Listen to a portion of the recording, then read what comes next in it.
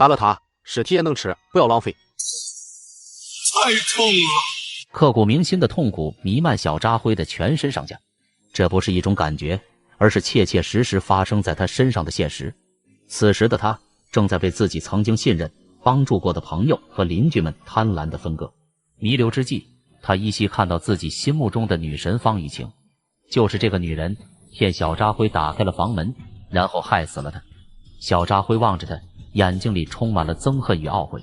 是我让他开的门，你们得给我留一块他的排骨熬汤喝。事到如今，妖怪只能怪自己太傻太善良了，才会在这末世沦为他人的口粮。要是一切可以重新来过，到时候我不会再对任何人心慈手软，只会为自己而活着。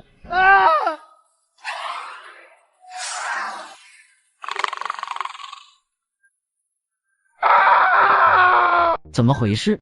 我不是被那些禽兽邻居们给杀死了吗？刚刚所经历的地狱场景，那可怕的痛觉历历在目。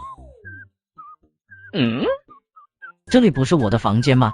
空气中舒适的温度却让我感觉到异常的差异。在西历2050年12月，蓝星受到50万光年外一颗超新星爆炸的影响，迎来了全球性的寒武风暴，全球气温暴降，各种生物大面积的灭绝，就连人类也在这场灾难当中死掉了95%以上。我怎么会出现在这里？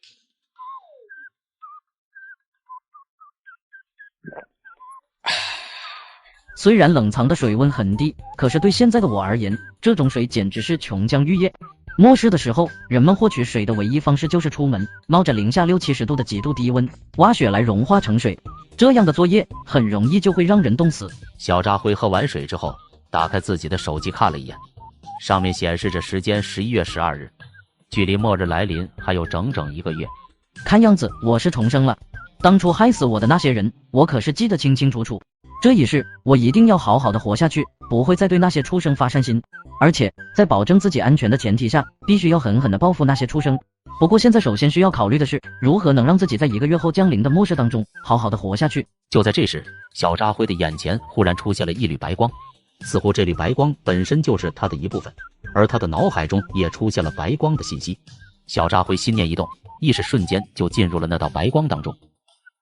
这是异空间，看来我重生之后拥有了一些特殊的能力，有了这个巨大的空间，为末日存放物资就方便太多了。不过这个空间到底可以存放多少东西，以及可以收取的物体有没有限制？他的意识立刻回到自己的房间，然后开始尝试着把家里面的东西往空间当中扔。白色空间来者不拒，把这些东西全都收了进去，而且只要小扎辉一个念头，就可以把东西从空间当中取出来。异空间似乎有很多的规则，比如想从地上抠出一块地板来，就没有任何的反应。我需要慢慢去摩挲，不过单单是这个可以收纳物体的巨大空间，就可以让我存放海量的资源。小扎辉的脑海当中突然有一个大胆的想法。我的工作是沃尔玛超市华南区仓库的一名主管。沃尔玛作为世界最大的超级市场，所拥有的货物应有尽有，且在华国有华中、华南和华北3座巨型仓库。这3个仓库的体积非常恐怖，尤其是华南仓库，建成于2040年，长1500米，宽720米，占地面积达上百万平米，是世界第一巨型仓库。其内部常备的物资可以供应好几座城市上千万人一周的消耗。只要我把一座仓库的物资全部掏空，搬运到自己的空间里，那么别说一辈子了，就算是10辈子都用不完那么多物资。最关键的是沃尔玛的品控非常严格，仓库里面没有档次太低的杂牌货，无论是食物、百货用品还是奢侈品，都是口碑不错的大牌子。而且作为仓库的主管，对于仓库的每一个货架和监控设备、人员排班都无比的熟悉。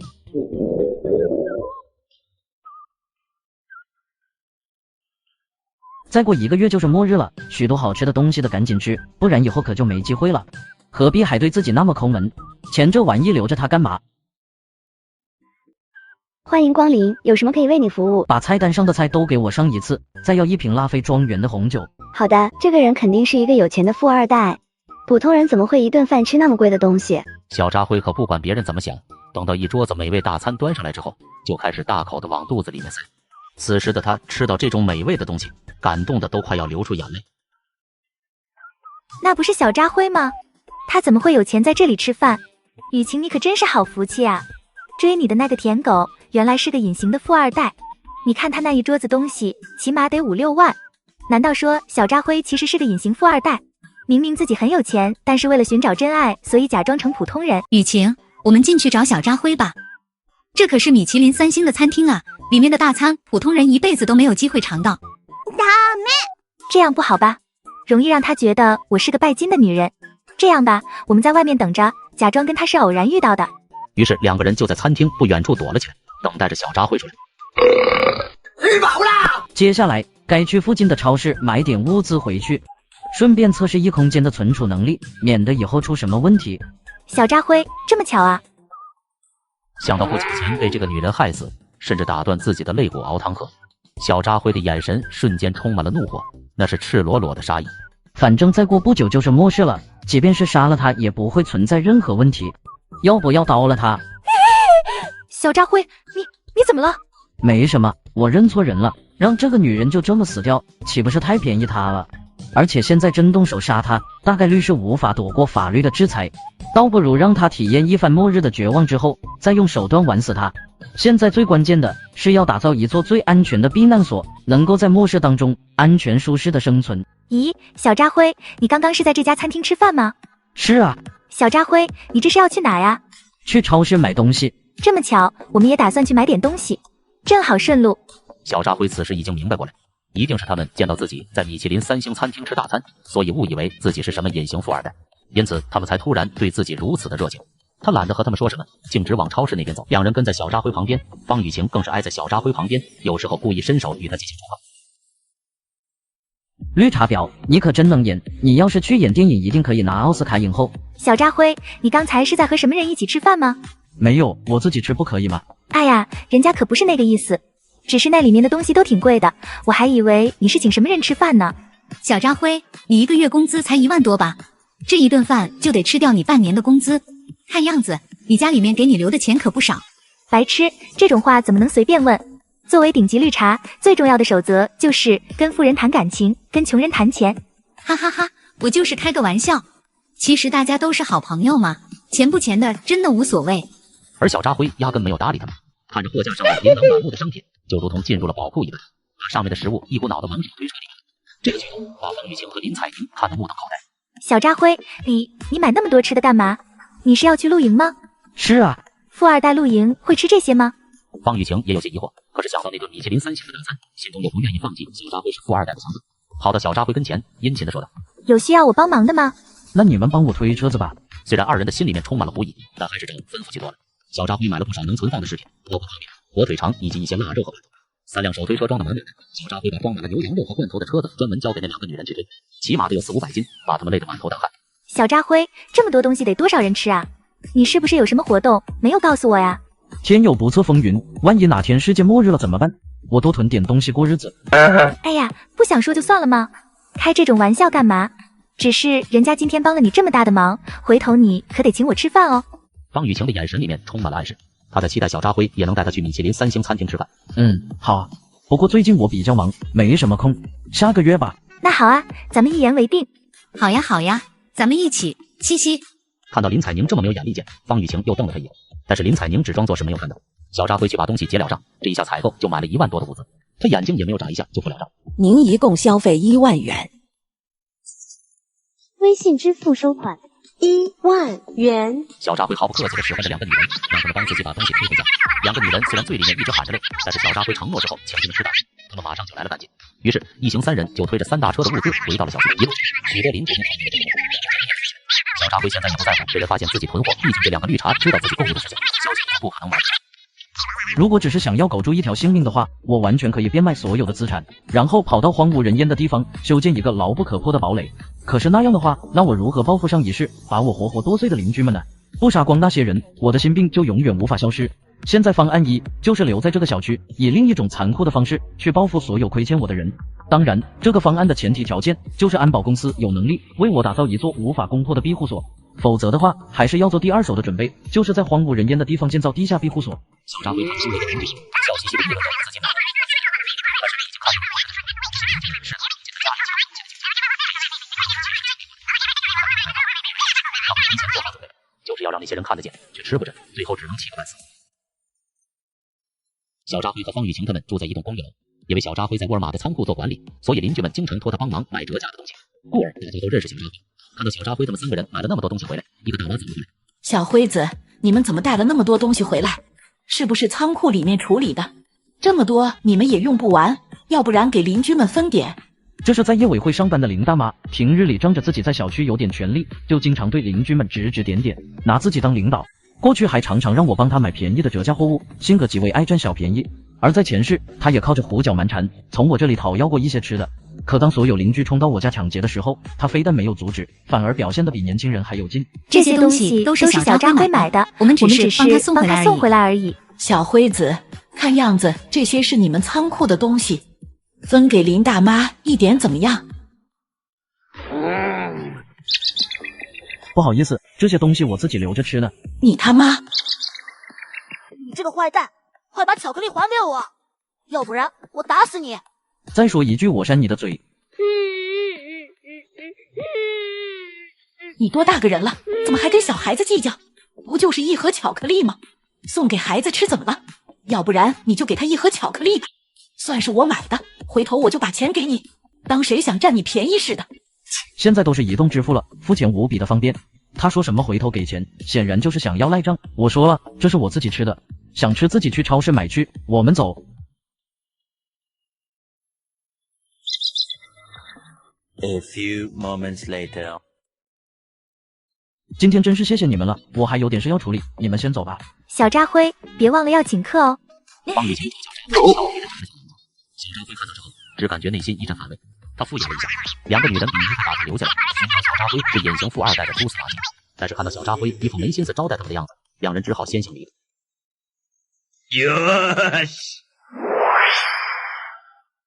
让我来看看这些物资放在空间之中会不会有什么变化。A few moments later. 做完这些，天色已经很晚了。小扎辉没有急着休息，而是拿出手机，详细策划了一下接下来1个月的准备工作。虽然他平日里很懒散，但是为了活着，人总是能够爆发出足够的潜能。想要在末日过得舒服，首先要搞定食物问题，这个好解决。除了我日常采买的东西，其他的都可以从仓库当中取。不过这个不能着急，要先做好调查，而且要在末日之前几天再收取，避免引起别人的注意。要是被抓起来，在班房里肯定熬不过几天。然后是取暖，到了末日之后，能源供应极为短缺，空调很快就没办法用了，那么就得使用最简单的方法，壁炉是首选。这样的话就得把屋子重新装修一遍，最好加上绝缘隔热层。提起装修，小扎辉想到了前世自己家被人破门而入，不禁心中一紧。末日来临之后，人们为了生存，什么事情都干得出来，必须要做好万全的准备，还需要把我家打造成一个无法攻破的钢铁堡垒。首先是全面加装厚钢板或者合金材料，起码的能抵挡得住一般的爆破。天还是有专门为权贵做安保工作的安保公司，其中就有打造安全房的服务。再然后是药品，我必须防止自己生病无法医治。沃尔玛的仓库当中有许多常用的药物，可以治疗感冒、发烧之类的小病，但是这些远远不够。航母风暴起码持续几十年，我要做好万全的准备。接下来还有最后一个问题需要解决了，那就是武器。开山刀、撬棍和开山斧很好搞到，弓弩、气枪和复合弓也有渠道，但是最厉害的当然还是美式狙核。这个玩意在国内只有通过黑市才有办法获得了，出国去搞也不现实，外面人生地不熟的，出去一趟来回就得好多天。我没有国外的持枪证，也不可能去武器店买。这个问题暂时还没有办法搞定，算了，先休息。Day 2. 看来我的异空间是独立于这个世界之外的，或许时间变化的规则也有不同，有可能是时间流速更慢，甚至是静止的，这可是个天大的好消息。这样一来，我可以毫无顾忌的往里面放各种各样的东西了。小扎辉查看放进去的几条鱼屎，却发现它们都死了。死了之后栩栩如生，也并没有出现变质。活物无法放进去，或者说放进去之后也不能长时间生存。看样子我自己住进去的想法不太实际了。既然可以保存鲜肉和蔬菜、水果，那么做好的饭菜又怎么样？我虽然自己会做饭，但是终究比起专业的大厨差距还是不小的。于是小扎辉立刻打电话给天海市最大的5星级酒店鸿福天下。您好，这里是鸿福天下大酒店，请问有什么可以帮到您的吗？我家里面要邀请客人，大摆3天3夜的流水席，所以需要预定500桌饭菜。请您稍等，我去请示一下我们经理。先生您好，我是鸿福大酒店的经理陈定邦，不知道您如何称呼？我叫小扎辉，我要订500桌酒席的事情，你们这边有问题吗？先生，500桌酒席可得上百万，如果您需要的话，我们会马上为您准备，不过需要您提前打20万定金过来。这个没问题，等下把你们账号发过来，我给你们转账。支付宝到账20万元。快快快，咱们来大单子了，让采购部快点备货，后厨这边暂时不要接其他外卖订单了。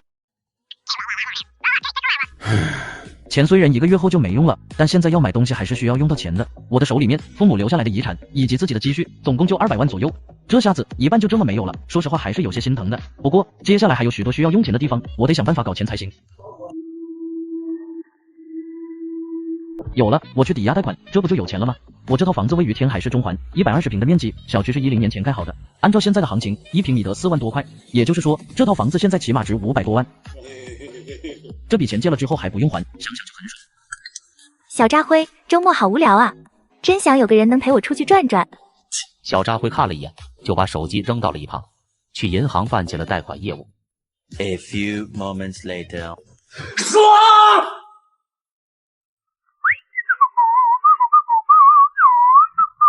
这下子去掉买酒席花掉了100多万，我手里还有500万左右，重新装修房子应该是够了。不过我还需要大量的购买药品、武器，这些钱未必够。小渣辉摸了摸下巴，开始思索如何搞到更多的钱。就在这个时候，路边一个黄毛看到了正陷入思索的小渣辉，他眼睛一亮，立刻走了过来。嘿，哥们，是不是需要用钱啊？你是谁？我就问你现在是不是需要用钱，而银行那边不肯借给你。他说这话，我就知道这个人是干嘛的了，肯定是放高利贷的。是啊，我家里的生意急需资金周转，可是银行那边……是啊，现在这银行借钱可是严着呢，各种条条框框，款子下来的速度也慢。不过兄弟，如果你急需用钱的话，我倒是可以帮你这个忙。你真的行吗？我可是需要好几百万的。这是我的名片。小渣辉看了一眼，名片上面写着多多贷金融服务有限公司，而黄毛的名头则是业务经理胡明华。你们真的能借钱给我？我需要500万，只要你们能够帮我度过这个难关，我保证最多3个月就可以把钱还回来。这个事情好商量，我们公司可是非常有实力的，专门为了帮助你们这样缺少资金使用的人。走吧，这件事情咱们到公司里面去慢慢谈。好。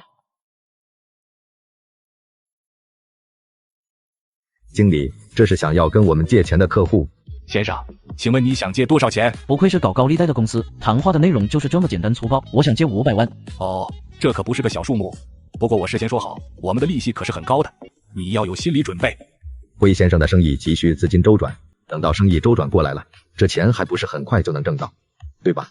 是啊，我很快就能还，利息高点就高点吧，只要你能把钱借给我。那就好，我们的利息是4分，你借500万，还的时候就得还700万。所以你要先给我打一张700万的欠条，另外你必须要有足够价值的东西作为抵押，房子、工厂、汽车都可以。我这套房子价值500多万，抵押给你们总行了吧？我还有一辆30万的奔驰，到时候要是还不上，你们也可以拿走。按照现在的市价，这套房子的价值起码能卖到550万，再加一辆车，这笔生意怎么做都不会亏了。张先生，您这套房子最多值个400-500万，可是想从我这里拿走500万，我有些亏呀。陈老板，你可一定得帮帮我，我现在特别着急用钱，只要你今天可以把钱给我打过来，我只要450万就行。不行，这生意实在是划不来。最后经过一番讨价还价，双方以400万达成了协议。签完合同之后，小渣辉的账户上就收到了400万现金。小渣辉笑嘻嘻的带着钱走人。这一笔咱们最起码也能挣个200-300万，这个月的业绩都不用愁了。老大，他签合同那么痛快，会不会那房子有什么问题啊？这房产证是真的，没有问题。只要房子是他的，他就跑不掉。实在不行，可以联系境外的几个机构，看看他身上有什么值钱的零件给卖掉。咱们可从来不做亏本的买卖。Yes， 大大的良民，他们都是好人呐，白白送钱给我花。接着小渣辉来到战龙公司。先生你好，我叫吴华人，是业务部的经理。请问您有什么需要我们做的吗？我需要你们为我打造一个安全屋，就是那种可以抵挡世界末日的最高级别安全屋。卧槽，来大单子了！这样的大单子，他们每年也接不到几个。辉先生，我们战龙是世界一流的安保公司，您的要求我们肯定能够满足。如果我要求你们在24楼的高度把一个房屋整体改造，你们能做得到吗？这一点当然没有问题。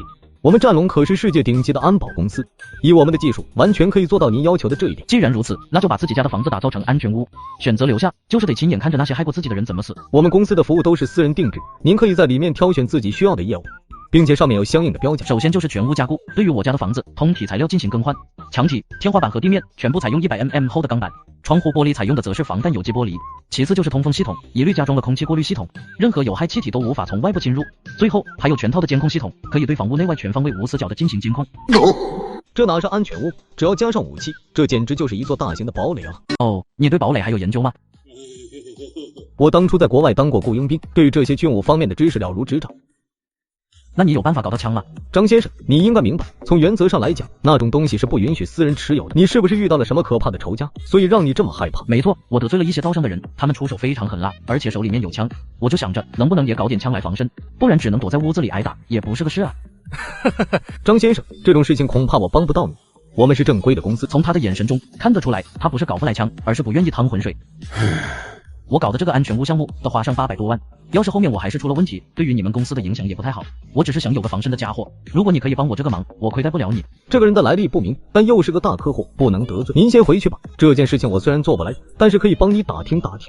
万一有消息的话，我再联系你。那好，我就等你的消息了。对了，这件事情我很急，请你们尽快来帮我制造安全屋，最多半个月，我们就可以帮您打造完成。小扎辉跟吴怀宇谈完之后，双方签订了合同。同样，他支付了100万元的定金，然后离开了战龙安保公司。先生慢走。接下来，小扎辉打电话给了蒋刘洋，如同在天空上在西山包下了几百亩地，里面放着各种无害的小动物，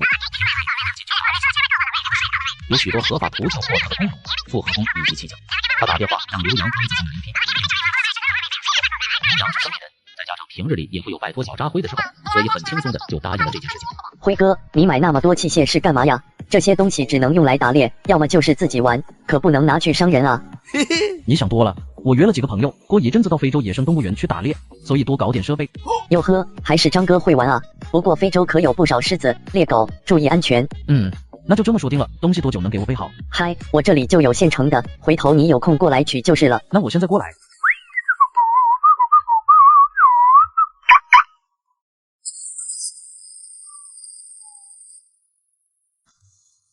1 hour later。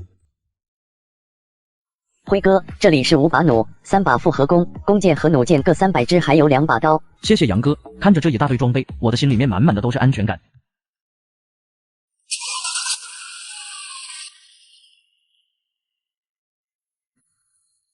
1 hour later。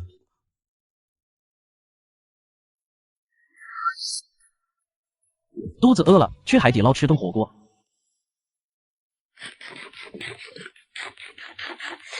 服务员，我要订购1万份火锅底料。海底捞的服务员还以为小扎辉是什么敌对商家的人，就接下了这个单子。张先生，您订购的500桌酒席，我们已经准备好了，请问你现在方便接收吗？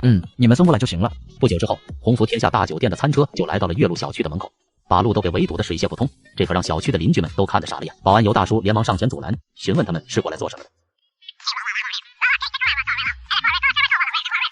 尤大叔，这些是给我送餐的，让他们进来吧。送餐的？你吃的什么东西？要10几辆车来送？好家伙，这最起码得有几百桌吧？他打算往哪放啊？难不成小扎辉家里面有什么事，要摆酒席？他会不会是要结婚了？但是几百桌也太吓人了吧？你看清楚了，那可是鸿福天下5星级大酒店，在那里订了几百桌，少说也得100来万。我的妈呀，一顿酒席就能花上100来万，小扎辉真是深藏不露。以前只知道他们家底不错，现在看来他是个大富豪啊。路边的方雨晴看到这一幕，坚定了自己拿下小扎辉的决心。小扎辉，家里面最近在忙什么呀？买了那么多东西。尤大叔，先抽根烟。你们进去吧。家里面有什么事情不能和我说啊？咱们不是好朋友吗？以后啊，我希望能够对你多了解一些，可千万别拿我当外人。我这些东西都是帮我老板买的，还有上次去西餐厅吃饭也是他请客。哎，我要是真的这么有钱就好了。我怎么会骗你呢？我们都认识好几年了，我们家啥情况你也不是不了解。我爸妈都过世了，自己只是仓库一个主管，哪有什么钱啊？听到这话，方雨晴默默退后了2步。不管你是不是富二代，我们都是最好的朋友，不是吗？我可不是一个拜金的女人。而另一边，鸿福天下的员工开始把一桌桌大餐往小扎辉指定的地点搬运，而他自己则是偷偷的趁搬运的人离开以后，把所有吃的都装进了自己的一空间之中。很快，500桌的大餐就被小扎辉全部收入一空间。A few moments later。我们已经准备好了，随时可以上门进行安全屋的打造。您这边什么时候方便开始工作？明天就可以，我打算先搬去酒店居住。那个终身平等期搞得怎么样了？如果您真的有这方面的需要的话，我倒是可以帮您推荐一条门路，但是价格这方面会有点小贵。这个不是问题，只要东西质量好。那好，既然这样，我会帮您引荐一番。3天后我会通知您交易的地点。枪的路子算是搞定了，这下子心里面轻松了不少。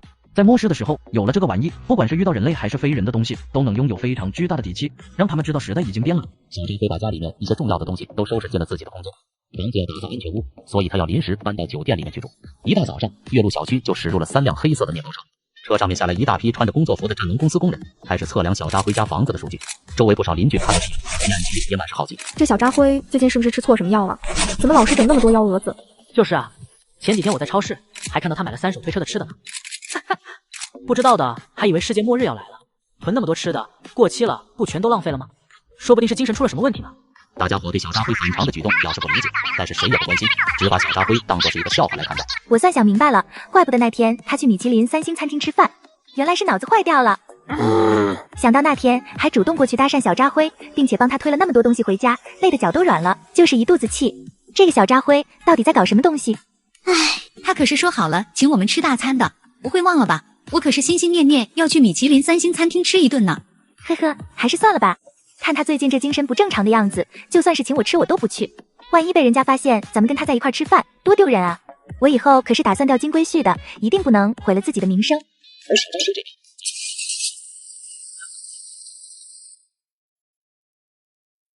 1个月之后，他们就会明白谁才是真正的笑话。今天是周一，该去上班了，顺便在仓库里面好好查探查探，方便到时候下手。沃尔玛的仓库在经济开发区，聚集了天海市许多大集团的仓库，就连一些医药企业的仓库也在这里，这就能方便搞到一些特效药物。身为仓库的主管，对这里实在是再熟悉不过了。每一间仓库，甚至每一个货架都如数家珍。往常来到这里，都会觉得特别无聊。看到那些价值数十、上百亿的物资，心中只有止不住的兴奋。别看这里的监控非常严密，但是熟悉其中漏洞的我，可以在10分钟之内就让整个监控系统瘫痪，然后利用系统空间的能力取走这里所有的东西。不过现在小扎辉却没有急着在仓库里面溜达了一圈之后，小扎辉去隔壁药公司找到了仓库的一名经理周海润。大集团的仓库里面少不了会有靠着仓库吃仓库的人。这个周海润姐夫是瑞宁集团的副总裁，所以平日里他也没少从仓库之中偷一些药物出去卖，然后旁敲侧击。我希望可以搞到几项治疗疾病的特效药物，只要能够把药物搞过来，我可以给到市面上双倍的价格。哦，好，成交，合作愉快。最终2个人以300万5箱药的价格成交。然后小扎辉来到仓库经理的办公室。经理，我老家一个同宗的爷爷去世了，要回去参加丧事，请20天的假。OK， 还好平日里人缘很不错，跟经理的关系也很好，所以也没有被刁难，很轻松就把假给请了下来。接下来一段时间就打算在5星级酒店里舒舒服服的躺着，然后等待购买的物资陆续到齐，以及安全屋的打造完成。谢谢经理，那我先走了。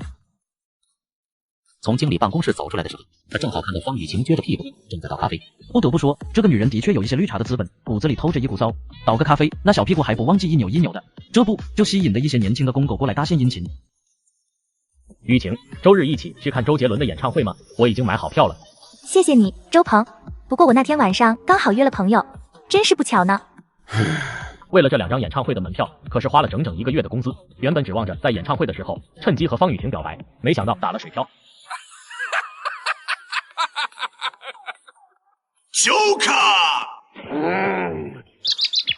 小扎辉，你这人做事也太不地道了。一个大男人竟然让女人帮你搬东西，你好意思吗？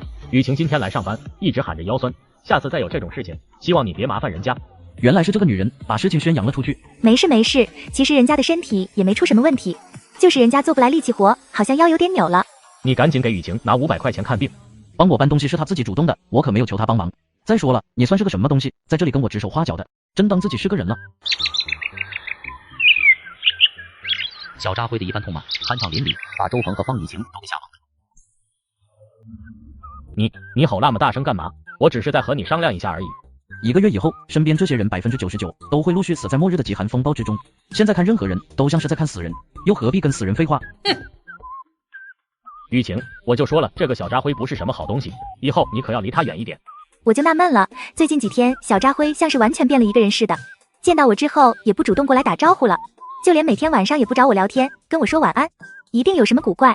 小扎辉下班，开着车子就来到了天海市的一家5星级酒店。鸿福天下的经理说小扎辉来了，立即笑容满面。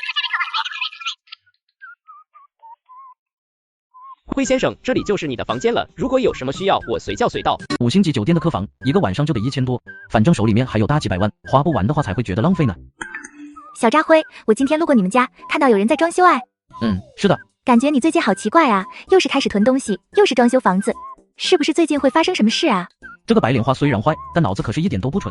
看来这一阵子奇怪的举动，到底还是引起了他的注意。不过无所谓了，别人的眼光如今对我来说没有任何意义，没什么。过去2年，小扎辉可是一直对我非常好，而且总是对我嘘寒问暖的，天天晚上都会找各种理由陪我聊天。然而最近一阵子，他对我像是完全变了一个人，态度冷淡了不说，甚至不主动找我聊天了。我可以对小渣辉不感兴趣，但是绝对不允许小渣辉对我失去兴趣。现在这样标志着自己池塘里的一条鱼逃掉了。虽然小渣辉不是富二代，但也算是一个优质的中产小开。将来要是找不到富二代结婚，还是能够给小渣辉接盘的机会的。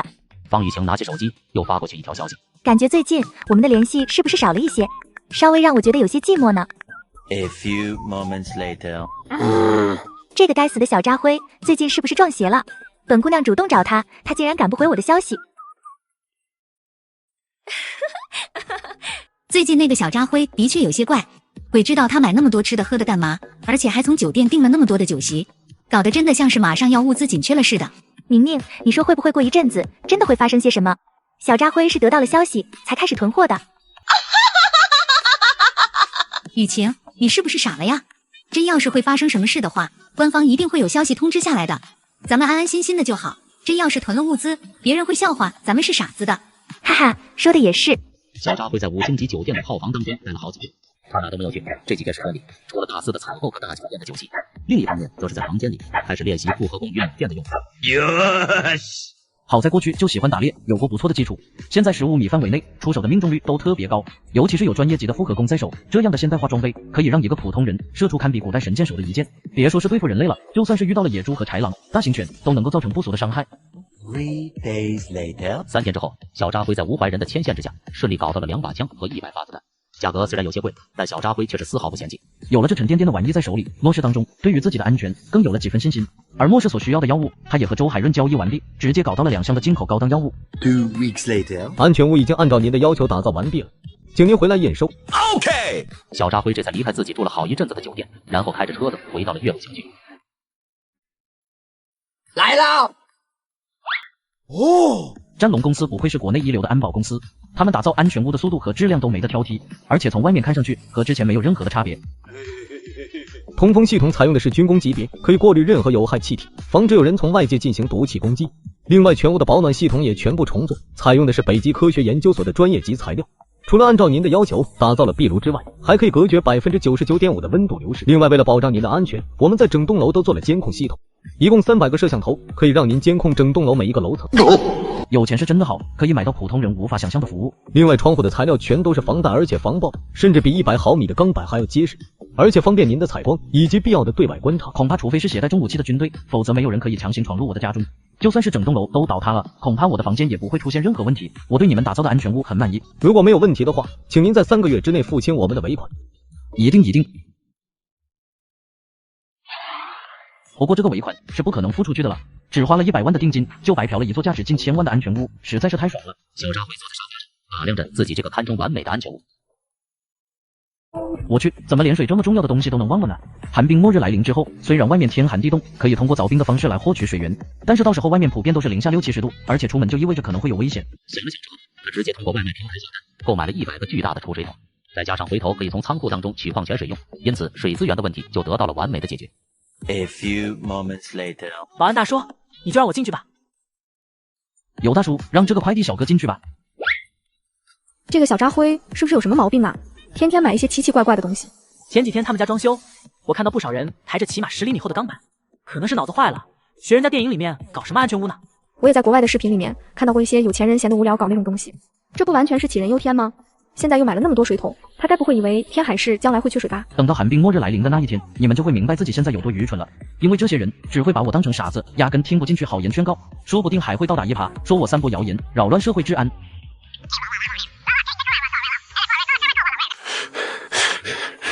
小辉啊，你买那么多水桶到底是干啥的？有什么需要帮忙的和我说，我给你搭把手。尤大叔是退伍兵，无儿无女，在小区当了10几年保安，一直尽职尽责。前世的时候，他为了帮助一对即将饿死的母女，把自己最后的粮食捐献了出去，自己活活饿死。他是末世当中我见到的不多的人性的光辉。尤大叔，今年气温有些反常，我有内部消息，这个冬天很不好过。为了以防万一，你最好也多炖点吃的喝的，免得到时候物资涨价。小辉，真的假的？消息靠谱不？你看看，我都准备了这么多东西了，你可以囤点泡面和矿泉水，这些东西也不怕买得多。本来一个人过日子，家里面本来就喜欢囤一些泡面和火腿肠，做饭方便。既然小辉都给我提醒了，那就抽空去多买一些，就当是买一个心安，反正那些东西能放，也不怕买多了。小辉啊，你可千万别到处说这种话。现在我们的社会安定祥和，怎么会缺少物资呢？说这种话，小心被人举报你造谣，到时候可是会被请喝茶的。我能提醒的已经提醒完了，信不信就是他们的事情了。小扎会让快递小哥把100个巨型水桶送给我家，然后就开始打开家里的所有水龙头。按照这个速度来看，最多1星期就可以将这100个水全部送完。日子一天一天过去，小扎辉是一天都没有闲着，他把手中每一分钱都毫不节省地花了出去，每天吃饭都要去最好的餐厅，然后大量的从顶级餐厅购买饭菜，而且在这期间，他每天都要去天海市的打靶场练习弓弩和枪械射击，努力提升自己的技术。1个月的时间，想要把自己锻炼成搏击高手不太现实，但是有了弓弩和枪，外加一个全金属外壳的超级安全屋，将不会畏惧任何可能到来的危险。这样的举动自然不可能逃过所有人的眼睛，但是身边的每个人都把小扎辉当成笑话来看待，觉得他精神出了问题，都在私底下嘲笑他。你不要过来！不愿意同他交流。就这样，时间一天一天过去，很快就过去了20多天，距离末日即将来临不远了。小扎辉已经收集了海量的物资，包括饮食、武器和取暖设备，但是这些并不能提供给他足够的安全感。该对沃尔玛的那座巨型仓库下手了，只要拿下这座仓库，就可以获得自己10辈子都使用不完的海量物资。于是小扎辉回到了仓库，正常上起了班。沃尔玛仓库24小时都有人值班，但是晚上的时候值班的人数就只有10个。最为简单粗暴的方法，那就是在他们喝的茶水当中加入安眠药。反正距离末世只有不到1星期了，也不怕被查出来是自己干的。A few moments later. 等待令响发作之后，他们沉沉睡去。小扎辉则是来到监控室，关闭了整个仓库的摄像头。做完这一切之后，他就迅速的来到了仓库。小扎辉率先来到了饮料区域和食品区域，这里存放着数十万吨的矿泉水、饮料和酒水，包括许多高档的红酒和洋酒、罐头食品、红牌食品、方便食品、高档零食。下一个则是生活物资的燃料区域，这里有许多的无烟煤和桶装的汽油、酒精，都是家用型的，光是无烟煤就有几万箱，更别提那些固态酒精和桶装汽油。这里的量，小扎辉一个人用100年都用不完。取完了没有后，小扎辉又来到了运动器材这里。虽然安全屋的空间有限，但是一空间的面积是无限的，不拿白不拿。比如防寒球棍、击剑，还有滑雪与登山设备，国家运动员级别的专业防寒服。他也不客气，立刻就把仓库当中的数十套顶级防寒服与睡袋全都收集了起来。2 hours later. 做完这些之后，看着巨大而空旷的仓库，小扎辉的心中说不出的满足。这下子，即便是面对在寒冷的冰河时代，我也有信心能够一直舒舒服服的活下去。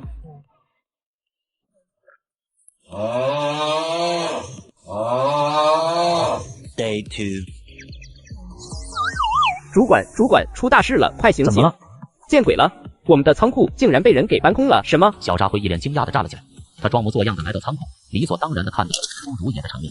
这到底发生了什么？怎么仓库里那么多物资全都不见了？是啊，这仓库里面的物资起码有上百亿，就算是用大卡车来拉，也得好几天才能拉完。怎么一眨眼的功夫全都没了？这件事情太离奇了，咱们解决不了，还是打电话通知上面的人吧。大家伙虽然心里面很紧张，却也没有太过害怕，因为事情闹得大了，他们反而没有多大的责任。整个仓库价值100亿的物资，短短2个小时消失不见，这显然不是他们能做到的。1个月就挣几千块钱工资，他们也没有必要为了公司拼命。小扎辉这么一说，大家伙纷纷点头同意下来。这种烂摊子就交给上面的人去操心吧。小扎辉立刻打电话给仓库的经理，通知这件事情。经理听到消息之后，整个人都吓傻了，还以为小扎辉是在同他开玩笑。我哪有同你帮他？很快，这个消息就传遍了整个沃尔玛的华南区高层，并且报警处理这件事情。小扎辉一点都不担心自己会暴露，毕竟短短2个小时，一整个仓库上百亿的物资全部消失，这种事情太不可思议。即便是警方全力调查，短时间内也根本查不出来。小扎辉，请你配合我们回去调查。小扎辉还是装作紧张和害怕的样子，配合了警方的调查。虽然内部的录像都被人给关掉了，但是想要把数百万立方的物资偷走，不可能没有留下任何痕迹。然而通过仓库周边的录像查看，却没有发现任何车辆经过的痕迹。也就是说，那上百亿的物资，要么是凭空消失的，要么就是沃尔玛自己玩的监守自盗的把戏。而通过逻辑来推断的话，很显然是后者更加的合理。毕竟除非是发生超自然现象，否则根本无法解释那数百万立方的物资如何在短短2小时之内消失无踪。我们这些普通的员工虽然也引起了一定的怀疑，但是解释不通物资消失的逻辑问题，即便内部员工有问题，那也并非主要矛盾。小扎辉先生，感谢你的配合，但是你仍有嫌疑，短期内不允许离开天海市，并且必须随时配合警方以及沃尔玛公司内部的调查。没问题。今天是12月8日，距离冰河时代来临还有4天。接下来的时间里，只需要待在家里，哪都不去，就可以躺赢接下来的人生了。想着一空间里那价值上百亿，囊括了人生几乎所有需要的物资，小扎辉的心里面非常难受。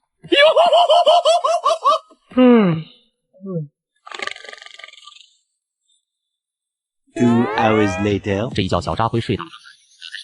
新闻里面正在播报沃尔玛华南仓库失窃的事件。由于这次失窃损失的物资过多，而且太过离奇，所以全国各大新闻台争相报道。那么大的仓库，竟然几个小时就被搬空了，肯定是有人监守自盗。一定是内部人干的，很有可能是沃尔玛高层自己干的，为了骗取保险。那可是数百万立方的物资啊，就算是用大卡车拉，一晚上都不可能拉完。这件事情在末日来临之前都不会有人知道答案了。接下来的几天时间里，小扎辉就待在自己的家中，哪也不去。他知道留给这个世界的时间已经不多了，为了安全起见，他不会擅自离开自己的房间。期间，警方和沃尔玛总部的调查人员又把他叫了过去，询问了一番。虽然他们也怀疑那天晚上小扎辉的行为有些不对劲，但是一来调查时间短，二来没有确凿的证据，他们怀疑归怀疑，却也不可能把小扎辉抓起来。期间的时候，倒是有一些熟人发消息过来，跟小扎辉打听内幕，都被小扎辉糊弄过去。终于，12月12日这一天还是到来了。伽马射线经过蓝星是在凌晨2点钟，仅仅是经过了一瞬，但是小扎辉提前几个小时把房间完全给封闭了，然后壁炉已经开始生火。不久之后，随着能源的枯竭，空调和暖气之类的东西将会彻底失灵，一切取暖的方式只能够通过最原始的手段。A few moments later， 2点钟的时候，小扎辉坐在巨大的落地窗前的沙发上，手里拿着一瓶啤酒，死死盯着窗外。忽然之间，天空的尽头忽然泛起了一抹白光，明明是半夜，大地却仿佛黄昏一般变得亮了起来。但是这种光明也只是持续了短短的2秒钟，然后就沉寂了下去。大多数人此时都已经进入了梦乡，因此并没有发现这一瞬间的变化。可是知道这意味着什么的小扎辉，此时整个人的后背已经一片冰凉。他大口吞下了啤酒，爽口的百威啤酒带给他一丝镇定。小扎辉想着，顺手往壁炉里面又扔了几根上好的木材，又打开手机，等待着世界的变化。仅仅几分钟之后，外面的天空竟然开始飘起了密密麻麻的雪花。一开始雪花只有指甲盖那么大，但是不到2分钟之后，就开始变成了鹅毛大雪。窗外的风开始呼啸，外的雪整座城市的上空突如其来的出现了漫天的大雪。这就是大自然的力量，当它有所改变的时候，不会跟你打任何招呼。不知道这套造价高达800万的安全屋到底能不能彻底抵挡得住接下来的大降温。不过随着壁炉当中火焰熊熊燃烧起来之后，室内的温度也变得无比的温暖，甚至有些炎热。室内温度32.6度，铺天盖地的雪花已经将整座城市都给淹没。打开手机看新闻，发现关于气温骤降的消息已经传遍了整个网络。网络上全都是在叫苦连天的声音，网友们嚷嚷着今年寒冬来得太早，他们都没有来得及准备过冬的衣服。这见鬼的天气怎么都零下10几度了？明天估计马路都要被冰封了，还怎么上班？下了那么大的雪，明天就可以不用上班了，哈哈。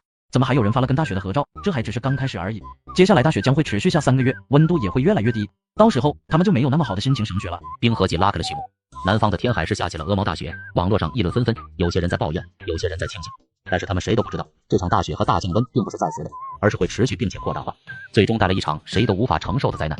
舒舒服服地享受着安全屋里30多度的温度，一边品尝着冰镇的百威啤酒，非常的惬意。这时候，小扎辉的手机忽然响了起来，他拿过来一看，原来是手机聊天群里的人在聊天，其中有他之前的同学群、同号群，还有小区的业主群。天哪，怎么突然下了那么大的雪？天气预报也没有说呀！大半夜的给我冻醒了，赶紧起来开空调。别说了，我们家这破空调制暖效果不给力呀，半天了，越来越冷，也不知道这么冷的天气的持续多久，我过冬的衣服还没买呢。大家议论纷纷，七嘴八舌地表达着自己的心情，可以感觉得到大部分人也没有把突然的降温当成一回事，反而是有些惊喜。不过这只是暂时。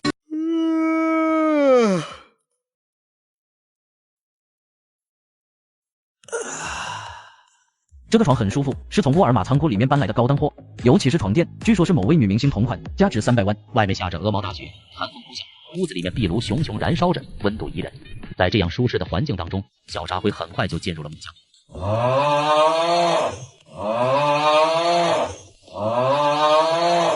Day 2。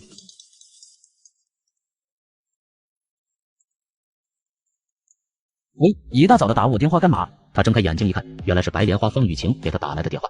被吵了好梦，小扎辉的心情自然是不怎么舒服。小扎辉，今天外面好冷啊！你之前囤物资，是不是提前知道会大降温？果然这个白莲花无睡不登三宝殿，我也是听朋友随口提到的，不过没想到降温降得这么厉害。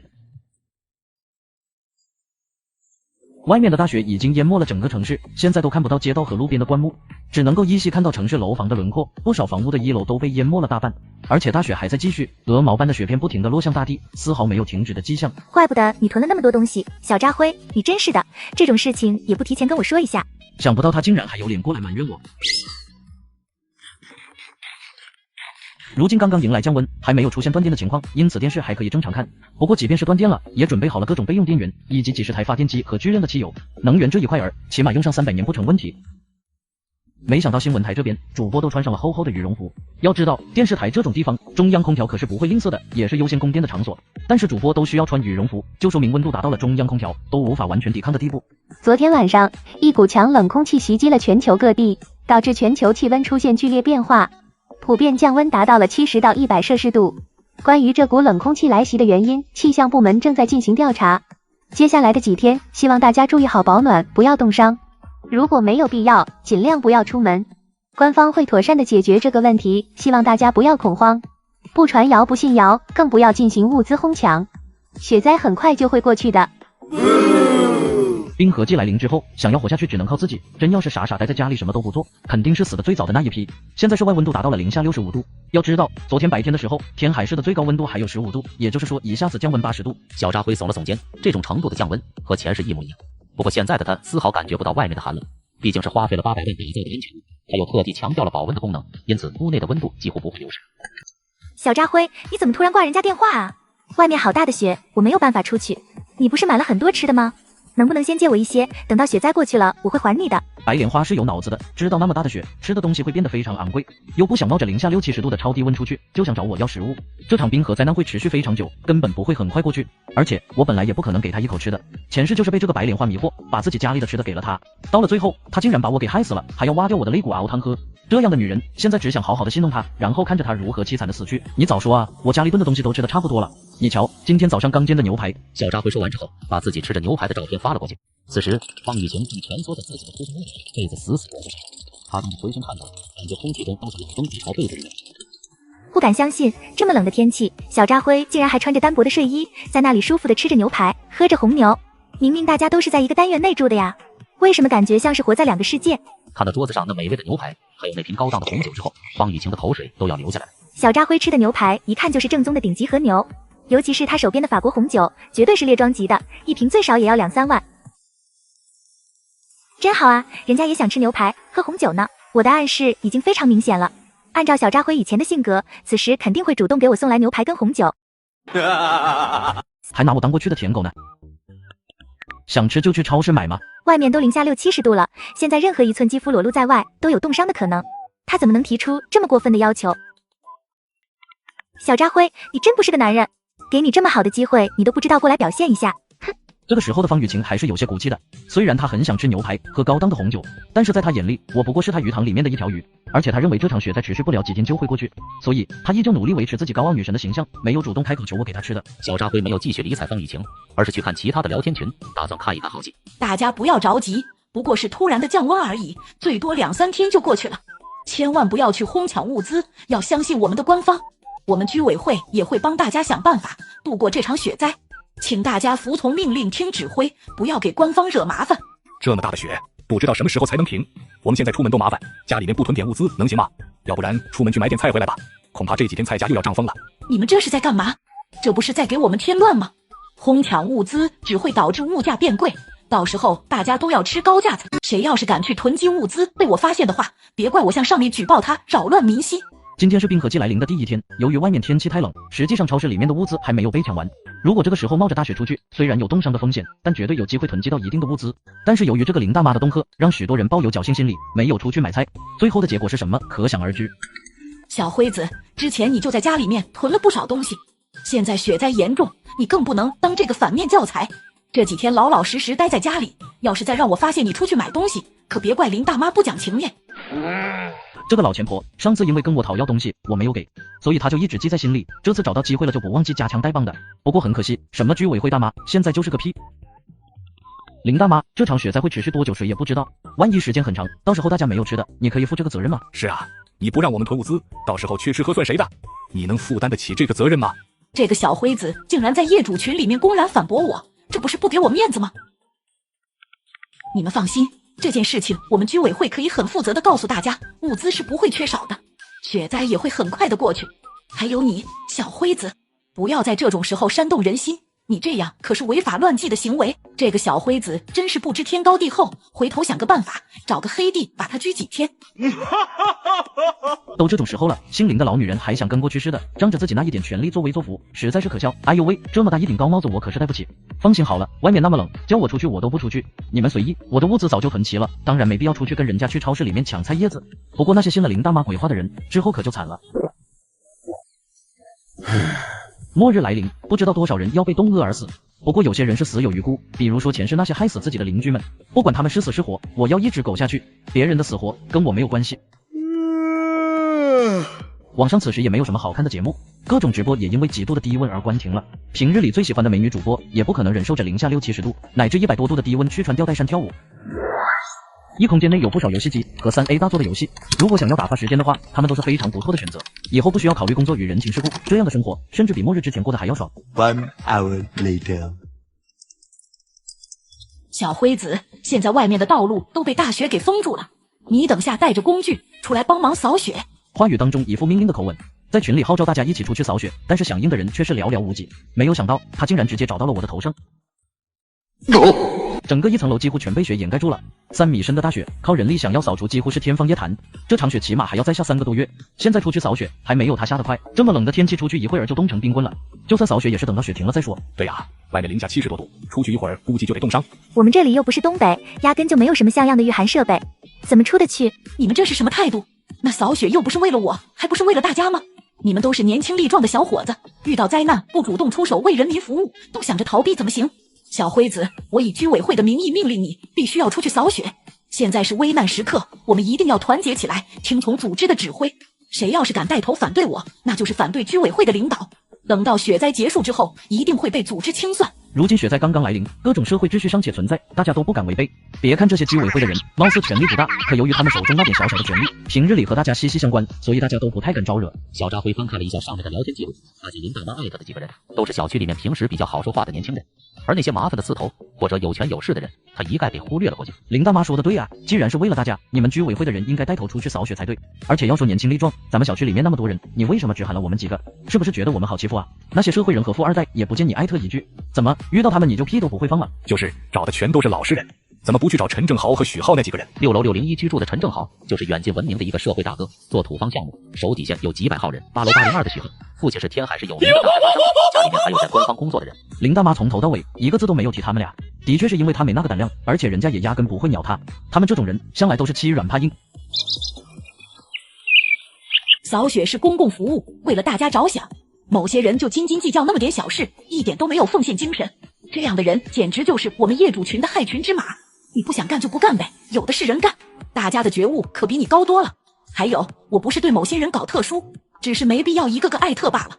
希望你们弄清楚，不要自误。如果再发布这些诋毁我的话，我可就报警处理了。先不说他这种无理取闹的行为，警察根本不会支持。再说了，他不会还以为各种社会机器在正常运转吧？哟呵，林大妈这么种啊！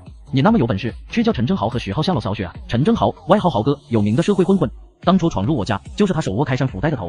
许浩，嚣张跋扈的富二代，就是第一个对我动刀的人。总之，这些邻居们除了极少数几个好人之外，剩下的都参与了对我的攻击或者抢劫。前世死后，他们每一个人都分了一杯羹，所以谁的面子都不给，就这么赤裸的撕开他们的遮羞布，恶心他们。如果这个时候怂了，绝对会成为大家的笑柄，而且大家以后都不会听我的命令了。家人们，小区是我家，扫雪靠大家，希望有空的家人可以带上工具，一起出去扫雪。扫雪，扫雪，头啊！是不是瞎？没看到外面还下着那么大的雪吗？脑子是不是有病？有病去医院看看去，别在这里狗叫。再艾特老子，老子弄死你，信不信？这个林大妈拿自己当个人物了，结果人家却压根没把她放在眼里。一个小小的居委会成员，也就对普通业主有点影响力，人家这种社会人才不会把她当一根葱呢。你们扫雪关我屁事啊！老子又用不着上班，天天在家里睡大觉都不要紧。据我所知，这栋房子只是许浩买来养女人的，他也是凑巧被关在了这里。李大妈让他扫雪，他就觉得这个女人脑子有病。不管怎么说，你也是业主的一员，扫雪是你应尽的义务。嘿，老子每个月交的物业费是白交的啊！没有老子的钱，你们这些居委会的人都得饿死。妈的，天天拿着业主的钱作威作福，还把自己当主人了，搞笑！我能有今天，靠的是父母和家族的能量，跟你们这些穷逼能一样吗？要扫雪的赶快啊，你们还得出去挣饭钱呢。扫完了雪，我才好离开这个鬼地方。这话听着怎么这么扎耳朵？但是没办法，谁让人家投胎投的好呢？虽然那些话很刺耳，但又何尝不是实话？本来动员业主们已经成功了，都是小扎辉这个搅屎棍坏了我的好事。小扎辉，你是不是存心跟我过不去？你说说你到底想干什么？我让大家出去扫雪，是不是每个人都需要出门？这下子好了，大家都不干了，难道我们就要一直封在家里头？哟呵！还有送上门来找妈的，你特么的少给我装蒜！自己欺软怕硬不是个东西，还在这里狗叫什么？被人家妈的屁都不敢放一个，到我这来找存在感了是吗？告诉你，你爷爷不是好欺负的，再给我狗叫，小心我弄死你！这个王八蛋，简直就是个混球，神经病！现在还是别激怒他了，等着，以后我有的是办法让你过不好。到时候靠着居委会的身份刁难小扎辉，发生活物资的时候故意拖着小扎辉，又或者有什么好的社区活动不告诉小扎辉。林大妈，我错了。你不是很嚣张的吗？你在嚣张啊！嘿嘿，早晚有你来求我的那一天。现在我就不跟你一般见识了。看样子刚刚在群里拿他说事，让他感觉到不爽，打电话过来吓唬我了。你他妈的是不是找死？谁让你在群里拿老子说事的？敢惹我陈正豪，你这个小逼崽子，看来是不想活了。我有100种方法让你在这个城市待不下去，你信不信？陈正豪在天海市也是小有名气的恶霸，据说手头上曾经犯过几条人命官司，没有人敢招惹。为了立威，谁敢得罪他一点点，他都要让那个人付出巨大的代价。这也就是所谓的社会人的脸面。你真是想找死？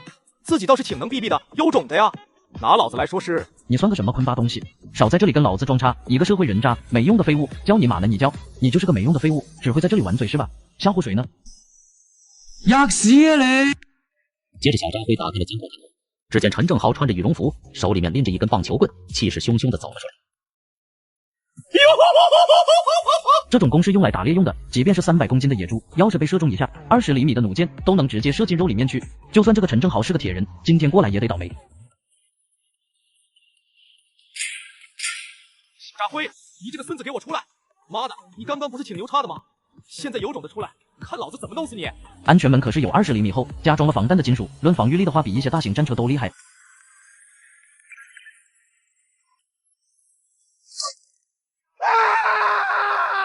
这是遇到了个狠人了。这样的情况再继续下去，这条腿如果得不到医治，不出半个钟头就会废掉。在这种末日当中，整个楼里面除了我，其他人后面基本上都得死。现在就杀死他，那多没意思啊！毕竟前世可是被这些丧心病狂的邻居给活生生的分而食之。喂，120吗？您好，您拨叫的用户暂时无法接通，请您稍后再拨。此时外界天寒地冻，就连医院也陷入了停摆的状态当中。即便有医院还坚持营业，可外面大雪封城，也不可能派救护车出来救人。算了，求人不如求己。小扎辉，你这个小逼崽子，老子一定要杀了你！一定！小扎辉，你这个狗崽子，你给老子等着！不弄死你，我陈正豪这3个字以后倒着写。陈正豪可是个地道的流氓，下手狠着呢。不过大家要是知道我射了他一箭，还把他的腿给飞了，怕是会吓得话都说不出来。不少邻居得知小扎辉得罪了陈正豪以后，都不禁为他捏了一把汗。不过有些人却非常兴奋，比如说之前也为小扎辉吃瘪的林大妈。狗咬狗最好，哼，2个人都不是什么好东西，最好让陈正豪那个流氓把小扎辉给打死，让这个该死的东西骂我。哼，我倒是挺希望小扎辉被陈正豪收拾一顿的。谁让小扎辉对我这么冷淡，竟然连本女神要点吃的他都不知道乖乖送上门来。不过群里面没有人敢吱声，生怕这件事情牵连到了自己。只要我不离开安全屋，100个陈正豪也不放在眼里。你算个什么东西？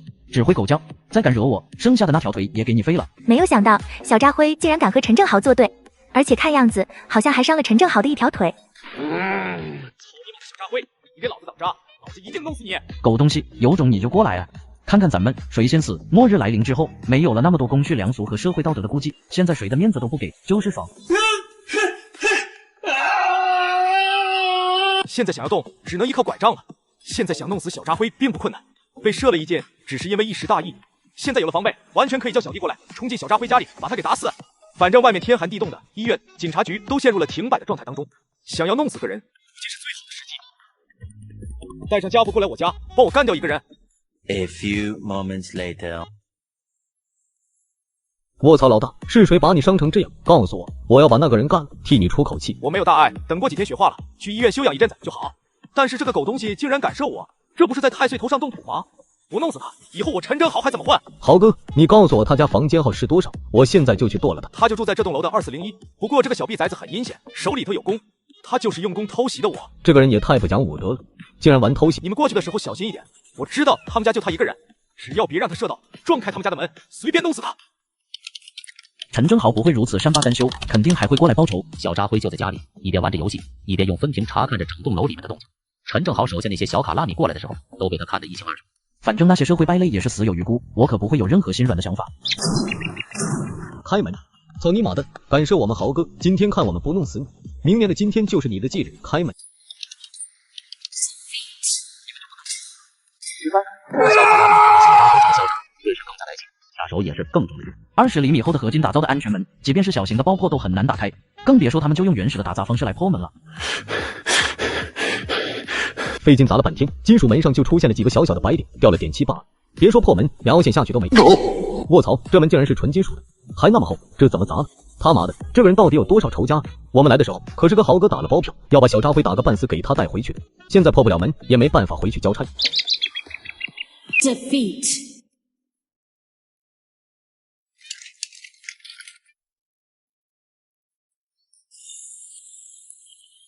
卧槽，好冷，冻死我了！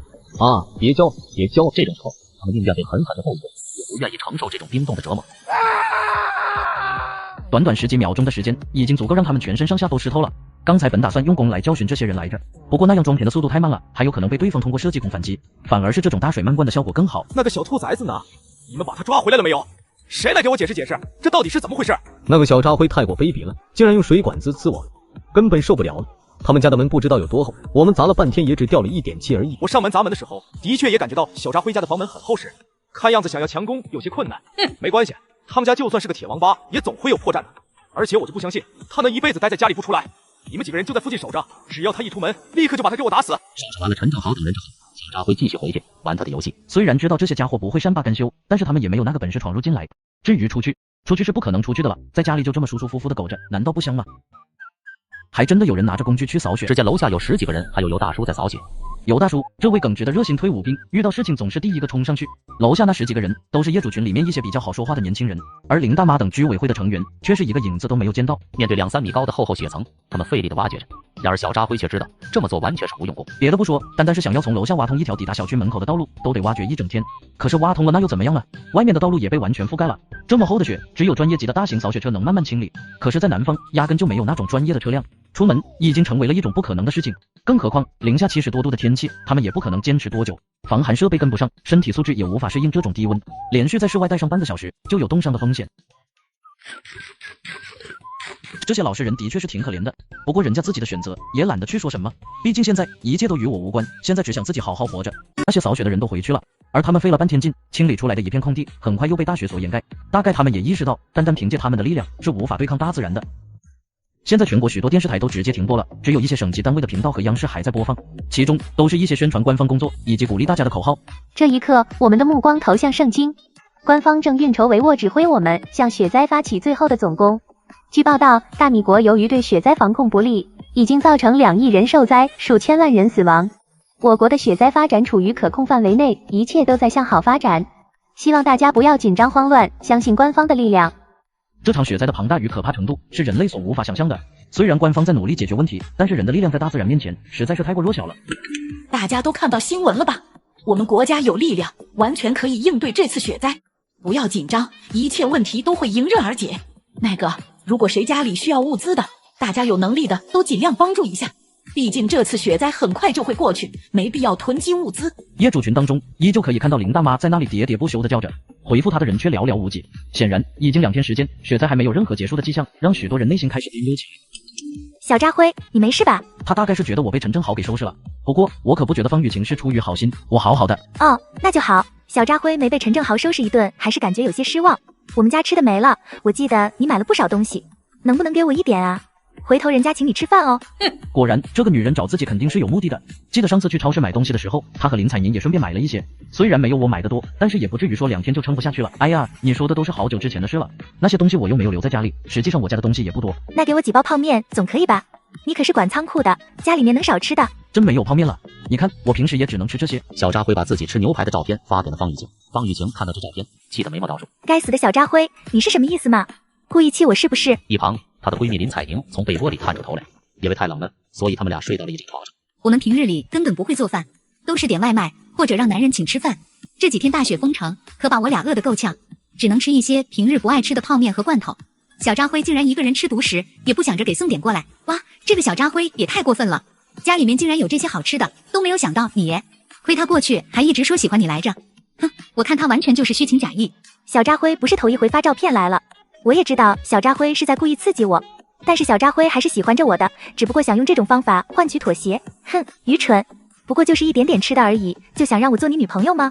小扎辉，你实在是太天真了，好想吃啊。雨晴，要不然你就和小扎辉说，可以跟他共进晚餐，不过吃的东西需要他来提供，这样的话你既能保住自己的面子，又能吃到好吃的奥龙和牛排，我相信他一定会激动的马上同意的。小扎辉只是一个高级的备胎罢了，虽然人长得很帅，也有一些财产，但是距离理想的高富帅还有很大差距，放在平时低头那是绝对不可能的。不过现在实在是受不了每天吃泡面和罐头了，那就给他一个陪我吃饭的机会吧。小扎辉，好久没有一起聚聚了，要不今天晚上来我们家一块吃顿饭吧？哦，你邀请我吃饭吗？好啊，那就谢谢你了。这个小扎辉简直不知好歹，我给他机会请我吃饭，结果他竟然要我请客。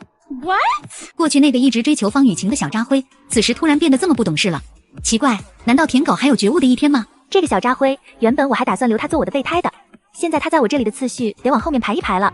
我这一次是真的生气了，从现在开始我再也不会跟他说一句话，到时候他就是过来求我也没用。就是也不看看自己什么德行，想要追你还那么抠门，这种男人活该单身一辈子。现在对我来说，看各种聊天群的消息已经成了一种取乐的方式，还有什么能够比末日之中的人性更加精彩呢？小扎辉，你怎么那么笨呢？现在雨晴不高兴了，你知不知道问题有多严重？一个苍白脸，一个苍红脸，对吧？你们俩戏是真的多，这对绿茶加白莲花的组合早就看透了。通常林采宁出手都是帮方雨晴打配合，因为方雨晴需要维持清纯女神的形象，所以要礼物暗示男人帮方雨晴花钱这种事情都是林采宁去说。怎么了？我也没做什么不好的事情啊。你是不是傻呀？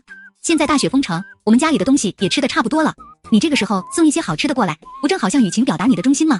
我要是你的话，就把家里的牛排、龙虾什么的好东西都送过来，雨晴到时候一感动，你的机会不就大了吗？我已经能够想象得到那个捞女此时馋嘴的模样，这种行为和要饭有什么区别？不过可笑的是，要饭就要饭吧，还要摆出一副施舍的模样，这种嘴脸真想狠狠地抽他们几个巴掌。下贱！可是我们家东西也不多了啊，就是刚刚好够我吃的。糊涂！雪灾能持续几天呢？你忍着饿2顿，到时候把雨晴给骗到手，不就赚大了吗？连这么点东西都舍不得，我看你对我们家雨晴根本就不是真心的。这两个女人，一个苍红脸，一个苍白脸，把 CPU 算是给玩明白了。只可惜我是重生回来的，早就看透了他们无耻的面目。哦，你这个是什么意思啊？我跟你说了半天，你就这个态度，快把吃的给我送过来呀！我也想吃牛排跟奥龙啊！原本想借着方雨晴的名义骗小扎辉把好吃的都给他送来，可是事情的发展跟预期截然相反。难道说他对方雨晴已经不感兴趣了？不，绝对不可能，他一定只是暂时脑子抽风了而已。哼，小扎辉是谁？我认识他吗？以后不要在我面前提他。现在小扎辉想要重新做我的舔狗，必须得为这几天的事情好好的道歉，然后花费巨大的代价才能我的原谅。这个小扎辉不开窍，你不是还有别的舔狗吗？那个周鹏连备胎都算不上，虽然之前都是在沃尔玛工作，但周鹏在天海市连房子都没有，现在依旧在租房子。现在外面那么冷，雪又下得那么大，咱们没办法出去买东西，不如先用他，让他帮咱们办事吗？方雨晴的眼神犹豫了一番，觉得林采宁说的的确有道理，于是他就给周鹏发过去一条消息。A few moments later， 结果没想到不到5分钟，周鹏就屁颠屁颠的跑了过来，还送来了一杯包湿的。雨晴，你想要我干啥？只需要一句话，你是知道的。为了你，我什么都可以做。谢谢你，周鹏，你真好。那我先走了，有什么事再打电话给我。切，就你这熊样，还敢对我有想法？下辈子吧。整栋大楼里面气氛已经开始逐渐变得异样起来，几度的低温，哪怕是一直开着空调，屋内温度都在0下，这让天海市的南方人根本适应不了。而且他们没有炖物资的习惯，2天的冰封已经让各家的冰箱见了底。虽然林大妈还在鼓吹说没事，雪灾很快就会过去，但是大家心里面都有了自己的顾虑。小扎辉在家里一直靠打游戏和给聊天群打发时间，要么就是看一看自己从网上下载的各种专业书籍。差不多是时候了，好戏也要开始了。末日来临的一开始，没有人能够预料到这场极度低温的灾难会持续多久。官方仍然在竭力的支撑着，想要解决这次雪灾。但是直到时间一天天过去，仅仅第3天，他们才发现这根本不是人力能够解决的问题。天寒地冻，各大水力发电厂陆续的停摆，火力发电厂也因为人员无法工作的缘故，无法继续发电。等到全国各个城市耗尽了储存的电量之后，停电是必然的事情。此时恐怕只有少部分的核电站还在维持运作，但是产生的电能自然是全部供给官方部门来使用。停水停电，这让普通人的生活顿时陷入了一片黑暗。你们家有电吗？我们家没电啊，而且自来水也停了，这到底是怎么回事？我们家也是没水没电呢。那么冷的天气，空调彻底不能用了，也没办法用取暖器，这日子可怎么过？官方这个时候怎么不出来管一管呢？再继续这样子下去，恐怕是要冻死人的。这个时候，官方已经无暇顾及所有人了，想要活下去，只能够靠自己。末日从今天开始才算是真正意义上的降临，而失去了现代社会的电能与食物之后，人类也会陷入大规模的死亡。这场雪到底要下到什么时候？空调也没法用了，屋子里都零下30多度了，再这样下去，真的要冻死人的。水也停了，难不成让我们喝雪水吗？我们家吃的东西也没多少了，大雪封门又不能去超市，可怎么办是好啊？林大妈，之前你不是说没事的吗？就是啊，我就是听信了你的话，才没有出去买物资。现在怎么解决？上面到底什么时候过来救我们？你说句话呀！林大妈面对邻居们的质问，心里面也是一片焦急与恐慌。此时她的内心比邻居们更加的害怕。现在全世界都在下暴雪，据说是数十万年难得一遇的雪灾，可能我们迎来了又一场生物大灭绝，也就是末世。官方虽然在尽力支撑，但是我国10几亿人口根本不可能顾得过来。国内几大重点城市都已经沦陷了，接下来想要活着，咱们只能靠自己，一定要多囤物资，尤其是食物和取暖的能源。我已经开始挨家挨户的要物资了，就以居委会的名义。这么做不是害人吗？害人？如果我不那么做，我们家最多3天都得冻死、饿死。我已经顾不得那么多了。这场雪灾不知道要死多少人，我只能先顾好自己和自己的家人。对，趁着咱们现在还有些影响力，赶紧多搞些物资。这种时候活下去才是最关键的。奶奶，外面怎么那么冷啊？爸爸妈妈什么时候回来？我必须要保护好我们娘俩，一定得活下去。小虎，没事的，再过一阵子爸爸和妈妈就会回来。各位，灾难只是暂时的，外面天气太过寒冷，断水和断电并不奇怪。放心，已经有工作人员在进行抢修了。官方已经下达了通知，在这种非常时候，将由我们居委会对小区业主进行统一管理。希望大家配合我们的工作，如果有谁不配合的话，造成严重后果，事后我们会要求警方进行逮捕审讯。上一世，他就是用这种卑鄙的方式，从别人手里骗走了不少物资。之前被小扎辉打断了一条腿的陈正豪，此时在家里几乎要被冻死了。而他那些小卡拉米就更惨了，好几个人都开始发起了高烧。如果非要说缺点什么的话，大概就是缺少一个女人陪伴。不过我也不是那种精虫上脑的白痴，上一世已经吃过女人亏。末世之中，人心是绝对无法衡量的东西。曾经就亲眼看见一个女人为了一包泡面，亲手把自己的丈夫给砸死了。由于现在的暴雪对大家的生活造成了巨大的影响，根据官方通知，这场雪还会持续较短的一段时间。为了让大家共同度过难关，从现在开始，居委会将会收集每一家每一户手头的物资，然后进行统一分配。这是官方下达的指令，请各家各户务必要配合，不服从组织安排，事后都会被组织清算。不要以为自己很有能力就与我们的组织作对。他肯定是早就知道末世来临，官方在天海市已经陷入了停摆状态，因此才想用哄骗和恫吓的手段，让大家拿出手中的物资给他。不过林大妈的手段着实不够高明，毕竟她只是一个中学水平的老女人。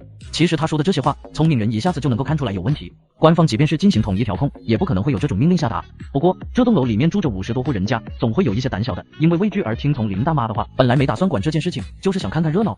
果然这一回，由于林大妈语气强硬的要没收各家各户的物资，终于有一些人被逼急了。现在大雪封门，根本没办法出去，各家各户的东西自己都不够吃，你还要收集起来统一分配，这像话吗？住在15楼的王敏是我的同事，作为一个勤俭持家的主妇，她平日里也时常从仓库带些东西回家。这一点邻居们都知道，林大妈要收集各家的物资，他们家肯定是跑不了。大家日子都不好过，留点吃的不容易，你还要没收，这就过分了吧？我说过了，现在是非常时刻，当然要用非常的手段。雪灾很快就会过去的，你们不用担心，只是让大家把物资重新分配一下而已。这种时候，许多人家都没有吃的，你们就那么自私吗？也不为自己的邻居们多想想。有人家里面囤了物资，自然有些人家里缺少物资，所以家里缺少物资的人肯定会站出来支持林大妈。就是啊，大家都是邻居，这种时候互相帮助一下怎么了？不就是一些吃的喝的吗？平日里大家又不是买不起，也就是这2天情况特殊罢了。这可是组织上的决定，你们要是不遵守，那后果可不是谁都能承受的。两拨人开始了争论起来。白莲花、风雨晴和林采宁也没有说话，因为他们家里面其实还是有不少物资的，但是以他们的性格，打死都不可能交出去。小辉呀，你在仓库那边工作，平日里家里肯定放着不少吃的喝的，对吧？我还记得上次你可是买了3大车的东西呢。现在大家遇到了麻烦，到了你发挥精神的时候了。你放心，等到雪灾一过去，我们肯定会还给你，大家还会捏你的好。林大妈先是在微信群里面造势，让一些胆小的人恐慌，然后再开始逐一突破，只要能够骗到一家人，那就可以获得一些物资，能够让他与他孙子多活几天啊。而我身为仓库主管，也是被林大妈给盯上了。上一世错估了雪灾的严重程度，想着能够卖给邻居们一个大人情，所以就把自己囤积的物资拿出去了一些。可是结果呢，非但没有得到邻居们的感激，反而是让人以为家中还有大量的物资，最终的结果就是被破门杀死，让人当做了口粮。可以说上一世的死，这个姓林的老女人也脱不了干系。那可太好了，我们家东西也吃完了。林大妈，你到时候收集到了物资，麻烦也分我一点。嘿，你骗谁呢？你们家里肯定囤了不少东西。哼，在仓库干了那么多年，我就不信你手脚干净。小扎辉是一条大鱼，只要能够撬开小扎辉的嘴，我们娘俩就能搞到一大堆物资，起码可以多生活1个星期的。小张啊，你不要和大妈开玩笑，谁都知道你是沃尔玛仓库的主管，家里面能缺吃的喝的吗？这次是组织上的命令，你一定要服从啊！你为大家做了贡献，大家和组织上都会记得你的好。听话，把家里的东西都给大妈送过来，起个带头作用。真没骗你，我家里啥都吃完了。这年头，地主家也没有余粮啊。林大妈，你送我几包泡面吧。作为居委会的成员，你得起带头作用，发挥一下精神啊。油盐不进，敬酒不吃吃罚酒。小扎辉，跟你好好说话，不行了是吧？你以为我是以个人的名义在和你说话吗？我是在代表组织，你拒不交出手里的物资，就是和组织对抗，回头我一定会处理你。呸，还代表组织？你真拿着鸡毛当令箭啊？不过就是一个居委会的干事，别说公务员了，你连个事业编都不是。平日里哄哄那些老头老太太也就得了，还在这里跟我装大半算，你丫傻逼吧？你有本事随便使，我在家里等着你。小扎辉，你这个该死的东西，我真想弄死你！要不把小扎辉从业主聊天群踢出去？不过这么做似乎对小扎辉也没什么伤害，要不然号召大家集体谴责小扎辉。不过那样一来，大家就都知道小扎辉聚焦物资，万一大家都跟着学，就没办法骗了。不管怎么样，此时没办法拿小扎辉怎么样。当务之急就是去骗别人，一定要趁着他们还没有清醒过来以前，尽量把他们的物资都给骗到手。接下来的2天时间里，林大妈连哄带抢，真的从好几户人家手里骗到了一些物资。小扎辉通过监控探头都看得一清二楚。这几天聊天群里面逐渐开始出现了一股戾气，一开始老实巴交等着官方组织营救的业主，也由于缺少能源取暖和食物而发生了心态上的变化。安林春霞林大妈，你说好的物资拿走之后统一分配吗？我们家的东西都吃完了，这都2天了，你给我们拿一些吧。对呀，说好的统一分配，让大家都有东西吃呢。业主们都叫嚷了起来，包括之前没有拿东西出来的人，也希望趁机分一杯羹。林大妈却仿佛消失了一般，没有任何回答。老娘辛辛苦苦骗来的物资，怎么可能给你们还回去？见到林大妈这么狠的，邻居们意识到自己是上了林大妈的当了，一时间聊天群里面充满了对林大妈亲切的问候。林大妈可是说过了，要收集物资，然后统一分配。虽然对林大妈的话嗤之以鼻，可现在已经很显然，林大妈是通过哄骗的方式取得了一部分邻居的物资，那就有正大光明的理由去夺过来。就算是冰雪解封之后，事情闹了起来，林大妈出于理亏也不敢怎么样。奶奶，电话，肯定是那些被骗了物资的邻居打来的。对于那些傻瓜，我可是一点都不愧疚，那都是一些傻子。陈正豪，他找我干什么？陈正豪可是远近闻名的社会人，不光手下小弟很多，而且据说有强大的背景，根本不是我这个小小居委会干事能招惹的。喂，林大妈，你真是好本事啊，把大家手里的物资都搞到你手里去了。嗨嗨，作为居委会的干事，为大家统筹管理物资是我分内的事情。呵呵，那正好，我们家现在就挺缺物资的，你快些给我送来。没有想到这个流氓竟然上门来讹物资来了。虽然不能招惹陈正豪，但为了自己和孙子能活下去，不能把到手的物资给交出去。这些物资我还需要再统筹处理一下，而且还有一些人家没有上缴，因此还不能进行分配。这个林大妈真是不知道死活，竟然拿这种话搪塞我。老东西，你不要给脸不要脸，那些东西都被你中饱私囊了吧？告诉你，你乖乖把东西给我交出来也就算了，要不然，呵呵，我就自己过去取。你想干什么？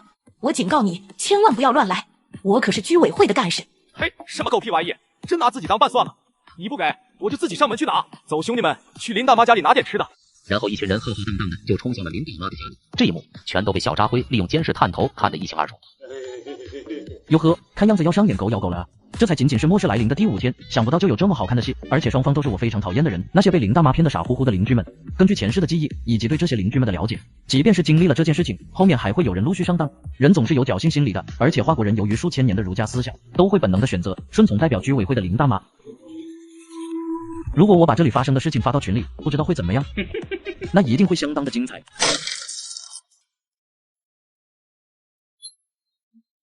老东西，让你哄骗邻居们的物资，老子这是替天行道。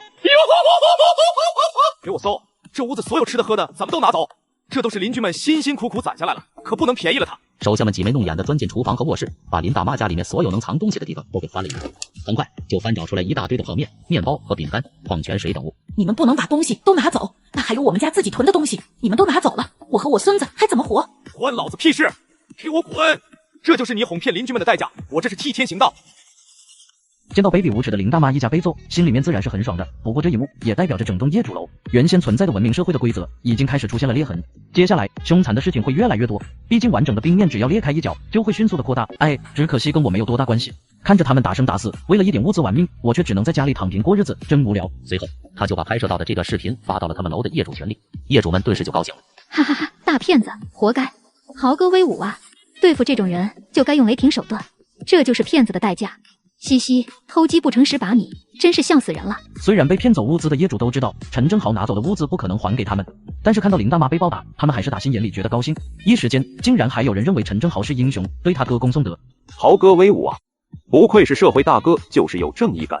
要不是有豪哥，咱们对他这种无耻败类真是一点办法都没有啊。豪哥小心点，这个老东西无耻得很，小心他报警举报你。甚至还有些人担心起陈正豪来，为他出谋划策。陈正豪这一回可谓是名利双收，既没有引起业主们的集体制，还获取了大量的物资。这些业主们丝毫没有意识到一个问题，陈正豪今天可以闯进林大妈的家里抢劫，那么有一天同样可以闯进他们的家里。而随着人们渐渐对外界的一切失去希望，这种事情就会迅速的来临。不过目前业主们还能在群里畅快的聊天，也证明了一个情况，那就是大家手里面实际上还是有一定的物资的。即便安全屋如同钢铁堡垒一般坚固，但生存在末世不可以有丝毫的懈怠，只有每天坚持不懈的练习生存技能，才可以苟到最后。而且练习射击也是一种不错的娱乐方式，至于枪法就没有练习的必要了。枪这个玩意只要拿在手里，就是一种巨大的威慑。子弹只有100发，又不像箭矢一样可以回收利用，还是节省一些的好。我知道之前的事情是我做的不对，可是我孙子是无辜的呀，他还是个孩子，你们救救他吧。林大妈被陈正豪抢劫了物资，孙子小虎也被暴打了一顿。老娘们强撑着一口气，倒是还能活动。不过他孙子小虎那可是被一脚狠狠地踹在了肚子上，6岁的孩子被这么踹上一脚，根本承受不住，内脏都出了问题。谁知道这一次又是真的假的？对呀，再说了，我们又不是医生，没有那个能力帮你们。要不是你自己骗大家物资在先，豪哥会打你孙子吗？说到底还是你自找的，千错万错都是我的错，只要你们能救我孙子，我给你们磕头都行了。让我给孩子看看吧，不过我不保证一定可以把他治好。看到周可儿的消息，小扎辉脑海当中立刻浮现出一个留着长马尾、身材高挑傲人的御姐形象。周可儿是天海市第一人民医院的医生，上一世她利用自己的医疗知识救治了许多人，是邻居当中不多的好人之一。她平日里有些高冷，不太爱在业主群里面说话，这一次看到小虎有生命危险，才站出来。谁家里面有止血药、抗休克药物和抗生素的呀？我家小虎需要动手术，求大家帮帮忙，我给你们磕头了。林小虎伤得很重，那一脚让他的肝脏都破裂了。我虽然是医生，但是家里面没有那么多药物。林大妈，你想想办法。怎么磕头？在群里面磕吗？只要你们能帮忙，我现在就磕。还真别说，这些药物异空间里面都有，但是我绝对不会拿出去救林小虎。一来末世之下，药物可是和食物同样重要的物资，我可不想暴露；二来我实在讨厌林大妈还有那个被惯坏了的猴孩子。再说了，受了那么重的伤，即便勉强救过来了，也熬不过去漫漫寒冬，不如把这些药物留下来自己使用。我已经暂时帮林小虎止住了伤势，但只是紧急处理，维持不了多久，之后必须到医院去做手术，才能让孩子活下去。另外，如果大家遇到了疾病，我可以帮忙治疗。往日里，大家对这个高冷的女医生都不太感冒，可现在这种时候，谁都怕死，因此都努力的在讨好周可儿。3 days later.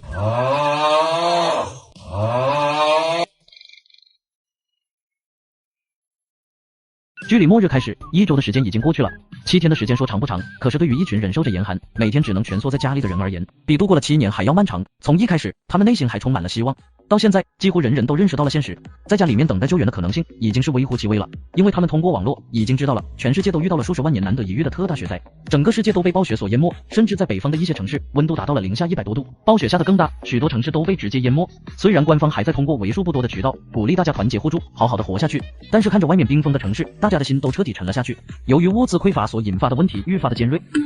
我是居委会的领导，你们必须把物资都交出来给我。看来林大妈家中的食物都被陈正豪抢掠一空，孙子又奄奄一息的躺在床上，让他陷入了癫狂的状态，整天在群里疯狂的叫嚣。谁家里还有吃的吗？我和孩子已经2天没吃饭了，我可以高价买。过去大家都觉得灾情很快就会过去了，城市也会解封，所以虽然有食物的交易，但是价格只是比平常高上几倍。但是如今越来越多的人家里面物资都消耗完了，这种时候食物就是性命，是活下去的希望。我家里还有几包泡面，需要的话可以卖给你，不过一包我要1000块。一包泡面1000块，这在过去是想都无法想象的事情。他们或许都没有想到，这一次的交易将会对整个业主楼产生多大的影响。奇妙的事情就要开始了，至少现在人们尚且抱有一丝希望，认为雪灾是会过去的。我出2000块一包，你们家有多少，我全都要了。什么？一包泡面2000块？我没听错吧？喂，你们不要这个样子哄抬物价呀！我有点害怕了。雪灾一定会过去的，对吧？真没有必要这样子。人们并没有彻底放弃希望，每天早上睁开眼睛都渴望看到大雪停下，太阳升起，回归到正常的生活当中。可是宝妈谢丽美与富二代陈浩高价收购食物的事件，深深触动了他们心中本就脆弱的那一根弦。别开玩笑了，一包泡面2000块，真以为世界末日了？哈哈哈！只不过是雪下的大了一点而已。今年的冬天提早到来了吗？又不是丧尸围城，至于吗？丧尸围城，不要拿那种低端的事情与这次寒冰末日相比。丧尸虽然可怕，但依旧是人力可以抗衡的。然而面对大自然的天灾，渺小的人类在宇宙的力量面前脆弱的如同虫子，他们尚且不知道自己面对的是一场怎样可怕的灾难。你们别管那么多，反正我就是有钱，花钱买个安心行不？你们愿意卖就私信我，不愿意的就拉倒。许浩装作无所谓的样子，但是他的无所谓都是伪装，实际上他早就开始害怕了。否则他不可能开出一包泡2000块的天价。虽然许浩很有钱，身家几个亿，但是在末日的当下，他别说潇洒的享受富人生活了，就连点一份外卖都做不到。有钱人未必善良，但绝对不蠢。意识到危机的许浩开始高价收购邻居手中的物资。你怎么能这样啊？我们家一口吃的没有了，买食物是救命的。我可没有跟你抢，只不过我开价高一些，大家愿意卖给谁是他们的自由，你管得着吗？求大家帮帮我们吧，我女儿才9个月，我没有吃的就没有奶水给她，我们娘俩都要饿死啊。这个时候，人性自私的那一面展现的淋漓尽致。人家许浩可是开价2000块一包泡面的价格，谢丽美给的价格只有人家的一半。要知道，天海市的人均工资水平也不过5000块，谁又愿意把自己辛苦攒下的物资便宜卖出去？我对于谢丽美的印象并不深，因为这个女人一直都以柔弱的宝妈形象示人，靠着这一点博取同情，换取物资苟活了下去。然而，有一点却是很离奇。记忆当中，她和她的女儿后来都活得好好的。这个女人绝对没有看上去那么简单，一切粉色的东西切开了都是黑的。当初我死后，她大概率也分了一杯羹。我这里有一些方便面，可以分你一点。太感谢你了，尤大叔，我一生一世都不会忘记你的恩情。小扎会通过监控发现许浩靠着超能力，最终从许多邻居手中买到了物资，数量不算太多，可也足够他和他女朋友生存个几周了。这是金钱在末日当中所能发挥的最后余热了。大概不需要多久，人们就会随着物资的耗尽，发现金钱变成了废纸，物资才是绝对的王道。到时候不知道多少人会对自己售卖物资的行为悔清了肠子。许浩重金购买物资的事情影响到了身边的所有人。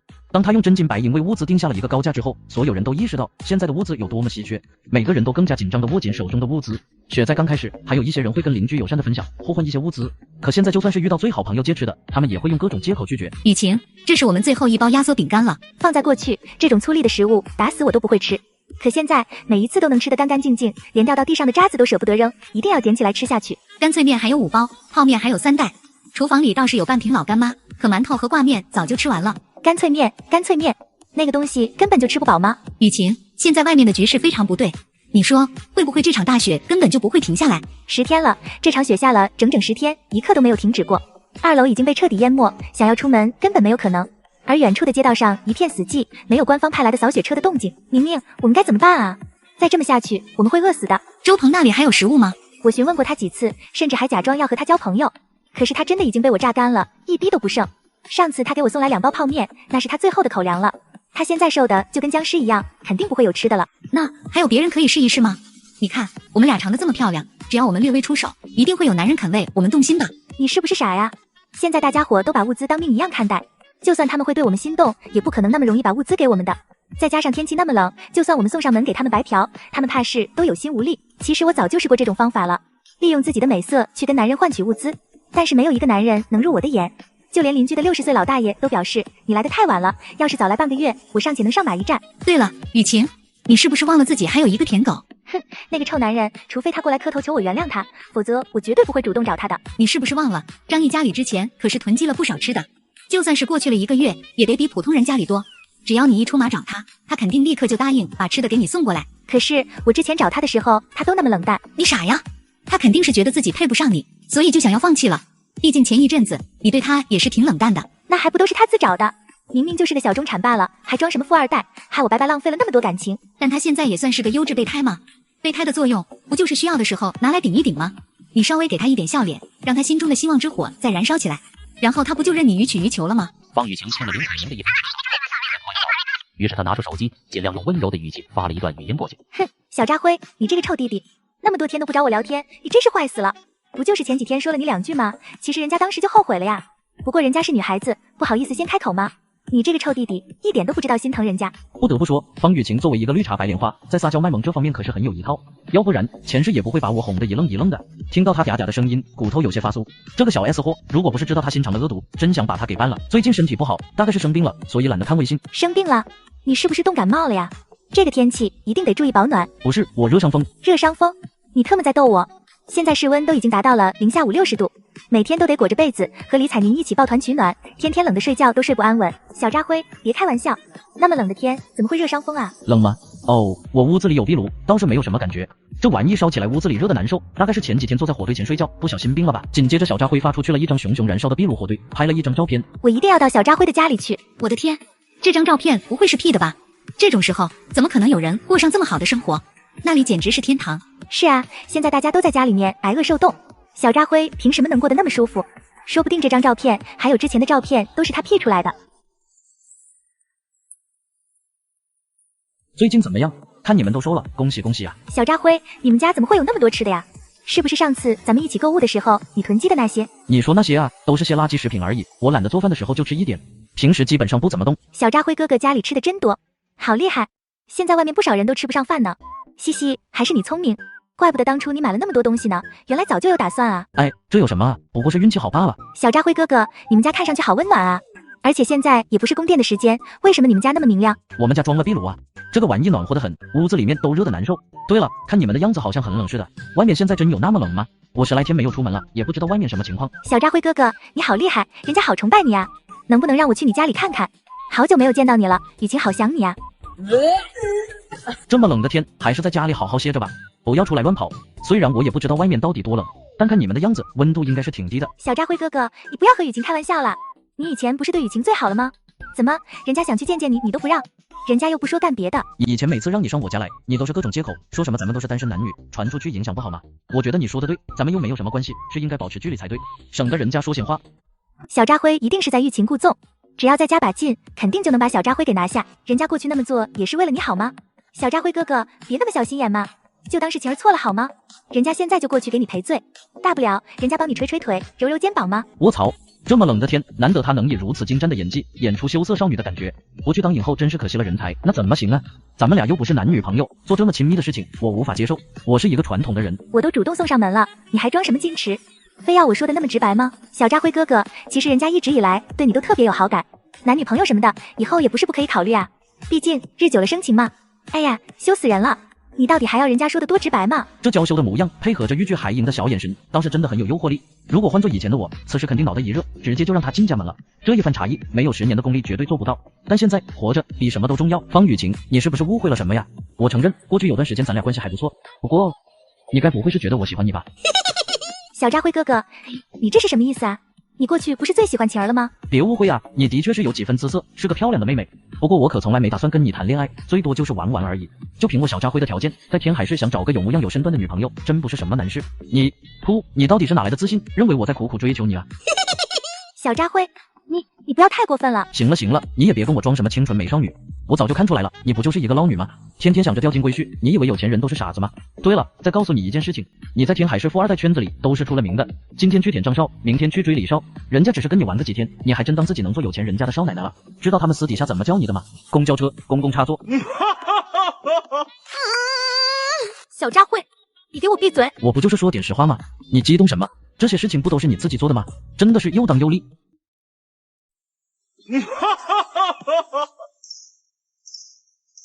小渣辉，该死的家伙，你算什么东西？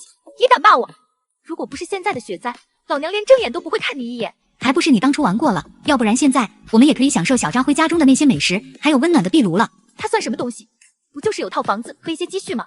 我方雨晴可是要嫁入豪门，做富太太的。可是现在小渣辉手里面有那么多吃的，家里面还有壁炉取暖，这可比富二代强多了。这场雪灾难道会一直持续下去吗？要是这场雪下个不停，那咱们就算不被冻死，也要饿死在家里啊！10天了，已经被封在家里面10天了，这10天比10年还要漫长。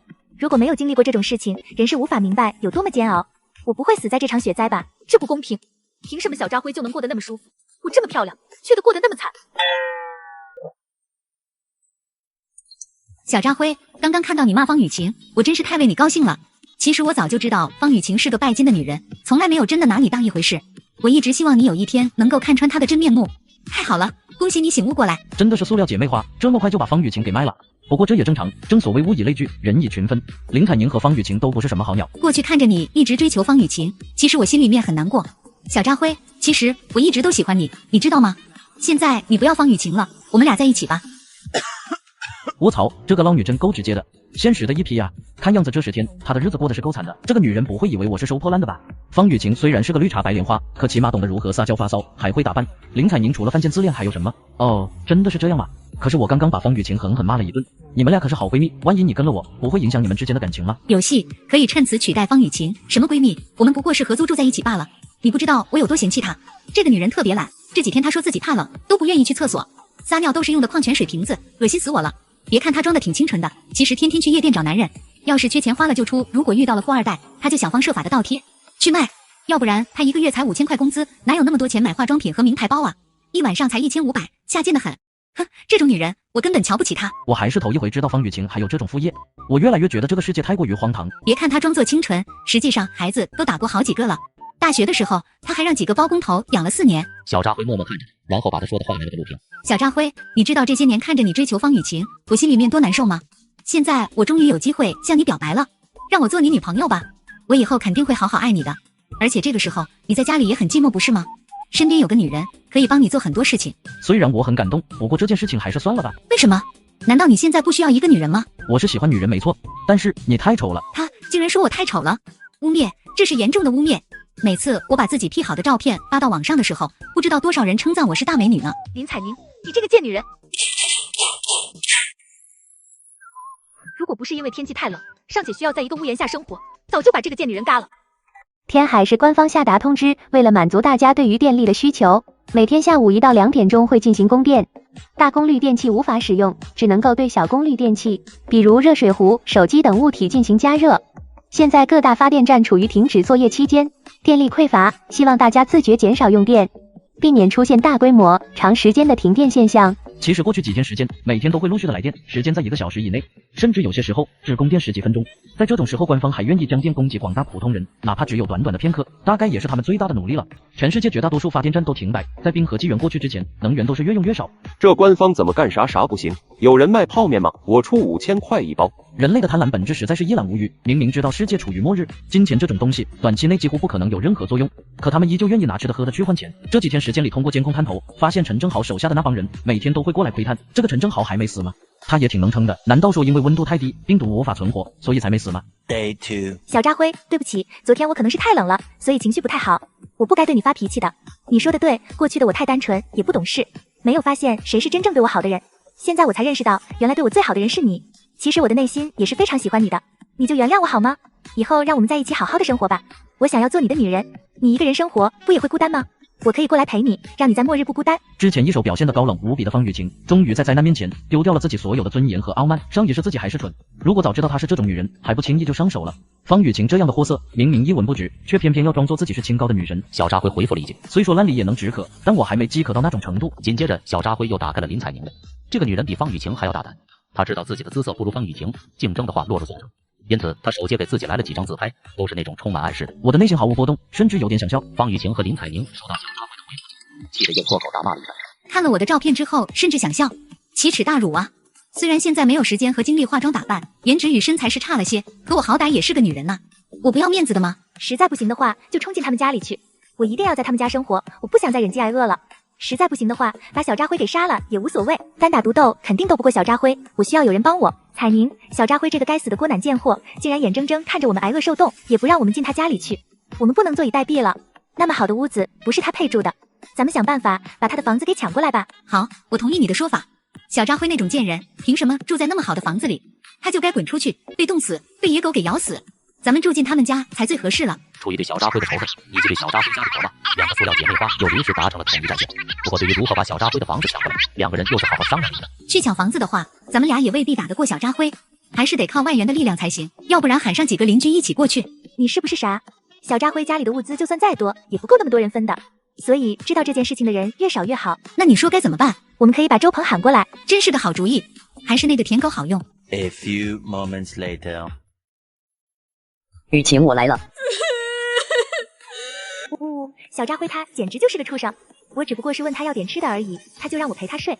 周鹏，你是知道的，我不是那种随便的女人。他被人欺负，第一时间就找到我。瞧瞧，为什么他有事情不找别人，就找我？说明我在他心里的地位不一般啊！这大概就是爱情吧，展现自己男子汉气概的时候了，说不定能够一鼓作气，手接把方雨晴给拿下。小扎辉他妈的真不个东西，竟然敢对你做这种事，我非把他给宰了不可。这个舔狗还真是好骗。小扎辉家里面可是囤了不少吃的呢，而且他家还装着壁炉，特别的暖和。这种贱人凭什么住在那样的房子里？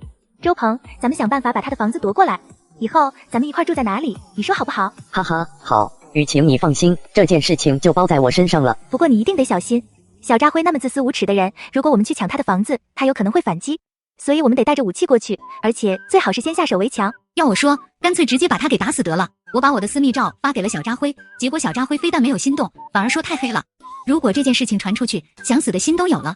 所以小扎辉必须得死。杀人这件事情说起来轻巧，可大家毕竟都是在文明社会生活了20多年的人，想开这个头并不简单。怎么，你不同意？小扎辉他都那么欺负我了，你还对他心软？看来你过去说的爱我都是假的。哼！别，雨晴，你别生气，我听你的还不行吗？那好，事不宜迟，我们现在就过去吧。到时候先想办法骗小扎辉开门，只要他一开门，我们就……小扎辉，你在家吗？我是周鹏。周鹏。虽然和周鹏都是在仓库上班，但是平日里关系并不好，更是因为都追求过方雨晴的关系，发生过一些矛盾。这个家伙来找自己肯定没有什么好事，毕竟在末世之中，这个世界上已经不可能有什么好消息了。通过监控看着门口的3人，小扎辉的后背也是冒出了一股寒气。想杀我？你们也配？谁杀谁还不一定呢。小扎辉，我是周鹏啊，你把门打开一下，我有很重要的话对你说。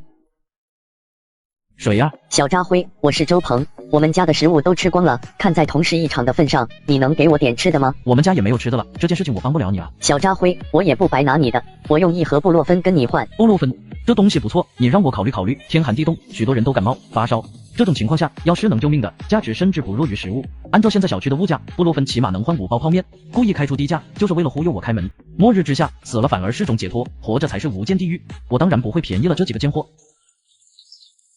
对，你把门打开，咱们交换一下，我要的也不多，2包泡面就可以了。2包泡面？我怕你吃亏呀，那多不好意思。对，你把门打开，咱们交换一下，我要的也不多，2包泡面就可以了。我现在饿得不行了，咱们又是同事，便宜别人不如便宜你了，你快点开门吧。啊，这是什么东西？哎，是热水，还在冒热气呢。这是尿。小扎辉，你他妈的给我滚出来，老子弄死你！我的尿味道怎么样？好不好喝？几个脑残还想过来坑我？你们也配？哦，就不该跟你废话，你给我等着，我进去了非得弄死你不可。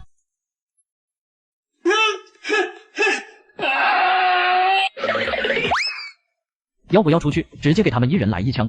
不说打死他们，起码让他们挂点彩，那样他们在这寒冰末世必定生不如死。但是现在外面就是3条疯狗，虽然开门出去有很大概率把他们打伤，但是也有0.0几的几率被反杀。没关系，我就在这里熬死他们，看他们能在这末世之中活上几天。说完，小扎辉气定神闲，回到沙发上继续打游戏去了。滚开！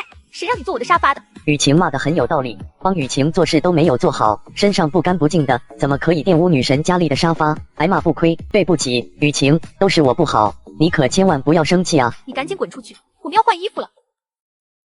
怎么办？小扎辉太狡猾了，不好对付啊！可恶，不管怎么办，我都要把他的房子抢过来。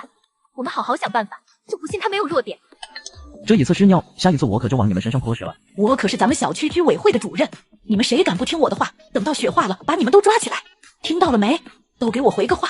你们今天必须把吃的东西都送到我家来。自从家里面被陈正豪抢过之后，林大妈的精神似乎就出了问题。现在她在群里不停的发语音，叫嚣着让大家把物资都交给她。可是这一回根本没有几个人鸟她了。10几天过去了，人人也都意识到如今的大环境是个什么样子，官方根本顾不上每一个人，而林大妈所谓的居委会更是连个屁都不是了。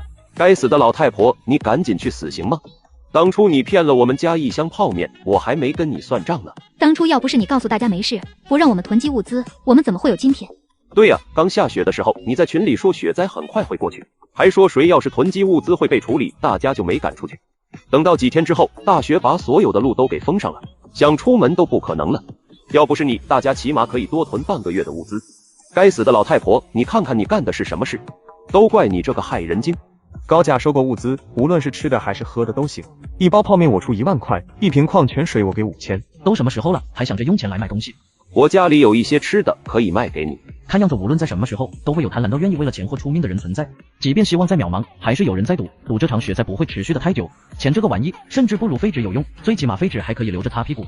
仓库里面的卫生纸是多到用不完，可是邻居们家里估计没有那么多。如果卫生纸用完的话，他们拿什么擦屁股呢？天天吃不饱饭，估计拉的也很少吧。不过这也预示着现在勉强维持的和睦，很快就要被打破了。 Day 2。小扎辉，求求你了，我们快要被冻死了，能不能让我进你们家吃一顿饭，吃完就走？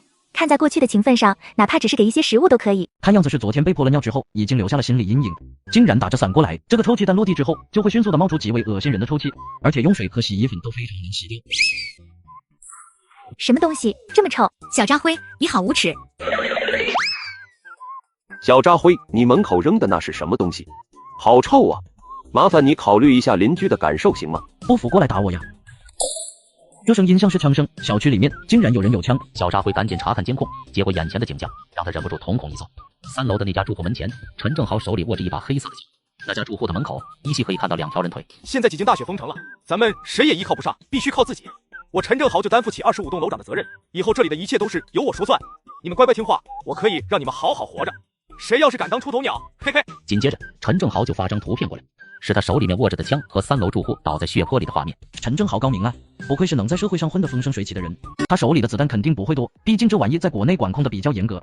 整栋楼50来家住户，100多号人，真要是把大家伙逼急了，他一个瘸子根本架不住。所以软硬兼施，一方面给大家画大饼，一方面吓唬他们，才是让这些业主们听话的最好办法。比如说住在高层的，就觉得陈正豪今天杀3楼的，明天杀7楼的，哪怕杀他也得再过半个月，那么他就不需要去拼命，反正下面的人一定会反抗的。陈正豪简直是个魔鬼啊！他抢了3户人家，都是破门进去的。3楼301住的是2个年轻人，性子烈，还想要反抗，直接就被他用枪给打死了。其他2户是302和401，被这么一吓唬，就老老实实把家里的吃的喝的都给了他们。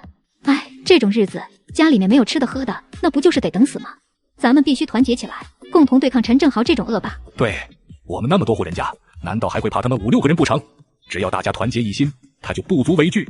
可是他手里面有枪啊！哼，有枪又能怎么样？他一把枪能有几颗子弹？就是我们一拥而上，他根本挡不住我们。我一个左正蹬，再来一个右边腿，保管让他倒地不起。他现在腿瘸了，根本不值一提。他要是没有枪的话，呵呵，我一个人就能收拾他。那咱们什么时候动手？妈，这个事情不是问题，咱们肯定能收拾他的。毕竟他是个亡命之徒，手底下还有几个小混混。我们需要从长计议，对，蛮干那是莽夫的行为，我们要用智慧取胜。刚刚还喊着陈正豪不足为惧呢，还有人要左正蹬右边腿对付陈正豪的，现在真的要上了，又开始喊智慧取胜。不能让陈正豪他们再这样下去了，再搞下去，大家伙都得被他弄死。就算不被枪打死，被抢光了吃的喝的，不还是个死？我可以带个头，大家跟我一起过去教训这群狗杂种。嚯，尤大叔威武啊！不愧是人民子弟兵出身，厉害！尤大叔，我支持你。你需要武器不？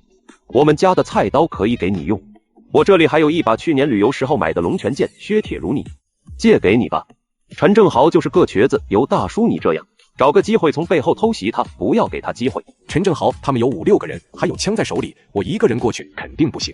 最起码咱们需要10几个小伙子跟我过去，这样才能保险。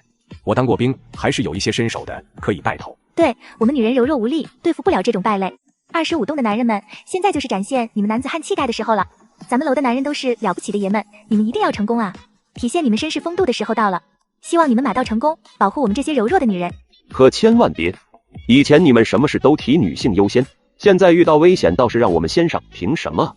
现在我们给你们想要的公平对待，要上就大家一起去。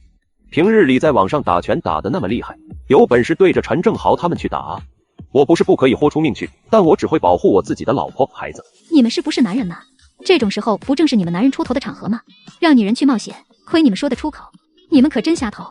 恶心死了！以后老娘结婚绝对不找你们这样的。这剧情和前世一模一样，这也是为什么陈正豪在前世杀掉了整栋楼里面一半的人，后来依旧能靠着一把枪把所有人管理的服服帖帖的。他们到死的时候都只知道闭上眼睛，甚至不敢挣扎一下。大家先不要吵了，现在对付陈正豪才是最大的问题。尤大叔，你装什么好人啊？你当过兵，那么能打，遇到这种事就应该第一个冲上去才是。咱们楼那么多男人，跟他们一换一，其他人也就安全了呀。现在社会明明是我们女性更加重要，你们男人唯一的作用就是为我们女性提供服务。希望群里的虾头男们都记住这一点，不要让我再多说第二遍。呵呵，真以为自己是根葱了？让我们冒着生命危险保护你，你也配？真想不明白，本来是好心好意为大家着想，可大家为什么都是这种态度？小扎辉，不管过去我们有多大矛盾，最起码曾经你也爱过我，不是吗？你总不能眼睁睁地看着我死吧？我知道你表面看上去嘴硬，但是你的心是软的。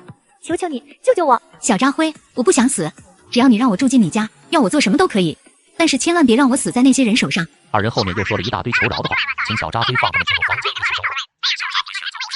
没有答应，也没有计较。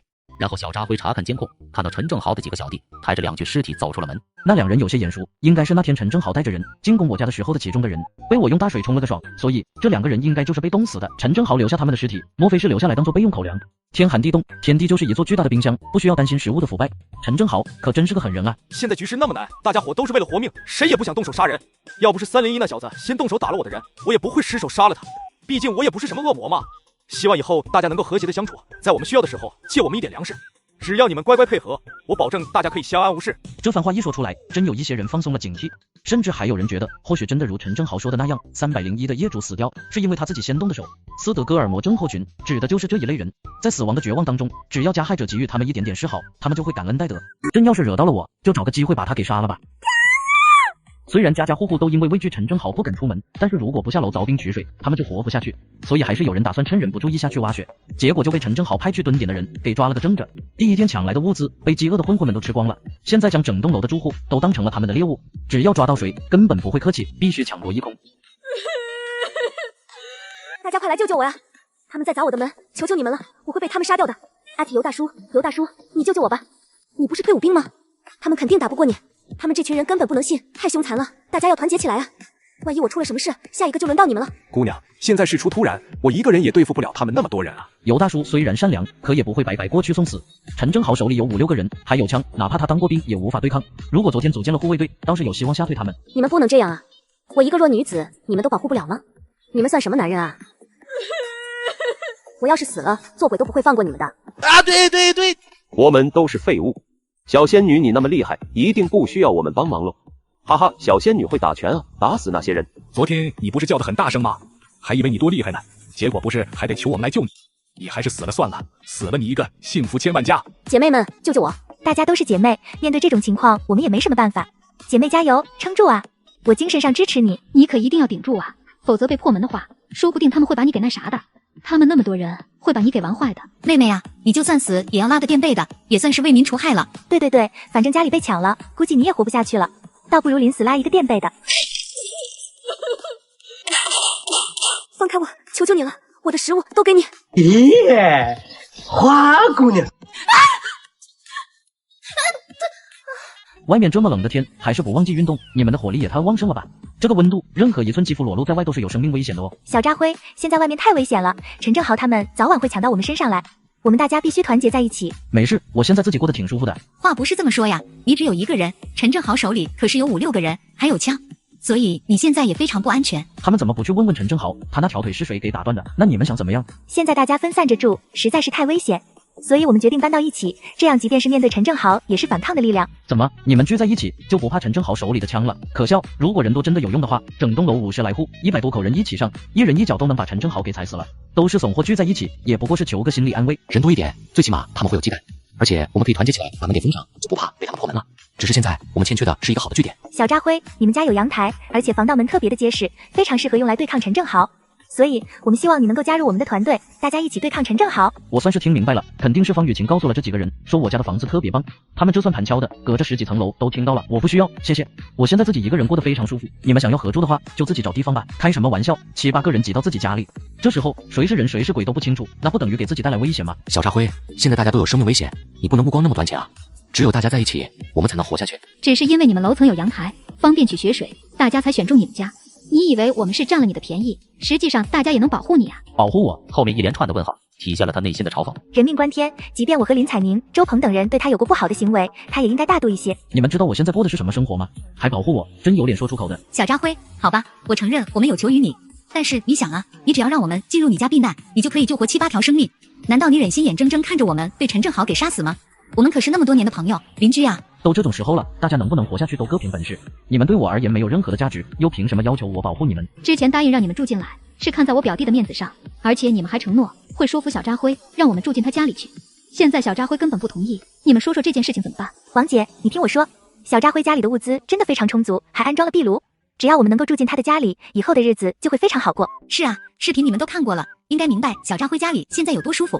咱们大家努力一下，住进他家里去，不光能够对抗陈正豪，而且还能过上舒服的日子。可是他的态度已经摆出来了，根本不愿意让咱们住进去。他这种人也太自私了，完全不顾别人的死活。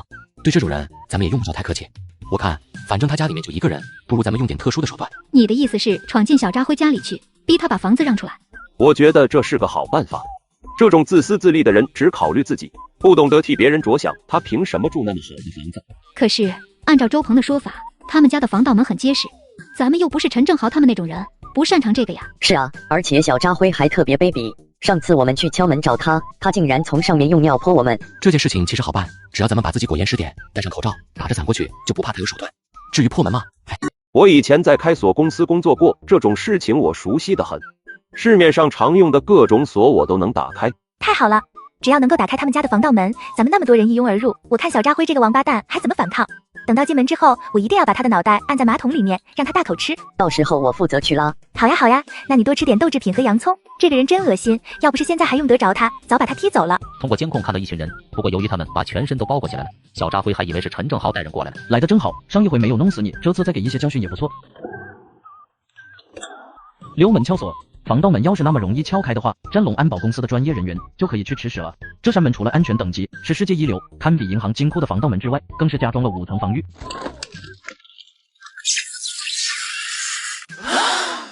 救我！小扎辉，你这个狗日的，你给老子滚出来！想来砸老子的门，你们这不是找死吗？哎，活着不好吗？小扎辉，我们本来想好声好气的过来跟你商量合住的事，你怎么能动手杀人？你简直比陈正豪还要坏，你就是个杀人魔鬼。门外的人不是陈正豪，肯定是方雨晴和林采宁那一帮子人过来了。毕竟现在也只有他们才知道我的家里面有多么舒服，你跟我装尼玛呢？明明是你们来我家砸门，想要抢夺我的房子，死了也是活该，还有脸在这里狗叫，实在是笑死爹了。小扎辉，我们没有恶意，只是想要跟你聊聊，但是你也不跟我们说一声，就动手杀我们的好兄弟陆涛，这也太过分了吧？难道你就不打算给我们一个交代？只是过来跟我聊聊，不请自来，直接上来敲我的门，这就叫聊聊。哼，敲开门之后，下一步估计就是把我给弄死，或者赶出去让我自生自灭，然后你们享受着我辛辛苦苦准备的安全屋，对吧？小扎辉，我们给你最后一个机会，开门放我们进去，否则的话，后果不是你承受得了的。小扎辉，我们不会伤害你的，大家只是想跟你合住，一起面对灾难而已，你可不要不识好人心啊！是啊，大不了到时候让你住在主卧，物资也先供着你用嘛。你们脑子坏掉了吗？这个家本来就是我的，你们反倒是一副主人的样子进行分配。有本事的话尽管用出来，我看看你们能不能闯进来。怎么办？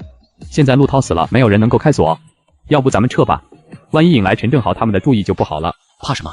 这里是24层，陈正豪他们爬上来都能累个半死，他们就算是想杀人越货，也会先挑底层的人动手。这个小扎辉果然不好对付，他这个样子就好像是早就知道末世会来似的，装备的非常充分。在这种寒冰末世之下，大家都挨饿受冻，即便是家里面平时有存货的，也过得非常艰难。可只有他吃饱穿暖，甚至在天海市这个南方城市选择安装壁炉，再加上坚固的防盗门，一看就是为了这种情况做的准备。要是那样的话，这个小扎辉就更加可恶了。明明知道雪灾要来，结果只顾着自己，都不提前通知邻居们。问题是，接下来我们应该怎么办？撬门不行了，直接破门可不可行呢？这门到底有多厚啊？就算是银行金库的门也没那么结实吧？谁家里的房子会用这种门？好了，现在也该给你们点教训了。死了算你们走运，不死最好。破伤风之剑在这个没有办法得到医疗的环境下，它不会迅速的致命，只会让人的伤口感染，然后化脓腐烂。被它射中的人，最终要么选择截肢保命，要么在极度的痛苦之中等死。就是弩箭的消耗是个大问题啊！不要啊！怎么会这样？贱货，都是你们害的！你们不是说他家只有门结实吗？为什么会有箭？你们是不是早就知道了，所以才跑得那么远？为什么你们就好好的？我也不知道啊。上2回我们过去的时候，他也没有用弩箭攻击我们。表姐，别这样，我可以作证，雨晴她真的不知道啊。那为什么他们俩一点事都没有？哼，刚刚我可是看到了，他们躲得远远的。你不是也没受伤吗？还好意思说我们？我那是运气好，没被射到而已。现在我们这些人都是被你们害的，你们给我滚出去！我们现在都受伤了，总得有人来照顾。我还不想死，现在必须把剑给拔出去，然后祈祷不要感染，才能活下去。还不过来帮忙？剑已经深深地插进肉里面了，没有专业的医务人员，更没有专业的设备，压根就没有办法处理，只能找周医生过来帮忙了。A few moments later， 周大夫，我们大家的命就全靠你了。又是剑伤？哟，还有谁也被箭射到过？没有，是之前医院的病人。周医生，请你赶快给他们看看吧。他们的伤势太深了，除非有专业的设备，否则我没有完全的把握动手术。周医生，都已经这个时候了，你就动手去做吧，我们相信你。箭矢上面都是锈迹，这样是会造成感染的。我最多把箭矢给拔出来，但是没有抗生素治疗也会感染，到时候恐怕……那个小扎辉好狠的心呐，他一定是故意的，他怎么能这么狠毒？即便我们占了他的房子，也不会要他的命啊！小扎辉和他有过几面之缘，依稀记得那是一个阳光帅气的男人。不过我的性格比较冷清，和他交流的次数不多。总之，如果没有药物的话，只是拔出箭矢，还是会有很大的生命危险。希望你们能够明白。药，我记得小扎辉家里面有。这是真的吗？他真的有药？方雨晴，你也不要撒谎啊！因为你的缘故，我们好几个人都受了重伤。就在1个月前吧，从那个时候起，小扎辉整个人好像都变了。他开始往家里疯狂的囤东西，我几乎每天都可以看到货车给他送东西。有一回，我就见到医药公司的车开到小区来，小扎辉去接的。然后人家抬了2个大箱子去他家，里面肯定是药物。抗生素并不是什么稀有的药物，如果他真的是提前知道灾难降临而囤货的话，一定有大量的抗生素和消炎药在手里。那快去找小扎辉啊，让他把药拿来救我的命。我的伤就是他导致的，所以他必须得救我。可是刚刚发生了这种事情，他对我们也很厌恶吧？怎么会拿药来给我们呢？哎呦，我感觉自己快死了，你们想想办法啊！去救小扎辉，一定要救救我们啊！我们又没有伤害他，而且还打算破门之后留一些物资给他，反而是他不识好人心，对我们下死手。我们才是正义的那一方，怕什么？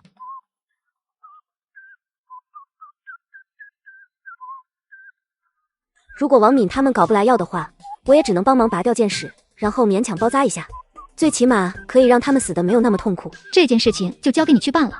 我知道小扎辉之前追求过你，所以你去办最合适。虽然有些不愿意让雨晴去求小扎辉，可是手臂上剧烈的疼痛和死亡的危险让我别无选择。雨晴，我们是一个集体对吧？这件事情就委屈你一下了，我们大家好好的活着才能保护你。说起来很神奇，虽然是第一次杀人，可是内心竟然无比的平静，没有恐惧，反而有一种复仇成功的兴奋。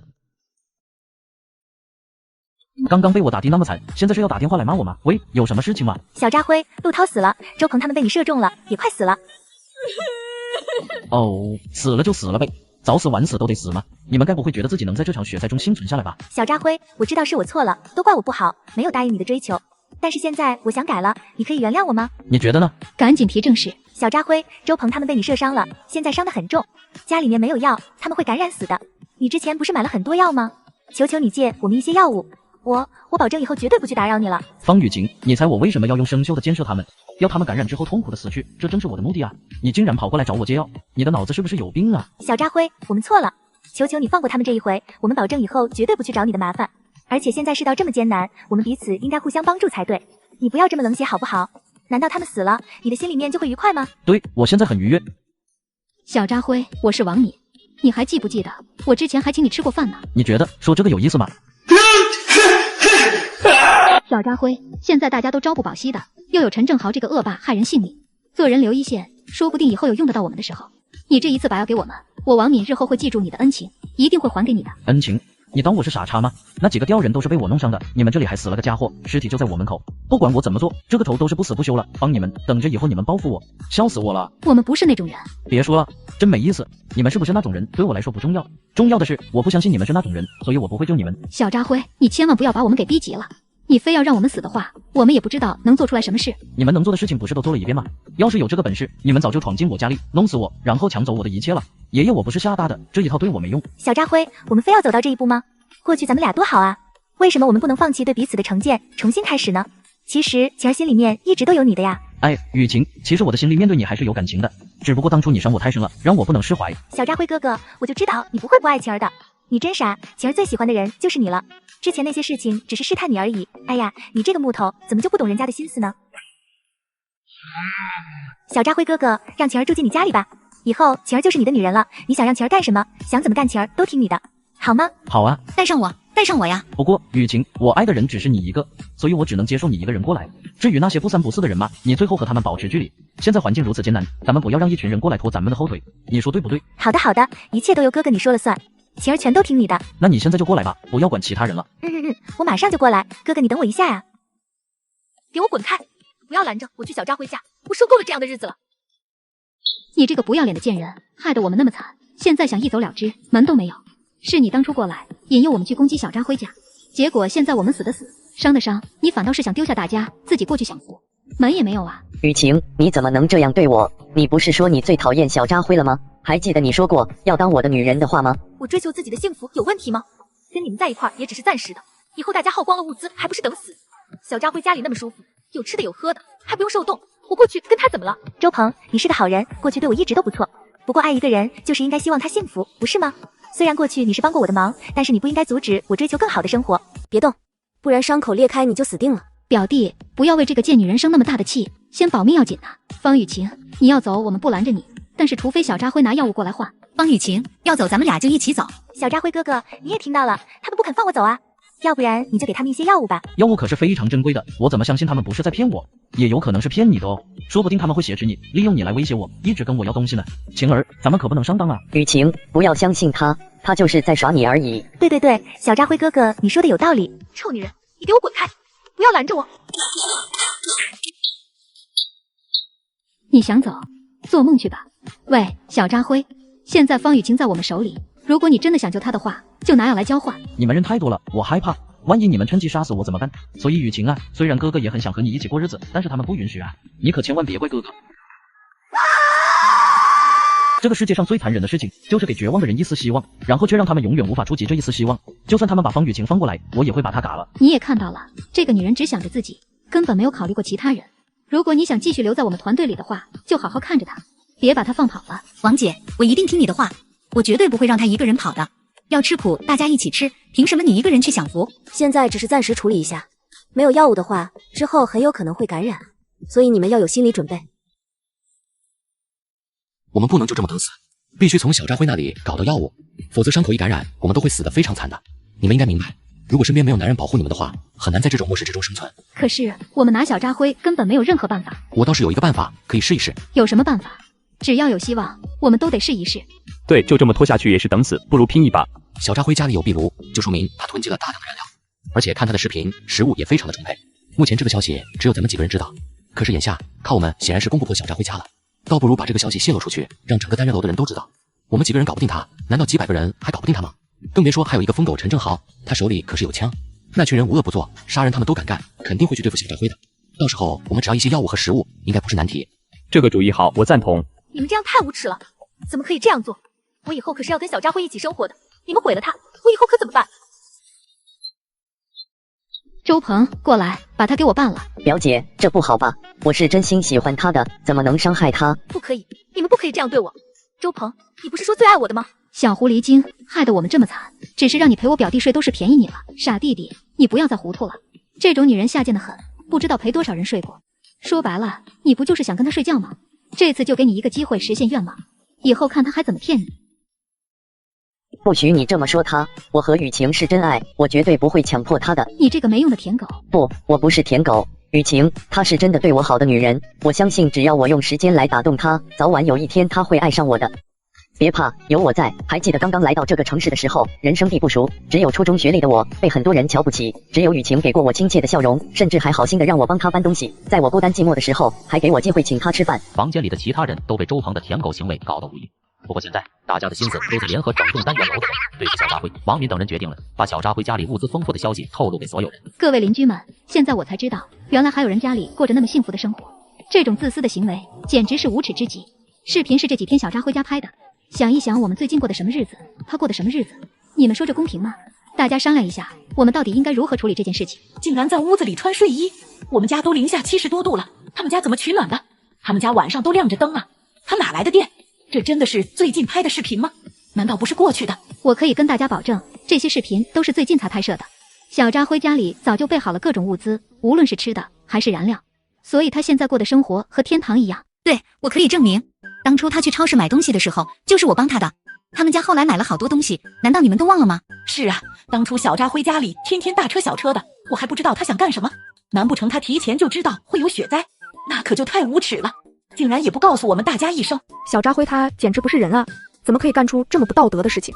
我们都是邻居，一起生活了好些年，他太自私了。小扎辉必须为这件事情负责。凭什么我们过得那么惨，就他一个人过好日子？他家里面吃的喝的那么多，还有药物和能源，必须给我们大家分一分。我们不好过，他要负担主要责任。小扎辉，你个狗日的，竟然过得那么舒服！哎，小扎辉，现在大家都过得那么惨，快要冻死饿死了，你家里有那么多吃的，还有燃料烧壁炉，分给大家一点吧。就是大家会记得你的好的，希望你不要不识好歹。我们可都是多年的老邻居了，你不能见死不救啊！小扎辉，我是你20楼的王叔，之前我还借给你2根葱呢。咱们这么辉哥，我是你刘文强兄弟，咱们可是亲兄弟啊！要不让我住你家里去吧？现在局势那么危险，我过去保护你。小扎辉，我可是咱们小区的居委会主任，而且我还是咱们这栋楼的长辈，我说了算。这些物资拿来，大妈给所有人分。小扎辉，我和宝宝快要饿死了，你之前不还夸过我们家宝宝可以吗？救救我们吧！我可以让孩子认你做干爹，甚至你有其他要求也可以。小扎辉，只要你让我住到你们家，我可以把我所有的资产都给你。不，我爹已经死了，我们家10几亿资产都给你。我跟你们很熟吗？凭什么我们家的东西要分给你们？小扎辉，你说的是人话吗？大家那么多年老邻居，互相帮助不是应该的吗？你一个人活下去有什么意义？年轻人不要光想着自己舒服的躺平，你要懂得奉献。要不是你瞒着消息，自己偷偷囤物资，我们怎么会落到今天？对，大家现在过得那么惨，全都是你的错，你必须赎罪。哦，然后呢？小扎辉，求求你救救我和宝宝吧！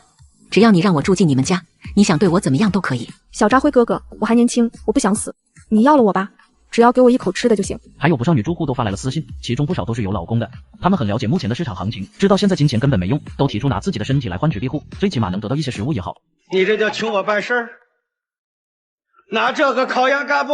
天天在家里待着也挺无聊的，要不然找个时间出去一趟。小扎辉想了想，忽然记起来自己的仓库中还有几辆雪地摩托车，如此一来，即便外面大雪10来米厚，他依旧有办法出去。虽然现在我不可能离开这间屋子，不过有了这个方法，以后在保证安全的条件下，可以出去吹吹风。辉先生，最近我们家的食物与药物已经接近告罄，希望您能够提供一些帮助。为了答谢，之后我可以为您提供医疗方面的援助。周可儿，不愧是做医生的人，非常的理智，并没有跟我卖惨求施舍，而是要跟我交换是吗？末世之中，只有有价值的人才有活下去的资格，而周可儿表现出了自己的价值，那就是她精湛的医术。毕竟没有一定的能力，是不可能进入天海市第1人民医院任职的。最关键的是，上一世的时候，他之所以死掉，就是因为把食物送给了谢丽华，要不然留下他来照顾我以及我的好兄弟。现在我虽然过得挺舒服的，但是兄弟过得有点惨，这是个问题。真有些心动，只可惜呀。我啊，可是很怕死的。虽然周可儿是一个可以考虑的选择，但没有100%控制她的把握，我不可能让她进门。哎，先看看再说吧。幸存者以后肯定还会有，哥们，咱这么好的条件，还愁找不到好医生和好女人吗？我现在身体很健康，没有用大夫的必要。不过我家里的确有很多药物，食物方面更不必说了。你想要交换，起码拿出一些现在对我有用的东西来。管你是什么美女天才医生，想白嫖我们也没有啊。亏本的买卖咱不干。就当是预付的诊金行吗？我实在是坚持不下去了。我可以给你食物与药物，但是你也得帮我一个忙。什么忙？这些邻居们大概要对我下手了，如果你知道了他们想如何行动，就告诉我一声。好，他们一有什么动静，我都会告诉你。那好，我要先看到你的有用情报，然后再给你想要的东西，接下来可就看你的表现了哦。我明白。小扎辉，你人死哪去了？快给我们一个答案，到底交不交你手里的物资？压死嘞！好，小扎辉，这可是你自找的，可千万别说大家伙没有给你机会。你这个自私自利的卑鄙小人，从现在开始，发生的一切后果都要由你自己来承担。有多少人就尽管放马过来吧。各位，现在我们的首要目的是对付小扎辉，他们家的物资恐怕比我们所有人的总和还要多。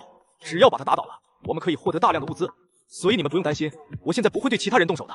但是这次行动获得的物资我要1半。对，现在大家应该暂时放下之前的恩怨，首要目标是攻入小扎辉家，拿回那些属于集体的物资。刀在手，跟我走，杀小扎辉，抢物资，打死那个臭不要脸的自私鬼。他们打算要去你家了。哦，知道了。应该每家每户都过去了。他们看到了你的视频，已经疯了。你不想想办法吗？这种时候，最理智的做法就是交出一部分物资，消除大家的愤怒。否则的话，一个人哪怕再厉害，也不可能对抗那么多的人。100多人把一座房子拆掉，都不是什么难事啊。记住，这次你千万不要过来，我只提醒你一次，然后等着看好戏吧。真不知道他哪来的自信，要以一己之力对抗整栋楼100多人。这可不是闹着玩的，一旦被攻破家门，疯狂的众人肯定会要了他的命。难道说他是个疯子？小辉，你快跑吧，他们都带着家伙找你去了。有大叔，放心好了，我应付得来。小辉，希望你能够活下来。对不起，我这回可能帮不上你的忙了，真是惭愧。要不是当初他提醒买物资，才在家里搞了许多泡面、火腿肠之类的东西。现在生活水平过得还可以，但是眼瞅着小扎辉要被那么多人围攻，却又无可奈何。你能够不加入他们，已经说明你的善良了。没事，我这边不需要你操心。来了，小扎辉，你给我滚出来！不想死的话，这是你最后的机会了，别等我们冲进去，否则到时候说什么都晚了。孙志超和陈正豪等人根本没有告诉他们我家里的实际情况，他们的目的是让其他邻居当炮灰。是高压电，快躲远点！你想干嘛？给我回去！楼道是他们逃回去唯一的生路，堵住这里就是要让所有人去跟小扎辉拼命，他们死了更好，陈正就能名正言顺的抢走他们手中的资源。可恶的小扎辉简直就是个畜生啊！竟然杀害自己的邻居！兄弟姐妹们，咱们必须杀了小扎辉，为他们报仇啊！不用怕，大家用木头去撞门，别碰门就可以了。他没有多手手段的，已经是黔驴技穷了。只要攻破这扇门，后面可就是舒服的暖炉，还有吃不完的食物等着咱们呢。兄弟们，给我撞！打开门，弄死小扎辉那个狗日的！你们没吃饭吗？能不能大力点？小扎辉，你嚣张的坤巴，马上就弄死你！你今天必死，要为我哥偿命！ A few moments later， 这是什么门？怎么那么结实？照这个速度，得什么时候才能把门撞破？这是银行金库的防盗门啊！那这个东西就装不破吗？别说用木头撞了，这种最顶级的防盗门，即便你们用炸弹都炸不开啊！如果没有钥匙的话，除非是世界最顶级的开锁专家，才有一丝打开的可能。这可怎么办啊？大家不要着急，我有办法。他们家的门是合金打造的，咱们撞不开。不过这墙还不是砖头水泥，我就不信砸不烂。对啊，我怎么没想到？门砸不开，咱们可以砸墙。我们那么多人，用不了多久就可以把这墙给砸烂了。呵呵，小扎辉，你这个狗贼，绝对想不到我们还有这个办法吧？1个月的时间，费尽了所有心血，才打造出这样一个坚不可摧的堡垒。如果被你们随随便便打破了，那就算我小扎辉该死。这墙里面也是钢铁铸成的啊？为什么会这样？谁家的房子用钢板筑墙啊？我不信这房子全都是铁做的。你们都能想到的问题，我当初还能想不到吗？真不好意思，我家的房子哪怕墙壁都是用20的金刚材料铸成的，炮弹都轰不破，我会怕你们这些破铁锤和斧头？怎么会这样？为什么会有人打造一套这样的房子啊？当初我知道他们家装修，但是也没有想到会修成这样。小扎辉他早就知道会有雪灾啊，他所做的一切都是为了防我们。卑鄙小人小扎辉只顾自己活着，不考虑我们大家。我们如果都死了，你一个人活着有什么意义？全世界就你一个人的话，你就不会孤独吗？总有一天你会因为没有提醒我们，没有帮助我们而陷入无尽的悔恨与自责的。你晚上能睡得着吗？你就不会内疚吗？哼，早晚有一天老天爷会让你遭报应的，小扎辉。我们要是因为你死了，你肯定一辈子良心不安，活得很痛苦。你们着急什么？现在只是开始。就算他们家的墙都是铁铸成的，但是天花板呢？地板吗？我就不信他搞了一个铁皮箱子出来。这个货色的脑子挺好用的，不过可惜我又不傻。难道真的就没办法了吗？该死的小扎辉，你为什么要这么狠毒啊？你一个人活着，怎么比得上我们那么多人活着？牺牲一下你自己怎么了？怎么了？也许你们可以尝试一下走阳台。他们家装修的时候，阳台改成了落地窗，很大一面都是玻璃，或许有机会闯进去。窗户，哈哈哈，对，他家既然有窗户，就一定留有出口，不可能全部封死，只要有窗户就可以冲进去。A few moments later， 谁说玻璃就一定比金属脆弱？这面墙的造价可是极为高昂的，为了生活质量考虑，拒绝了詹龙安保公司的提议，没有在这里采用金属，而是定制了一整面的防弹玻璃做落地窗。还记得当初詹龙安保公司的经理说过，这幕后一堵墙防的已经不是子弹了，而是炮弹。这到底是什么玻璃？难道是防弹玻璃吗？什么？防弹玻璃？不，我不信。我命由我不由天，我就不信我打不破它。只要打破它，屋子里的壁炉和吃的喝的就都是我的了。我一定要打破它。连炮弹都能防，还防不住你们的手工活吗？我先干为敬，你们加油。小扎辉，你给我等着，马上我就弄死你！我砸破了这块玻璃，你就完蛋了！你这个该死的家伙，自私的败类！你没有多少时间可以猖狂了，今天就是你的死期。那么多好吃的，还有热咖啡，都是我的，都是我的。我来帮你们温暖温暖身体。救救我！救我啊！我救你个头！去死吧，废物！救命！救救我啊！我不想死啊！求求你们了！滚！快给我滚！你这个样子已经没救了，别来连累我们。我受不了了，小扎辉，我快要饿死了，求求你救救我吧，哪怕只给我一块面包也行啊！大家不要这个样子，我看着心里面难受啊！我心里一难受就想吃东西。小扎辉，是我们错了，我们只想活着，你就施舍给我们一些食物，让我们像狗一样的活下去就行。以后你想让我们干什么，我们都听你的好吗？别怪我没给你们机会。你们谁现在过去给我把陈正豪的脑袋拿过来？这样的面条我管他1星期，顿顿吃到饱。陈正豪的手里面有枪，想要他的脑袋，也许自己的脑袋就没了。但是能对付陈正豪困难，就对付得了小扎辉了吗？30-40具尸体就在小扎辉家前后摆着呢，事实证。你们想干什么？都给我滚开！等等，小扎辉家怎么办？操，攻又攻不进去，还能怎么办？回头再想办法吧。经过这一次，单元楼损失了40个人左右，而且几乎所有人都参与到了这次入侵，体力损耗巨大，这就让物资变得更加的匮乏，人与人之间的争斗也变得恐怖起来。小扎辉，我可以把我的女人送给你玩，只求你给我一些吃的，行吗？她可是天海市有名的车模，你看看这大灯，这尾翼，光是这2条大长腿都够你玩1年的。许浩在这里买了房子就是为了包她，平日里他也总是打扮的风骚，像是一只骚狐狸似的，无时无刻不在散发着诱惑的味道。过去的时候，他对身边的男人们看都懒得多看一眼，面对我时他也总是一副高傲的嘴脸。可现在，许浩为了几顿饭就打算把她给卖了，而这个女人现在憔悴了许多，似乎非常乐意被人交换，真是下贱货。不得不说，这个女模特身材很有料，可以跟进口车一战，开起来一定很不错。不过这种不要脸的贱女人，我是不可能让她进门的。小扎辉哥哥，你好厉害啊！我就知道你一定会没事的。晴儿现在脱不开身，他们太可恶了，一直把我锁在家里。你放心，晴儿一定会过去找你的。你没事真是太好了。这个周可儿还是一如既往的清冷。3 hours later， 在官方的大力维持下，我国的雪灾情况得到了有效缓解，一切都在朝着稳中向好的方向发展。据统计，昨日天海市因雪灾死亡人数为1人。现在的新闻可比小品好笑多了，不过我也很好奇，这些电视台到底搬到了哪里，又是怎样维持运作的？一边听着无厘头的新闻，小扎辉一边翻看着聊天记录，看那些邻居们痛骂、哭求、求饶的信息，让小扎辉感觉非常的有意思。骂他的那些人，基本上都是家里面死人的。小扎辉心情好了，还会对他们做出祝福。恭喜你们这些家里死了人的，可以烤肉送葬，骨灰拌饭了。毕竟被烧死的可是有10几个人，省得你们料理了。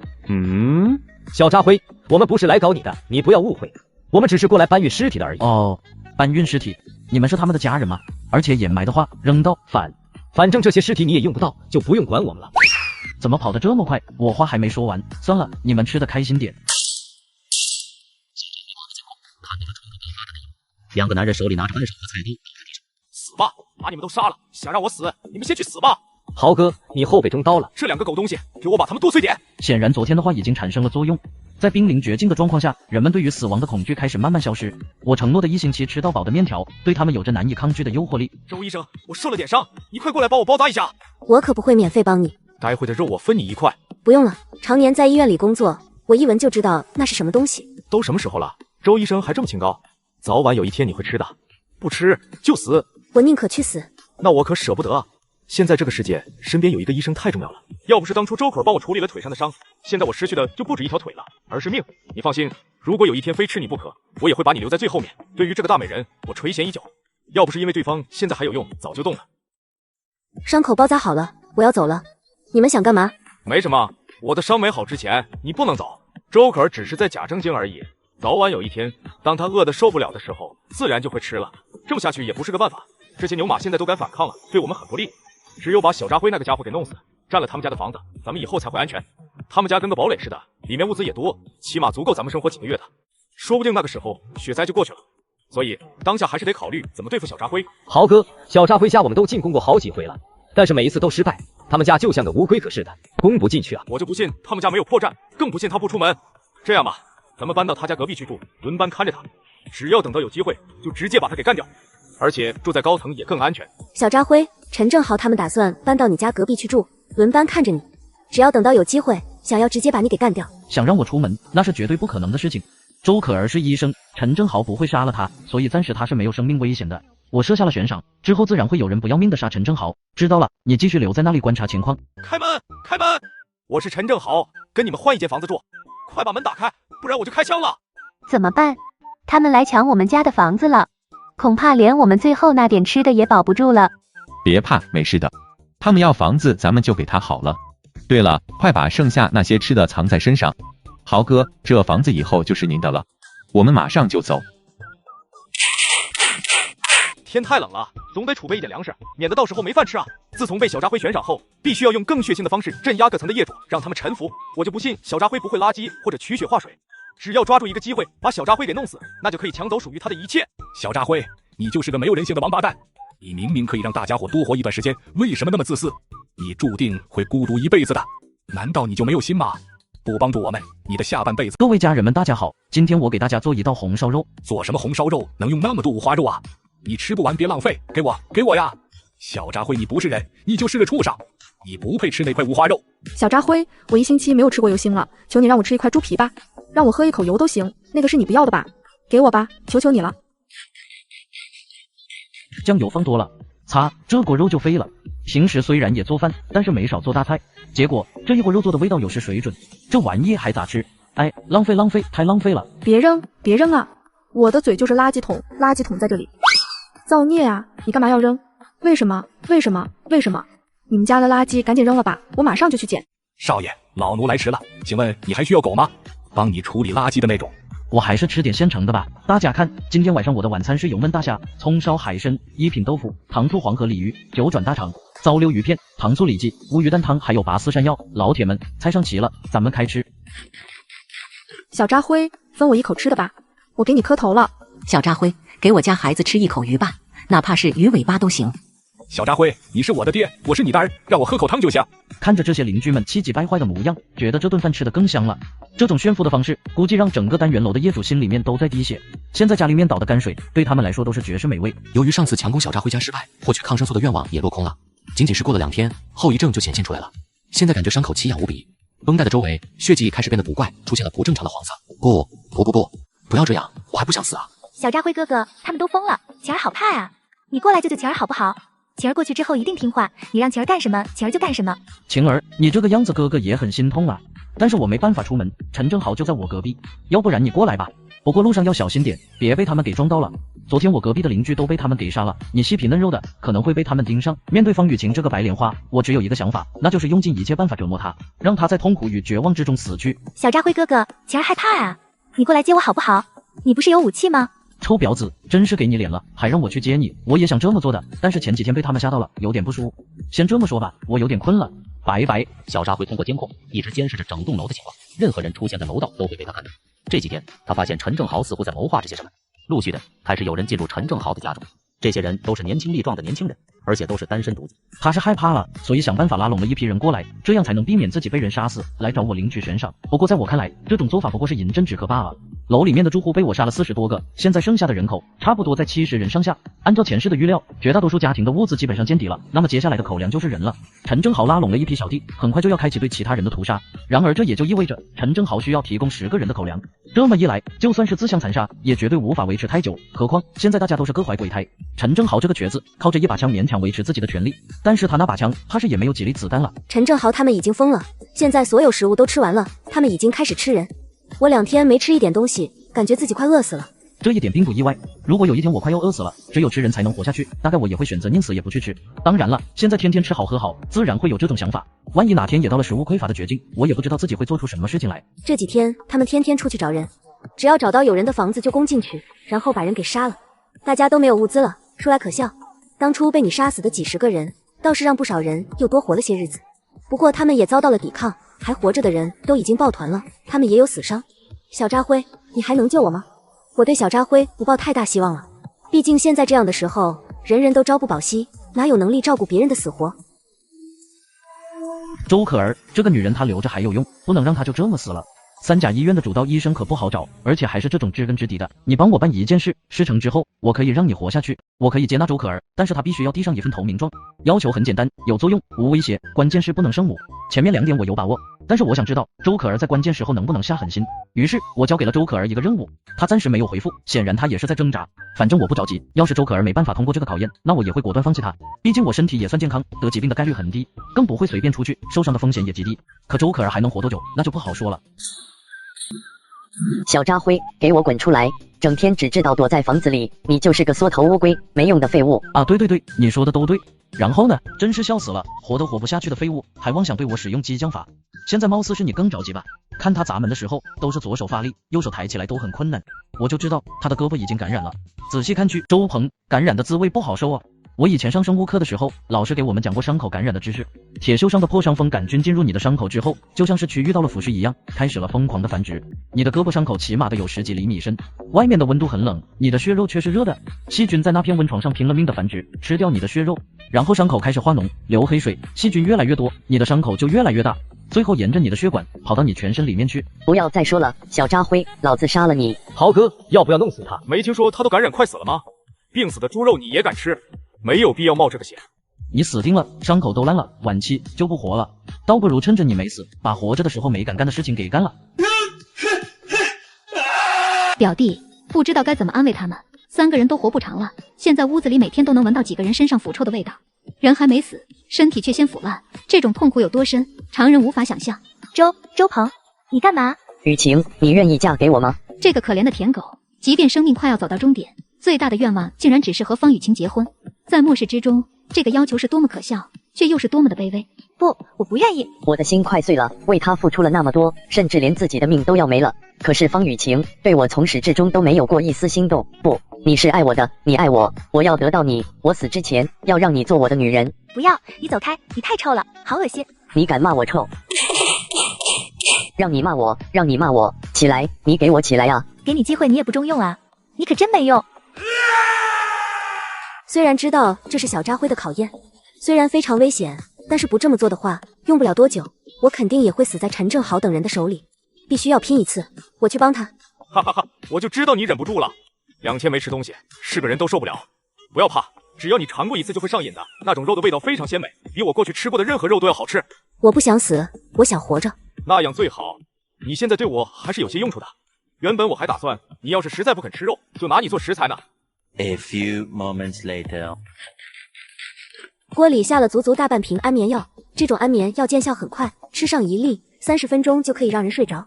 尤其是吃过饭之后，本身血液朝胃部聚集，人就容易犯困。这么大的量，就算是大象来了，吃了也得昏睡过去。除非是受到特别剧烈的刺激，否则短时间根本无法清醒。我给他们下了大量安眠药，他们都昏睡过去了。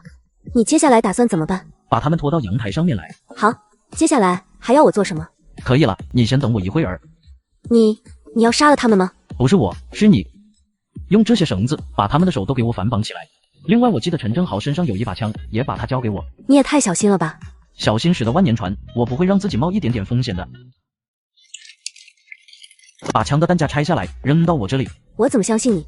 万一我做完这些之后，你翻脸不认人呢？你现在除了相信我，没有别的选项，只有相信我，你才有可能在这恶劣的环境中活下来。你先回屋子里面去。万一陈正豪他们醒过来的话，小扎辉可以回到房间，而我则是必死无疑。小扎辉，你们闹得也差不多了，该去死了。陈正豪几人把整栋楼里面的邻居杀了近半，甚至都快赶得上我了。继续留着他，用不了多久就会跟我拼命。虽然我不怕，但为了保险起见，还是杀了他最好。还有什么比死人更安全的呢？冻成这样，没有现代医疗手段，不可能再活得下去了。你通过了考验，可以过来了。好，我马上就过去。A few moments later， 进门之后，这一刻，他的感觉如同进入了天堂一般。之前覆盖全身的冰冷的感觉，此时正在迅速的消失。你可真是够谨慎的。你看我这个样子，不可能藏着什么危险的武器吧？接着脱，你必须完全向我坦诚，我才可以接纳你。在一个不太熟悉的男人面前脱光衣服，展露自己的胴体，太羞耻了。但是现在的我没有讨价还价的资格。小扎辉的家太过于温暖了，对比之前生活的环境，简直就是天堂。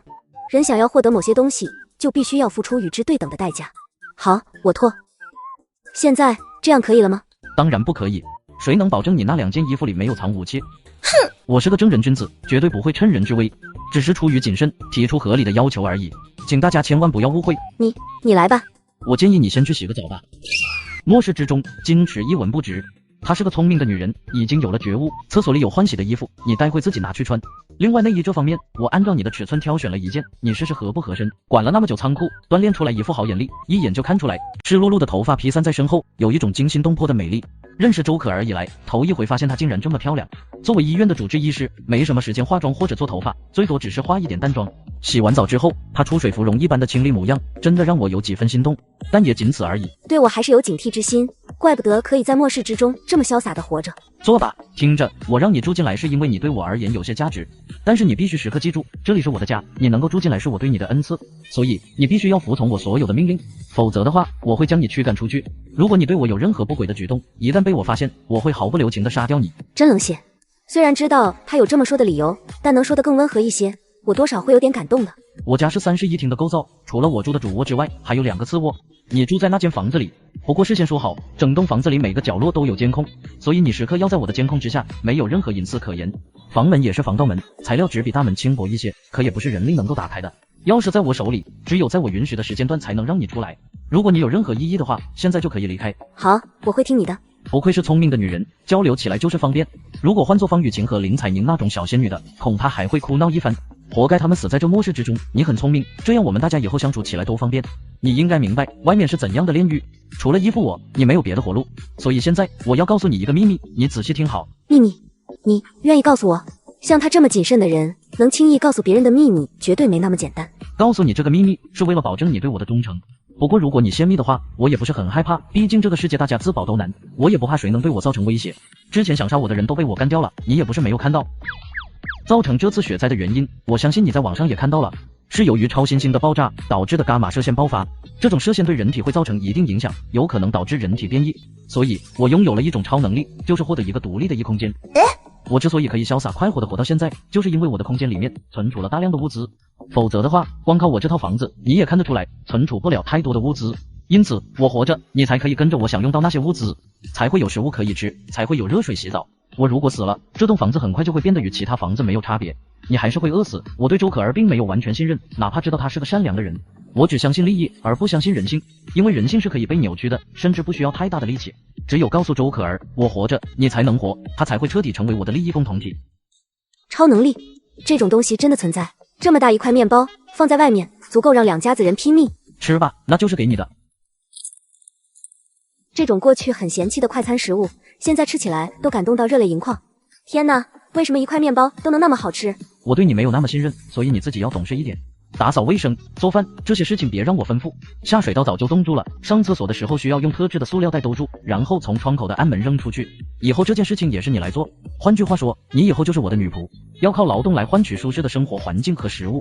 记住了吗？我明白。主人，这个小妮子倒是挺会来事的啊。怪不得年纪轻轻就能当上主治大夫，知不知道为什么整栋楼那么多人，你和我不是最熟悉的，可我偏偏选中了你吗？因为我是医生。你什么都不缺，但不能保证自己不会生病受伤，这是其一。虽然我的身体很健康，但是人总是要防患于未然。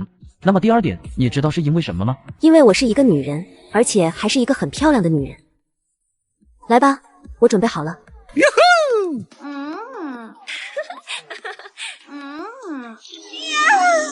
Day 2 26岁的女医生竟然还是个图，出来吃点东西吧。好，我马上就过来。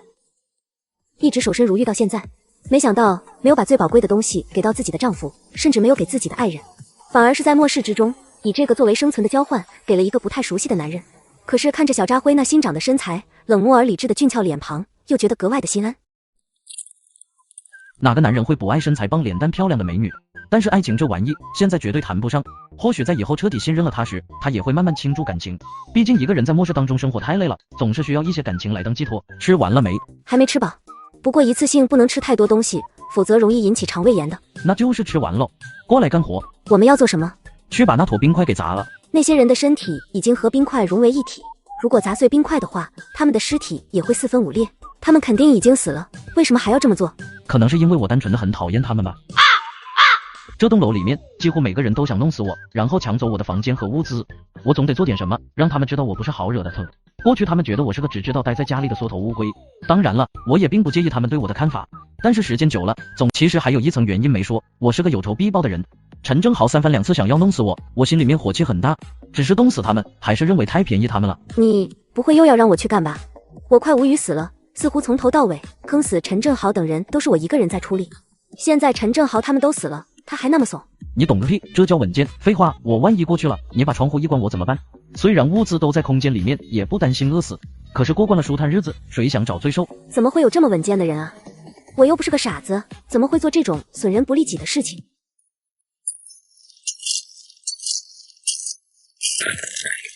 好硬啊，还是锤子好用。你录这个有什么用啊？难道你是要在业主群里面立威，让他们以后不敢过来骚扰你？不光如此，我要取代陈正豪在他们心里位置。邻居们畏惧陈正豪远胜于我，因为陈正豪手里有枪，而且会冲上门杀掉他们，抢走他们的物资。可即便我杀了再多的人，给人的印象依旧是猥琐在家里靠偷袭杀人的家伙。我要掌握主动权，为之后走出家门做准备。 A few moments later， 2个人坐在沙发上，周可儿的脑袋也放在小扎辉旁边，一起看着业主群里面的反应。看二人的样子，像极了一对热恋当中的情人。最近网络似乎变得差了一些，上传了1分钟这段视频才完全传了上去。看样子，由于大雪的缘故，周围的基站也受到了影响。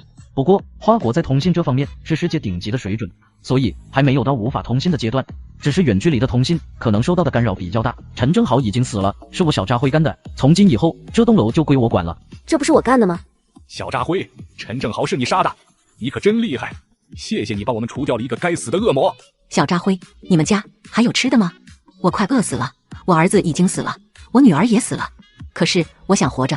小扎辉，你家里有吃的吗？给我一点吧，你让我做什么都行。我怎么觉得我的名字在他们眼里等同于大量的物资，是食物的代名词？我杀了陈正豪，可他们为什么不怕我？因为比起陈正豪那个疯子，你是个好人。我是个好人，你可别给我戴高帽子。在我看来，你就是一个好人，因为你从来没有主动杀过人。至于陈正豪，他是自己该死。我不觉得自己是个好人，但也不是坏人，因为我还没被逼到绝境，因此才可以保留人性的基本道德底线。小扎辉，周可儿是不是住进你们家了？你凭什么只让周可儿住进你们家？我呢？为什么不让我进去？小扎辉，周可儿能做的事情我也能做，而且我的技术绝对比他好。你让我也进家门吧。其实我一直没有告诉你，我兼职在酒吧坐台。你就不需要一个技艺精湛的女人吗？小扎辉，虽然我是一个男人，但是为了你我也可以。其实无论是作为医生还是女人，我都不是不可替代的，但那方面的技术我确实不太娴熟。万一以后小扎辉遇到了更好的，冷落了我怎么办？以后要好好进修这方面的技能。小扎辉，你现在和周可儿在一起吗？小扎辉哥哥，既然现在陈正豪已经死了，那晴儿是不是可以到你那里去了？你不是说要和晴儿一起好好过日子吗？你不是要让晴儿吃饱穿暖，幸幸福福的生活吗？你答应过我的，你必须得要我啊！不许你和其他女人在一起，你是我的，你的一切都是属于我的。你还没死呢。原来小扎辉哥哥是以为我死了，才让周可儿那个贱货住进他们家的吗？是了，一定是这样。现在他知道我活着，肯定要我就不要他了。小扎辉哥哥，晴儿现在还好着呢，我现在身体也可以正常使用，请你尽情的享用晴儿吧，不要那个周可儿，要我才是最爱你的人，把他从我的房子里赶出去。方雨晴，你别想丢下我们自己去过好日子。小扎辉，王姐年纪是大了一点，但是王姐很会伺候人，年轻的小姑娘根本不懂得什么叫技术，给王姐一个机会吧。小扎辉，我不比方雨晴差呀，她能做的事情我都可以做，而且我的忍耐力很强的，她玩不了的花样，哪怕是 BT 一些的我都行。晴儿，你是个好人，但可惜你来得太晚了，我现在遇到了更好的人，你会祝福我们的，对吧？小扎辉哥哥，不，你不能这样对我呀，晴儿爱你，晴儿最爱你了，他一定是假的，那是假熊，给我一次机会，你来试试我的。我试过了，他的手感很好，所以以后咱们还是别再联系了，我怕他误会我的这一番话，必定会让方雨晴气得发疯，因为他明白我是他在末世之中最后的希望，亲自湮灭一个人的所有希望，那是多么美妙的一件事情啊！尤其是以这种方式，方雨晴总觉得自己是个女神，只有被男人舔的份，可是今天她却被别的女人夺走了属于她的男人，关键是那个女人还的确比她优秀，比她漂亮，这种痛苦和绝望是双倍的。我现在后悔的想把自己抽死，为什么当初瞎了眼，没有嫁给小扎辉这么好的男人？我不信，我不信！小扎辉，你明明是我的舔狗啊！你舔了我2年，可为什么现在我都那么主动了，你却不舔了？那个贱人，你为什么要抢我的东西？你真该死啊！对，周可儿，都是那个贱人害的！哈哈哈，臭婊子，自作多情而已，这就是你的报应啊！接下来不久，他就会死在这场末世之中，对他的折磨和羞辱，也让我得到了满足。你是不是觉得我很残忍？你这么做肯定有自己的理由。又想起上一世自己是如何被方雨晴对待的，为他付出了全部，最后却被他出卖，骗我开了房门，导致我被邻居们分而食之。那种刻骨铭心的痛是人类所无法想象的，毕竟要亲眼看着他们用并不锋利的刀子一刀刀砍断自己的四肢，你明白就好。自从干掉陈正豪之后，身边就清静了许多，最起码隔壁不会天天有人敲敲打打，以及派人过来监视。小区里的气氛稍微放松了一些，没有之前那么压抑了。但这只是表象而已，末世越往后面，人性就越是扭曲。现在就算是没有了陈正豪，那些已经尝到肉味的人，依旧可能会动手杀人。雪灾马上就过去了，我哥哥是江南省的书记，他打电话告诉我了，你们现在都要听我的，不然到时候把你们全都拉出去枪毙。听到我的话了没？现在马上给我送吃的过来。他疯了，不过他能活到现在倒是一个奇迹。我记得陈正豪最先抢的就是他啊。当初我去给林小虎看病的时候，可怜他们，就给了他们一点吃的。那个时候雪灾刚刚开始，我还以为很快就过去了。问题不是这个，你给的物资应该早就吃完了吧？他是靠着什么撑到现在的？林小虎因为没有药物，所以差不多10天前就死了。这么说的话那就合理了。过去林春霞一直说林小虎是他的心尖肉，恨不得把他含在嘴里，他倒是说到做到了。我刚吃饱饭呢。忽然觉得身边有个女人一起生活真的有意思多了，起码有一人说话不会那么无聊。这雪灾到底什么时候是个头啊？谁知道呢？末世之下，因为看不到未来的希望而选择自杀的人不在少数。大自然的变化本来就不是人类现在的技术水平能够掌握的，只要我们能够活着就好。竟然是门卫尤大叔打来的，这一世我愿意相信的人只有2个，一个是尤大叔，还有一个就是周可儿。他们都是为了别人而牺牲的，到死也遵守了人类的道德底线，所以我才会允许周可儿进入家里成为仆人，而尤大叔则是整栋楼里面囤积物资仅次于我的人了。直到现在，他家中的物资依旧比较充足。一个40多岁的单身汉，无儿无女，又给人家做门卫，这样的人为了节约生活成本，家里面本来就喜欢囤积便宜的泡面和火腿肠等物。喂，尤大叔，小扎辉，嘿嘿，你现在可还好啊？说话磕磕巴巴的，还带着不自然的傻笑。这种时候通常都是有求于人，不好意思的表现。如果尤大叔是借物资的话，倒是可以给他一点，毕竟这位门卫保安过去当了5年的兵，身手矫健，以后遇到事情了可以拉他过来做帮手，挡个枪啥的。尤大叔，我现在还好，就是家里面多了1口子人，物资消耗的有点快。哦，那的确是个问题，家里面多了人，吃的就多了。是这样。小扎辉，我想问你一件事。尤大叔，跟我客气什么？说吧，只要是我能帮得上忙的，我一定尽量帮。是这么回事，谢丽梅她女儿糖宝发烧了，我家里没有药，她现在全身都通红，我和她妈看的都快急死了。你那里还有药吗？好家伙，没想到谢丽梅竟然找到了尤大叔这个接盘侠，这个女人眼光真是可以，能在这栋楼那么多单身汉里面精准的挑中，仅次于我的绩优股。她看上去楚楚可怜，但上一世最后活得比我都久，显然不是表面看上去那么单纯。尤大叔打了一辈子光棍，根本挡不住这样的熟女的诱惑。原来是这样，尤大叔，恭喜恭喜啊！恭喜啥呀？也就是搭伙过日子。我的情况你也知道的，要不是现在雪灾，我根本找不到媳妇。要我这里还有几盒，你等下过来拿吧。这小扎辉，这让我怎么谢你呀？你帮了我2次大忙，我邮寄光画在这里放下了。只要哪一天你用得到我但凡说个不字，我就不是人揍的。尤大叔，你这话说的就生分了，咱们都是多年的老熟人了，在我眼里，你就跟我亲叔是一样的，别跟我说客气话，快过来拿药吧。你和尤大叔关系有那么好吗？人与人之间的关系是建立在利益的基础上的，这一点在末世当中更加明显。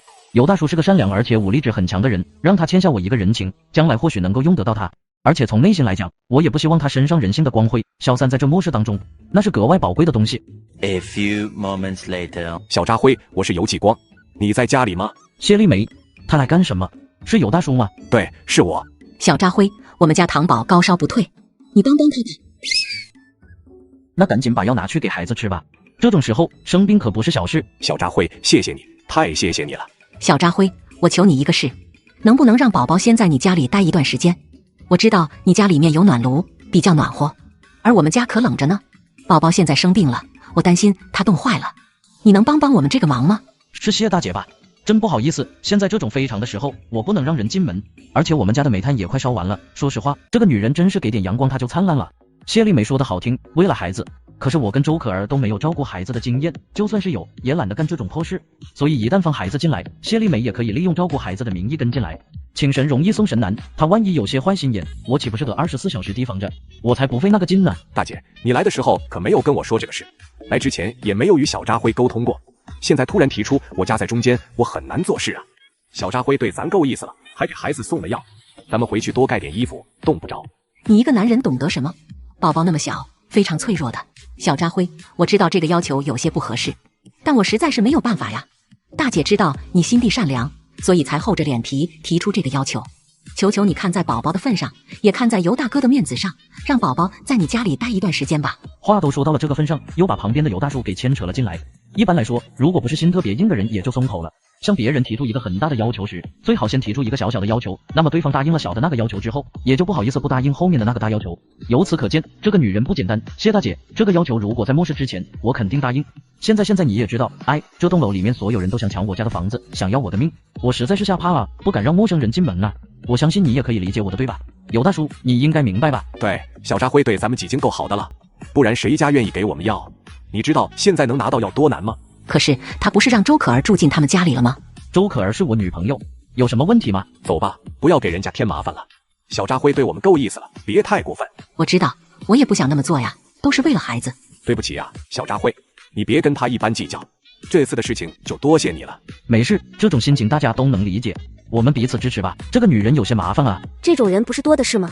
说的也是，不过我和尤大叔关系不错，我怕他以后干扰我们俩之间的关系。尤大叔可是我的理想打工仔，我可不希望这个尤大叔身边有个女人在他耳边吹一些不正之风。以后对这个谢丽美要警惕点，最起码她心中对我家的房子和物资也是有觊觎之心的。你刚刚说的那叫什么话吗？怎么能让人家帮你带孩子呢？现在外面那么乱，谁也不知道别人是人还是鬼。他能够给孩子药物，就说明他是个值得信任的好人。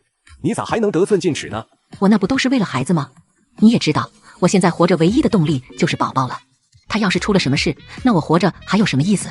哎，我不是不懂你的意思，但是做人嘛，起码得懂得知恩图报。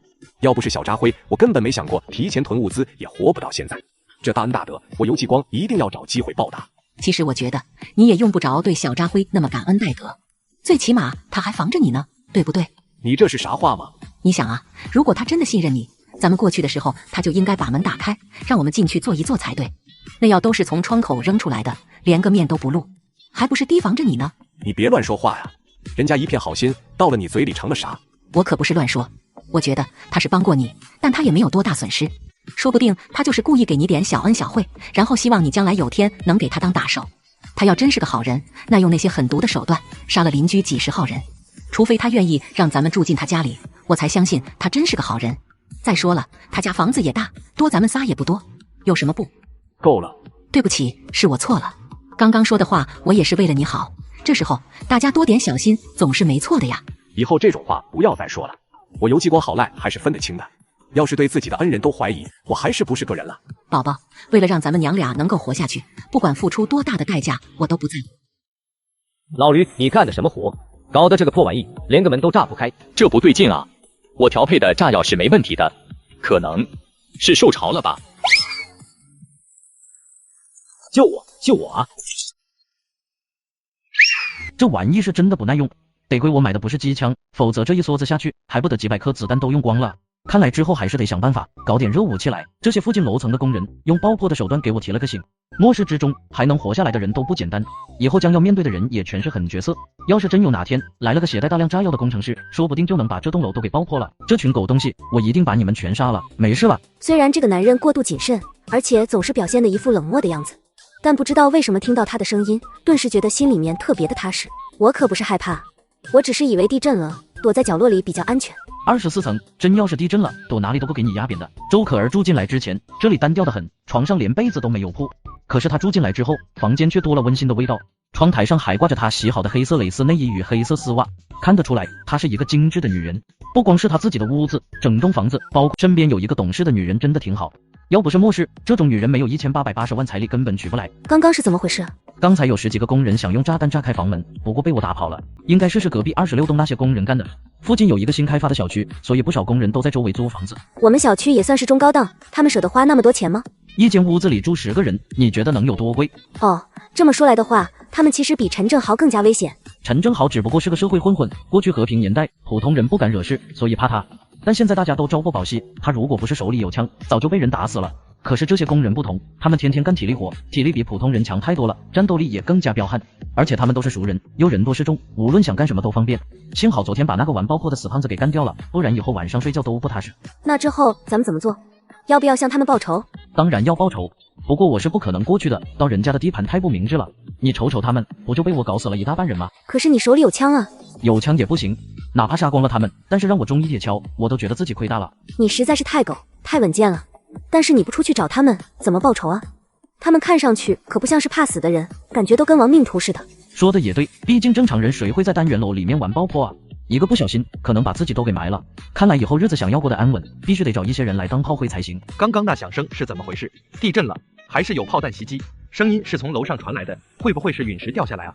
很有可能，如果不是天上掉陨石了，怎么会有这么异常的气温？说不定人类会和恐龙一样灭绝。刚刚26栋那批工人闯入我们单元楼，想要杀人抢夺物资，被我及时发现，把他们给赶走了。住在16楼的张萌已经被杀了。至于那声音，是他们使用了炸药。什么？刚刚解决了陈正豪，怎么隔壁的那些泥腿子又来了？他们下手可狠着呢。我听说在那边工地就经常有几伙人在打架。26栋的人是怎么过来的？他们从下面挖了一条雪中隧道，沿着1楼杀上来的。快把那隧道给弄塌，然后把门锁起来。没用的，那种门一砸就破。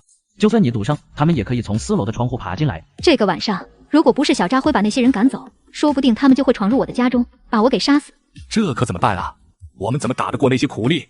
咱们楼里的人死了一半了，剩下来的大多是老弱妇孺。还好咱们有小扎辉啊，小扎辉，你真厉害，一个人把他们那么多人都给赶跑了。有你在，我们的安全就有保障了。小扎辉，你是我们的英雄啊！之前他们天天在群里骂我，说我自私无耻，大部分人家都有人死在我手中，对我可谓是恨之入骨。结果现在有求于我了，又称呼我为英雄，还真拿我当傻子了。我对付他们也耗费了许多武器，现在自保都难了。大家自求多福吧。笑话，我凭什么保护你们？你们死不死的跟我又有什么关系？小扎辉，你不能眼睁睁看着我们死啊！我们都死了的话，就只剩下你们俩人活着。你们不孤独吗？我们都死光了，你们早晚也会成为众矢之的。不知道多少人盯着你呢。那句话说得对，现在不知道多少人盯着我呢。毕竟我发到群里的视频，肯定已经被邻居们转发了出去。外界的人看到之后，最多就是嫉妒一下。可是周围单元楼的人却是有机会跑到25栋来抢走我的一切啊！26栋的那些狗崽子我认识，之前我还和他们喝过酒呢。狗日的，他们竟然过来打你的主意，我不会放过他们。小扎辉，你要是有什么想法告诉我，我帮你收拾他们。有大叔，他们的人挺多的吧？他们本来有30多个人，但是最近死了10来个，差不多剩下20几个人吧。我跟他们老大黄天放认识，之前一阵子还在聊天来着。但是这群狗日子的太不是东西，在26栋害死了不少人。呸！我才不会与这群王八一伙呢。有大叔，你对这群人很了解吗？那群工人是在一个叫天河集团的工程公司名下工作，是非正式工，他们跟着包工头干。但是他们对外自吹为天河集团员工，这样比较有面子。所以现在他们的团体自称天河帮，帮主就是那个干瘦的矮个子男人黄天放。小扎辉，你对他们有什么打算吗？需要我帮忙的话，你招呼一声就好。有大叔，还是安全起见吧。我暂时没有报仇的计划，主要是我一个人，哪怕加上你也没有必胜的把握，除非能把楼里面的邻居都给调动起来。你的意思是说，咱们大家也跟黄天放那帮人一样，联合起来一致对外？就是这个意思。好，那我就在群里把这个说法提出来，看看他们有几个人愿意的。有大叔，用不着这样，你上赶着让他们加入团体，他们反而觉得你心怀不轨，甚至是蹬鼻子上脸。那怎么办啊？我们又不着急，家里面物资足够，就等着呗。天河帮那群人能来第一回，之后肯定还会有第2回。别的不说，他们被我杀了那么多人，一定会回来报复的。到时候这楼里的邻居自然会来求咱们。小扎辉，你真是太高明了。二人一拍即合，达成了协议，决定暂时对天河帮的人置之不理。小扎辉和尤大叔，你们快去打头阵，把天河帮的人收拾了啊！你们2个都是大好人，救救我们吧！我们现在都没有食物了，没有力气反抗，大部分人又都是……按照周可儿和尤大叔得来的情报，比较棘手的主要是2股势力，一个就是隔壁26栋的天河帮，他们以天河集团下的小工程队为核心组建，战斗力彪悍，主要的武器是铁锨和钢筋，手里面没有枪支。而上次的炸弹则是他们公司一个懂爆破的工人自制的，威力有限，而那个工人几经被烧死了，所以之后没办法继续制作土炸弹。但是谁也不清楚他们手里还有没有存货，得注意找机会送几个炮灰过去，消耗他们的储备。而除了天河帮之外，还有一个势力，21栋有一个由一群年轻人组成的势力，他们自称狂狼帮，名字听起来极度的中二，但是战斗力可不弱。根据周可儿打听到的情报，这些人里面有学生，还有一些游手好闲的街溜子，普遍年龄在20岁上下，队伍当中有10几个人，领头的2个人，一个叫王强，一个叫肖路，这2个人我都认识，他们俩是岳麓小区人尽皆知的街溜子。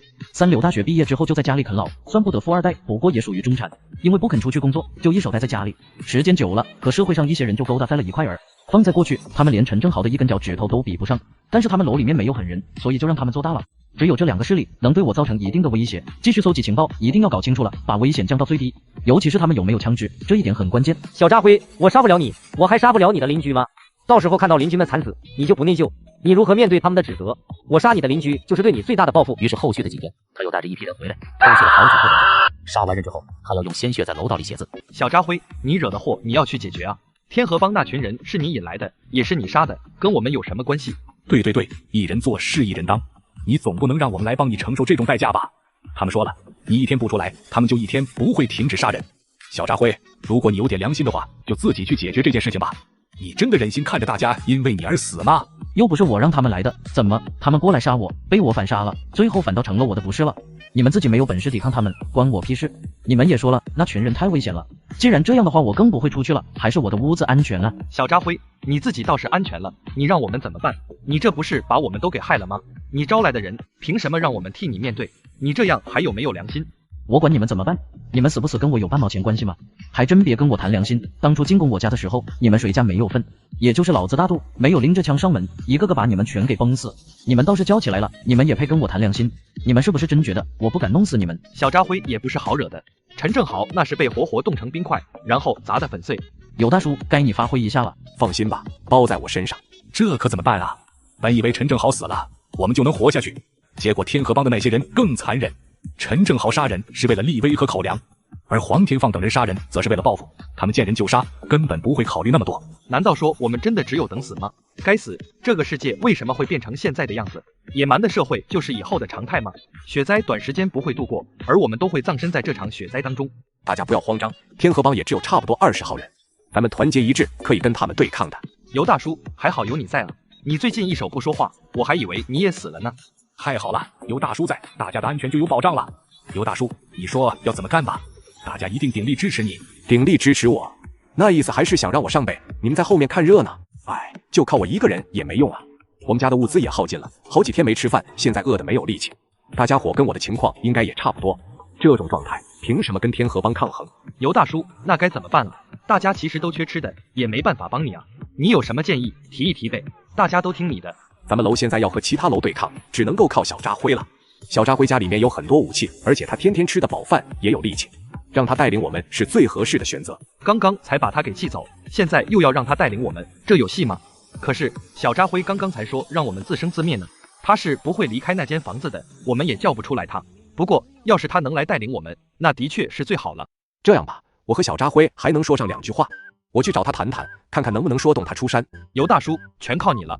小扎辉，现在怎么办？火候差不多了，到时候你给我帮帮腔，让这群人老老实实听我的。恩威并施，让他们听话，咱们这栋楼以后才有安全。他们安全不安全我不知道，反正我肯定会变得更安全。而且这些邻居里面，很多人都会被当成炮灰送去前线，他们基本都有家人是被我杀死的，将来一旦有机会肯定会报仇，所以现在弄死他们最好。小扎辉，大家现在都非常需要你，如果这栋楼里只剩你一户了，你也会孤单，对不对？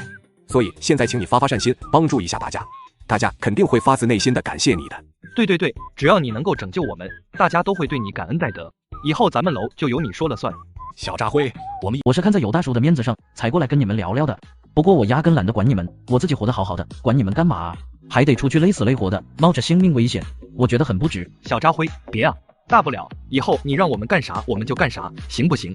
哦，是吗？我让你们干什么你们就干什么，你们所有人都同意？只要你不是让我们去死，其他条件都可以。我让你们拿上武器去跟天河帮的人拼命，你们去不去？啊，这合着你们就想让我去拼命，对不对？好，那我也不管你们了，等到黄天放带着人杀过来的时候，你们把脖子伸出去，让他们砍就好了。再见。小扎辉，别呀，我们大家伙肯定听你的，反正都是一死，拼一把还有活下去的机会，我跟你干了。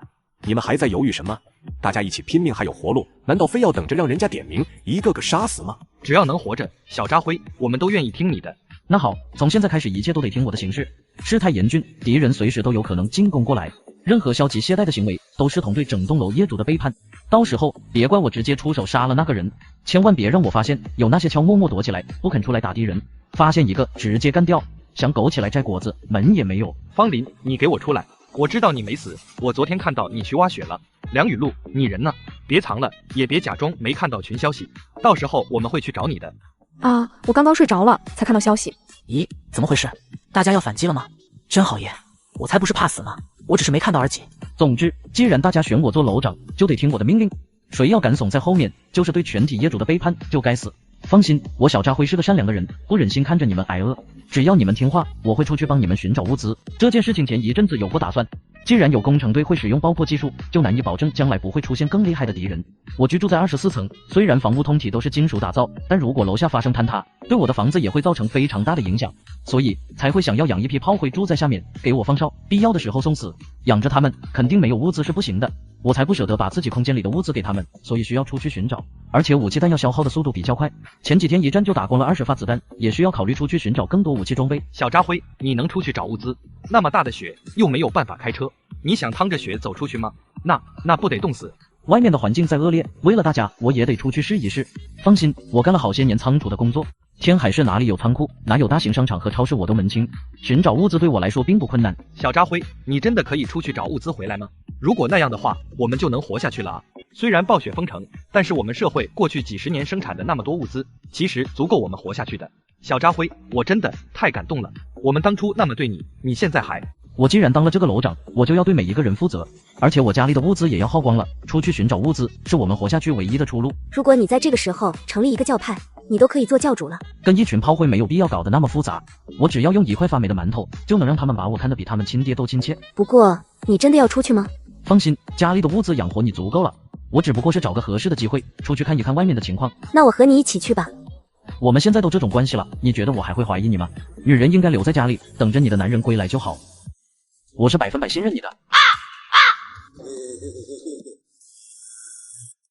我是个打枪的天才，这些玩意以后都够我组建一个战斗力不俗的队伍了。这同时也让我确认了一件事情，外面依旧有着大量的物资。毕竟半夜下的大雪，等到第二天人们醒来，门前的积雪都1米多厚了，温度更是达到了零下数十度。那个时候大部分人并没有意识到末世的来临，也没有开始疯狂的抢购物资。等到后来他们意识到情况不对的时候，已经来不及出门了，该去给他们搞点主食了。这里距离居民区比较近，附近很多便民超市，所以东西应该被抢光了。不过市区和郊外的那些大商场肯定没有人过去。A few moments later， 小扎辉，你竟然找到那么多东西！二叔，那会不会是吃的？废话，这个时候出去不找吃的，难不成找女人？有吃的，他从外面找到吃的了，太好了，外面还有吃的，咱们有救了。还说什么去干他吧，把东西全都抢过来，还有他的那辆车。先别急，这个小子应该就是干掉陈正豪的小扎辉，这小子很毒着呢，上一次害死我们那么多兄弟，咱们得小心点。而且听说他手里有枪，咱们就算是要干，也得悄悄的干。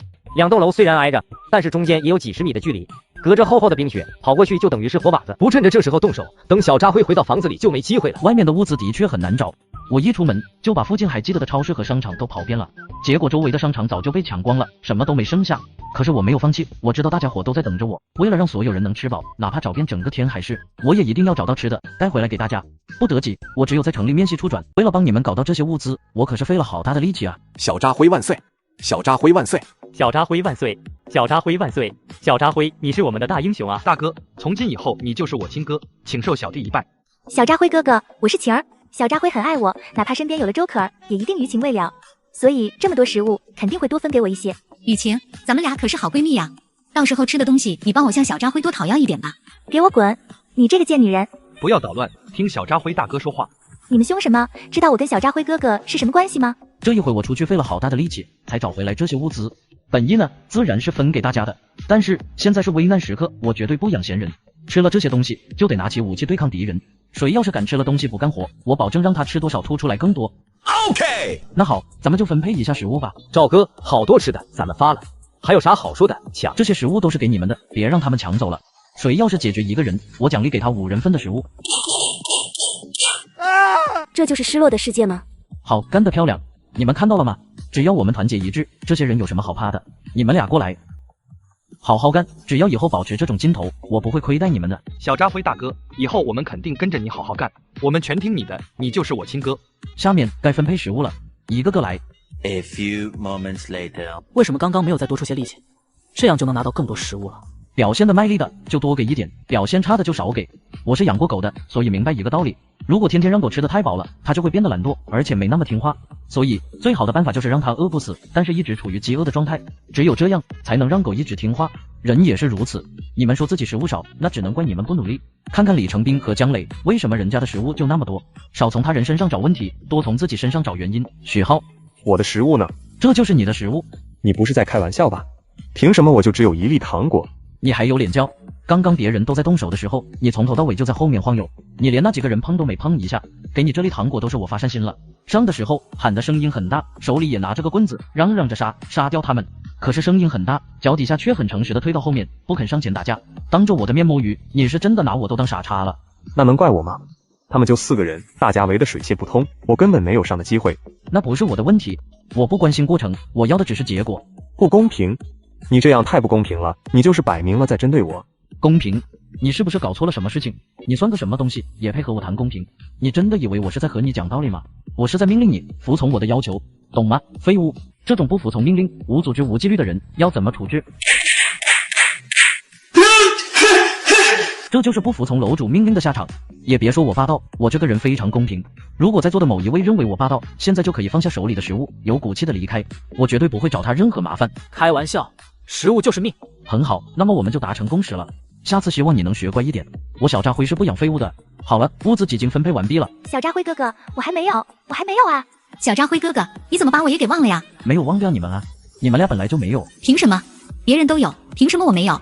小扎辉哥哥，你是在跟晴儿开玩笑的对吧？对吧？这不是真的，你不会对我这个样子的。你不是说过喜欢晴儿的吗？我是说过喜欢你，不过你不会当真了吧？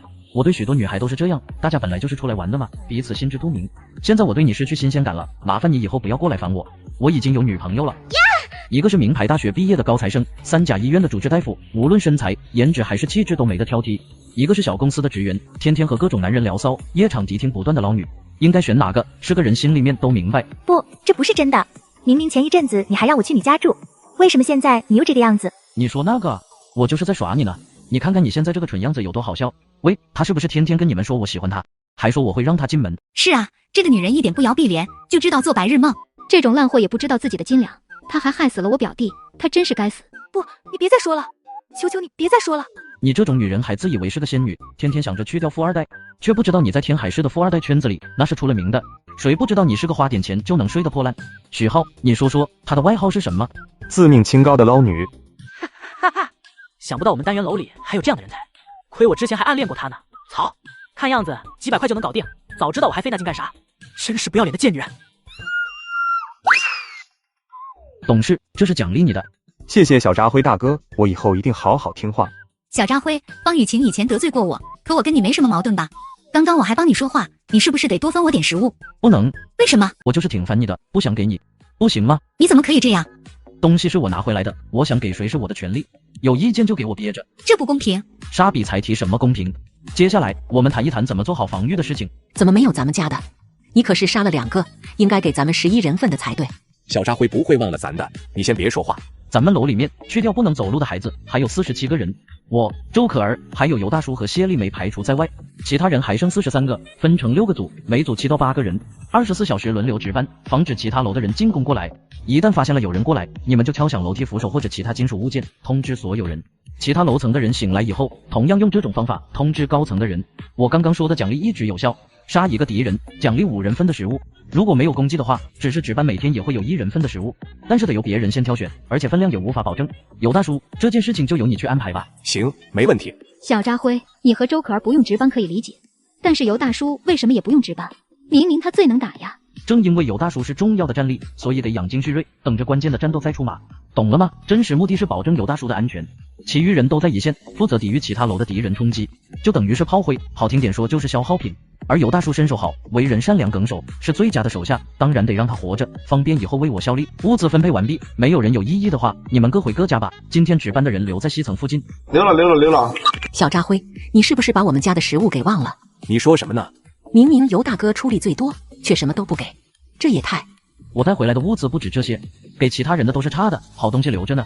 尤大叔，你带回到我家去哪？我就知道你不会让他白忙活的。早就跟你说了，小扎辉兄弟是个值得信任的人。A few moments later， 外面怕是连个鬼影都没有，你也太小心了吧？以后就用不到这个玩意了。外面现在怎么样？还能怎么样？大雪封城，第一层的建筑完全被覆盖了。按照这个情况发展下去，即便是大雪停下来，温度恢复正常了，雪都得大半个月才能融化。可现在马上就入冬了，温度只会更低。这对我们来说不是问题，现在需要应付的是人。末世当中的人可是比魔鬼都要可怕的存在。干嘛？取暖啊。现在没工夫搭理你，你先去洗澡，回房躺好。警用的设备性能自然比通过非法手段买到的强多了，没想到那些网络服务器还在运转，果然大公司还是有手段的。虽然末世之下许多网络企业都倒闭了，大量的软件也停止了运营，但是少部分大型企业的服务器依旧在运作。当然了，这也是配合官方在运作，起码现在为止，人类依旧没有放弃末世之后的重建，还在保留着一部分文明的火种，最差也能拿来唬人，那就足够了。找个机会试一试这把枪，这可是阴人的神器啊！小扎辉拿着狙击枪过瘾，通过瞄准镜观察着整个小区的情况。当他望向不远处车库的时候，视线当中出现了2个黑色的小点正在移动。车库人，看样子他们是冲着我那辆雪地摩托车去的，不过很可惜，他们注定是一场徒劳。没想到还是白相的，小扎辉你可太够意思了。这一箱泡面省着点吃，够3个人吃上1星期了。小扎辉，泡面我拿走了，谢谢你。尤大叔，跟我你还客气什么？白天谢丽梅对你说的那些话，你可千万别往心里面去啊。他那个人是有点嘴碎。嗨，我还能跟一个女人计较吗？我小扎辉也不是那种小心眼的人啊。只不过尤大叔，你真的要给别人养孩子啊？我并不喜欢谢丽梅这个女人，但是又不希望和尤大叔把关系闹僵，因此挑拨离间也得一点点来。嗨，这年月还说啥？我能找到这样的女人已经不错了。你说的也是。其实谢大姐是个好女人，模样也不赖，还能生孩子。我没有别的意思，就是觉得尤大叔你太看清自己了。现在这年月，你这样身强力壮，而且打架厉害的男人可是抢手的很。开个玩笑说，现在就算是让你找个女明星都不过分。我有你说的那么好吗？你又不是没看到现在啥情况，那些会唱跳 rap 的小白脸屁又没有，自己都养不活。还是咱们这样的爷们能给女人安全感。不过话又说回来了，谢大姐真的也挺不错，你们努力，以后让她给你也生个娃。毕竟男人嘛，还是得有自己的孩子，养别人的娃多多少少有点，呵呵。谢丽梅我是挺喜欢的，身材丰满，技术也好，能够满足我这个老光棍。可是那个娃娃还不到1岁大，在这种年月实在是个拖累。为了照顾他，半夜里时常被吵醒，休息都无法保障。这要是自己的孩子也就算了，关键还是别人的，哈哈，要孩子什么的，现在不敢考虑，等以后安稳下来再说吧。对，说的也是。哈哈，我也只是随便说说，尤大叔你别往心里去啊，我是非常尊敬你和谢大姐的，衷心希望你们能够幸福。那我先回去了，有什么事情随时联系我。我今天有点累了，过来帮我安安吧。离席。先撤，走。这个距离用狙击枪能把他们打死不？试试这玩意到底好不好用？我操，我这枪法怎么那么准？我难道是个天才？刚刚出现的那种奇怪感觉是什么？看样子我所觉醒的能力不仅仅是异空间那么简单，不过潜力没有被之前的我发掘出来而已。这枪声是从楼上传来的，楼上肯定是小扎辉做的啊！这么远的距离，一定不是手枪，应该是狙击枪的威力。我的天哪，那么远，一击毙命！小扎辉竟然是个神枪手。就凭小扎辉这本事，想杀我们的话，岂不是和捏死一只蚂蚁一样简单？看样子以后还是乖乖听小扎辉的话为好。我们能活到现在，就是因为小扎辉没有发火。小扎辉，刚才的枪是不是你开的？是我开的，枪是今天去警局拿到的。他的枪法太凌厉了，根据我的眼光来看，绝对是部队里枪王的级别。你之前是不是在部队里面待过？部队番号是什么？我只是有天赋罢了，哈哈。是你开的枪就好，万一是别人，咱们可就危险了。昨天我听到枪声了，是你在阳台开枪的吗？是我出去的时候找到的，是一把狙。你会用吗？不仅会，而且我还用得很好。昨天晚上我7颗子弹干掉了7个人。小扎辉，你真厉害。怎么，你不好奇我怎么会用狙击枪的吗？那跟我又有什么关系？即便你过去是一个杀人犯或者变态狂魔，现在我都跟定你了，总比死在外面好吧？你实在是聪明，不像有些愚蠢的女人，总是喜欢问东问西。黄梅几个人回过来了，这下子天河帮的人只剩下9个了，战斗力锐减。就算强迫还活着的业主加入，也无法弥补那些工人的战斗力空缺。如果在这个时候突然发生了同其他楼的战斗，将会陷入巨大的劣势当中。他们有枪，而且不是一般的枪，我猜测是步枪或者狙击枪。昨天晚上子弹打的那么密集，也就是说他们手里的弹药也很多。这个对手实在是不好对付啊！老大，咱们怎么办？大伟他们都死了，我们的人少了一大半，还干不干？干个屁！他们手里有枪，拿什么跟他们干？可是不抢了他的爬力和物资，咱们这栋楼的业主们不够吃几天啊！晚上过去把大伟他们的尸体偷回来。辉大哥，您出去啊，好好干。他的摩托车到底藏在哪呢？咱们这小区也挺大的，他藏得很隐秘，的确不好找。无论如何，这辆车必须得控制在我们天狼帮的手里。有了雪地摩托车，咱们就可以出去寻找物资，到时候扩张队伍，成立一个大大的帮派都不是问题。不错，乱世出英雄，这个时代就是咱们兄弟的机遇啊！现在先想办法搞几包烟来，我半个月没抽烟，人都要疯了。看样子，整座城市除非是大雪融化，否则可以获取食物的地方，应该就只有那几个独立的大型超市以及仓库。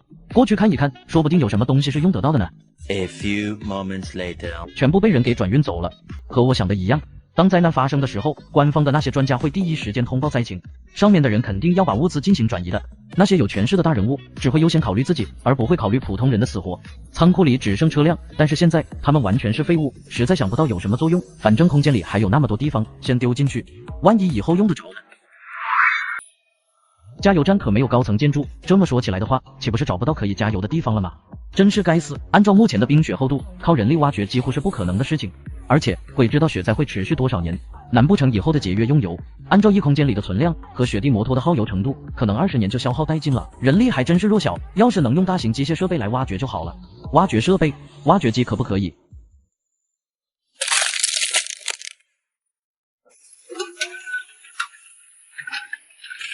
A few moments later， 等一等，如果我可以利用挖掘机来挖雪的话，那岂不是意味着我同样可以把其他被雪掩埋的地方挖开？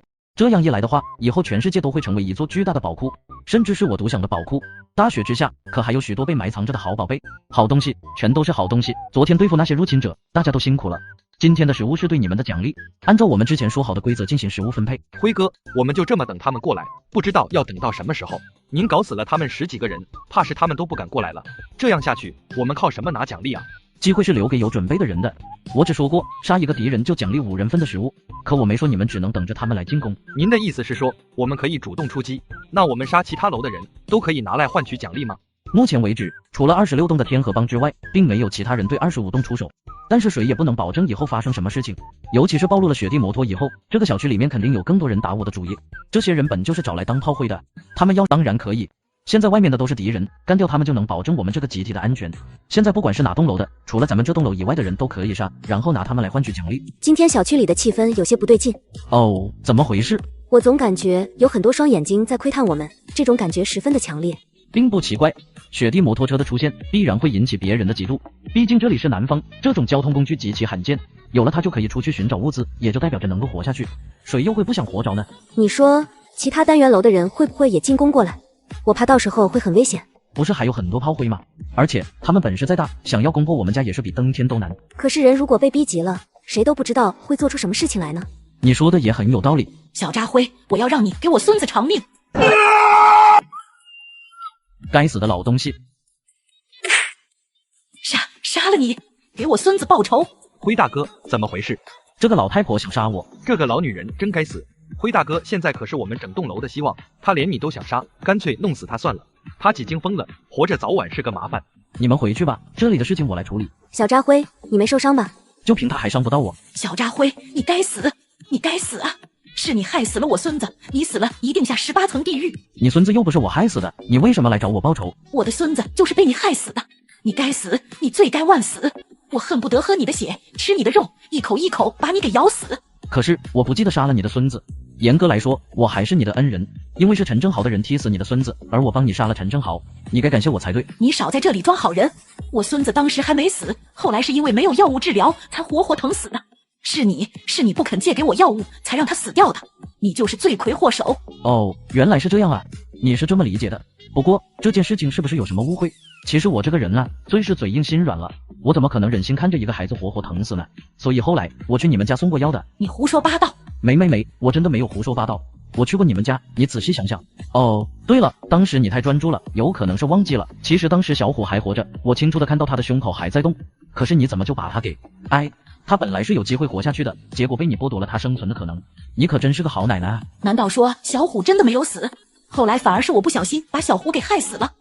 不可能，小虎当时已经死了，是被你给害死的。你如果不信的话，可以问一问周医生，林小虎是不是还有救？怪不得小扎辉没有直接杀掉林大妈，反而是和他谈了那么久。原来他不光要让林大妈死，还要杀人诛心，让他在极度的痛苦中死去。不错，林小虎其实是有机会救活的。当时是我联系的小扎辉，他同意送药过去，可是你没有等到他过去，就错误的以为林小虎已经死了。如果你能再等等，或许他不会死。不可能，不是这样的，我不知道他还活着，我以为他已经死了呀。原来是这样啊，这就是林家的好奶奶，说什么疼爱孙子，结果把自己还活着的孙子给害死了。你可真疼爱他呀！你的儿子和儿媳妇把孙子托付给你，你对得起他们吗？不是这样的，不是这样的，就是不是这样的，不是这样的，就是你干的。小扎辉这样的人，死都别招惹，折磨起人来简直太可怕了。林大妈，做人要往前看，你可千万别想不开啊！毕竟你可是牺牲掉你的孙子才活下去的，你死了下去怎么面对你们一大家子啊？不要说了，求求你不要再说了。大家快来看啊，林大妈想不开要自杀，真奇怪，她是怎么活那么久的啊？咦，你们家还有存粮吗？她活不了多久了，最多半个小时就会被冻死。冻死？怎么可以这么残忍？现在这么冷的天气还让她冻死，这种事情我看不下去。你想怎么办啊？老人家一辈子也不容易，临死前让她暖和暖和吧。这个该死的疯婆子，刚刚是不是吓了一大跳？其实还好，自从末世之后，我几经对任何事情都不会感到太过惊讶。在混乱的年代里，多么荒唐的事情都是有可能发生的。我不在的时候，小区里面有发生什么事情没有？尤其是其他单元楼，有没有什么动静？我刚刚还打算和你说来着。哦，发生了什么事情？9栋那边，现在管事的人是我之前的病人，叫陈玲玉。他今天联系我，希望我牵线搭桥，让你通过他的好友申请，然后说有事情希望跟你聊聊。9栋陈玲玉，很陌生的名字，他想要跟我聊什么？他只是说想和25栋的楼长谈谈合作的事情，但是具体的细节必须由你来谈。合作？狗屁合作！现在我什么也不缺，而他们却只能眼巴巴的在大楼里面等死，拿什么跟我合作？那我告诉他，你不想和他聊咯？倒也用不着这么着急。你给我说说他这个人怎么样了？陈玲玉是天海市一家估值2个亿的美容化妆品公司老板，说是美容化妆品公司，实际上是一个搞微商的企业。陈玲玉38岁年纪，长相中上，性格强势，是一个干练的女强人。她认识我是之前去第一人民医院看病产生的契机。至于她所在的九栋，现在都被她以及她的手下控制住了。根据打听到的消息，九栋目前管理得很不错，直到现在也仅仅死了10个人。在这种时候，一个女人竟然能管理一栋楼，这个陈玲玉的确有两下子啊。是啊，毕竟是干微商传销的，给别人洗脑当然有一手了。这才是狠人呢，真的狠起来能六亲不认，连父母亲戚都坑。对这种女人千万大意不得。我对她的印象也不是很好，之前好久没有联系过了，今天突然找到我，让我帮她传递消息。这个并不奇怪，如今我拥有雪地摩托车，并且可以外出搜集物资的消息早就传出去了。整个小区的人谁不嫉妒我，谁又不想搞到我的雪地摩托？既然这样的话，那你还要不要跟她谈谈？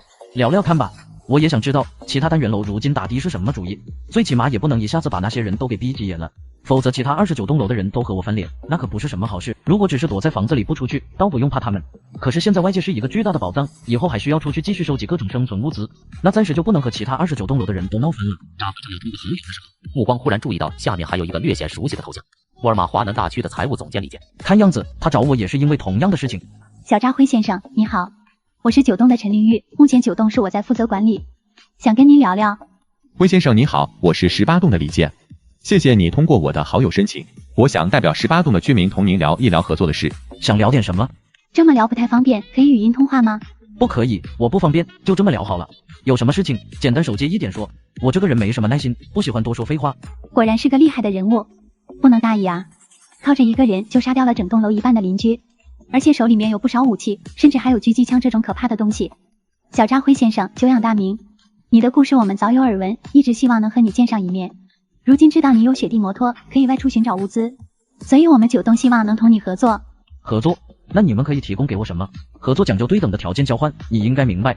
我们九栋比较和谐，并没有太多的人员死亡，所以有充沛的人力。现在你手中有雪地摩托车，可以离开小区就可以去外面进行开拓，我们可以提供76人给你，这些都是最好的劳动力。外面大雪冰封，俨然几近失去了秩序。换句话说，这个世界被冰雪埋藏的一切，谁得到就是谁的。你有交通工具和武器，我有服从命令听指挥的家人们干活，只要我们联手，将来必定大有作为。听起来好像很唬人，不过全都是假大空的东西。我问你，现在那么多人连明天怎么活下去都不知道，你还发展个屁啊？当然了，这就需要你帮我们搜集食物，先保障我们的生命安全，然后无论你想做什么项目，我们的人都是最好的劳动力。你说的我完全没有兴趣，再见。你现在已经成了整个小区嫉妒的对象，只需要提供给我们食物，最起码我们可以保持对你的中立。你也不希望让我们成为你的敌人吧？哦，这么说来，许多单元楼的人都想对我出手了。呵呵，我怎么不太信呢？现在我过得好好的，哪有人来袭击我啊？小扎辉，你是个聪明人，应该明白怀璧其罪的道理。整个小区住着几千号人，大家都只能在房子里等着饿死，只有你可以骑着雪地摩托出去找吃的。换作是你会不会羡慕嫉妒恨？大家之所以没出手，只是在权衡利弊，但是对你出手不过是时间问题罢了。我要求的不多，只要你能够保障我们的基本食物需求，我们楼的人就绝对不会对你出手。哦，你的意思是说，如果我不答应，你们9栋就会进攻我们25栋，对不对？我相信你不会选择这么做的，与我们为敌，就算你赢了也不会有任何好处。我们只需要一些食物，没有别的要求，而且靠着我的能力加上你的武力，将来我们统治整个小区都不成问题。我头一回见到要饭还能要得这么理直气壮的。这是合作。让我考虑考虑，后续给你答复。区区一个9栋而已，人再多都不叫问题。我一个人一把突击步枪，靠着精准射击的能力就能把他们全灭了。不过有这样想法的人肯定不止一个陈玲玉，其他29栋单元楼人人都在垂涎雪地摩托车，除非那些人能够把25栋楼给拆了，否则对我基本上毫无威胁。这种可能性有多大？如果真是29栋单元楼的人一起出手，这件事情真的有概率发生。现在的电力不允许使用大功率电器，他们就无法用冲击锤和电钻等设备，想要完全靠人工来搞垮一栋大楼，在目前的超低温又极度缺少食物来提供能量环境下，绝对是不可能做到的事情。毕竟以他们现在的体力水准，怕是在外面走上一会儿都冻得受不了，哪还有力气砸墙？那只要坚守在25栋不出去，利用手中的火力和安全屋的强度，即便是其他29栋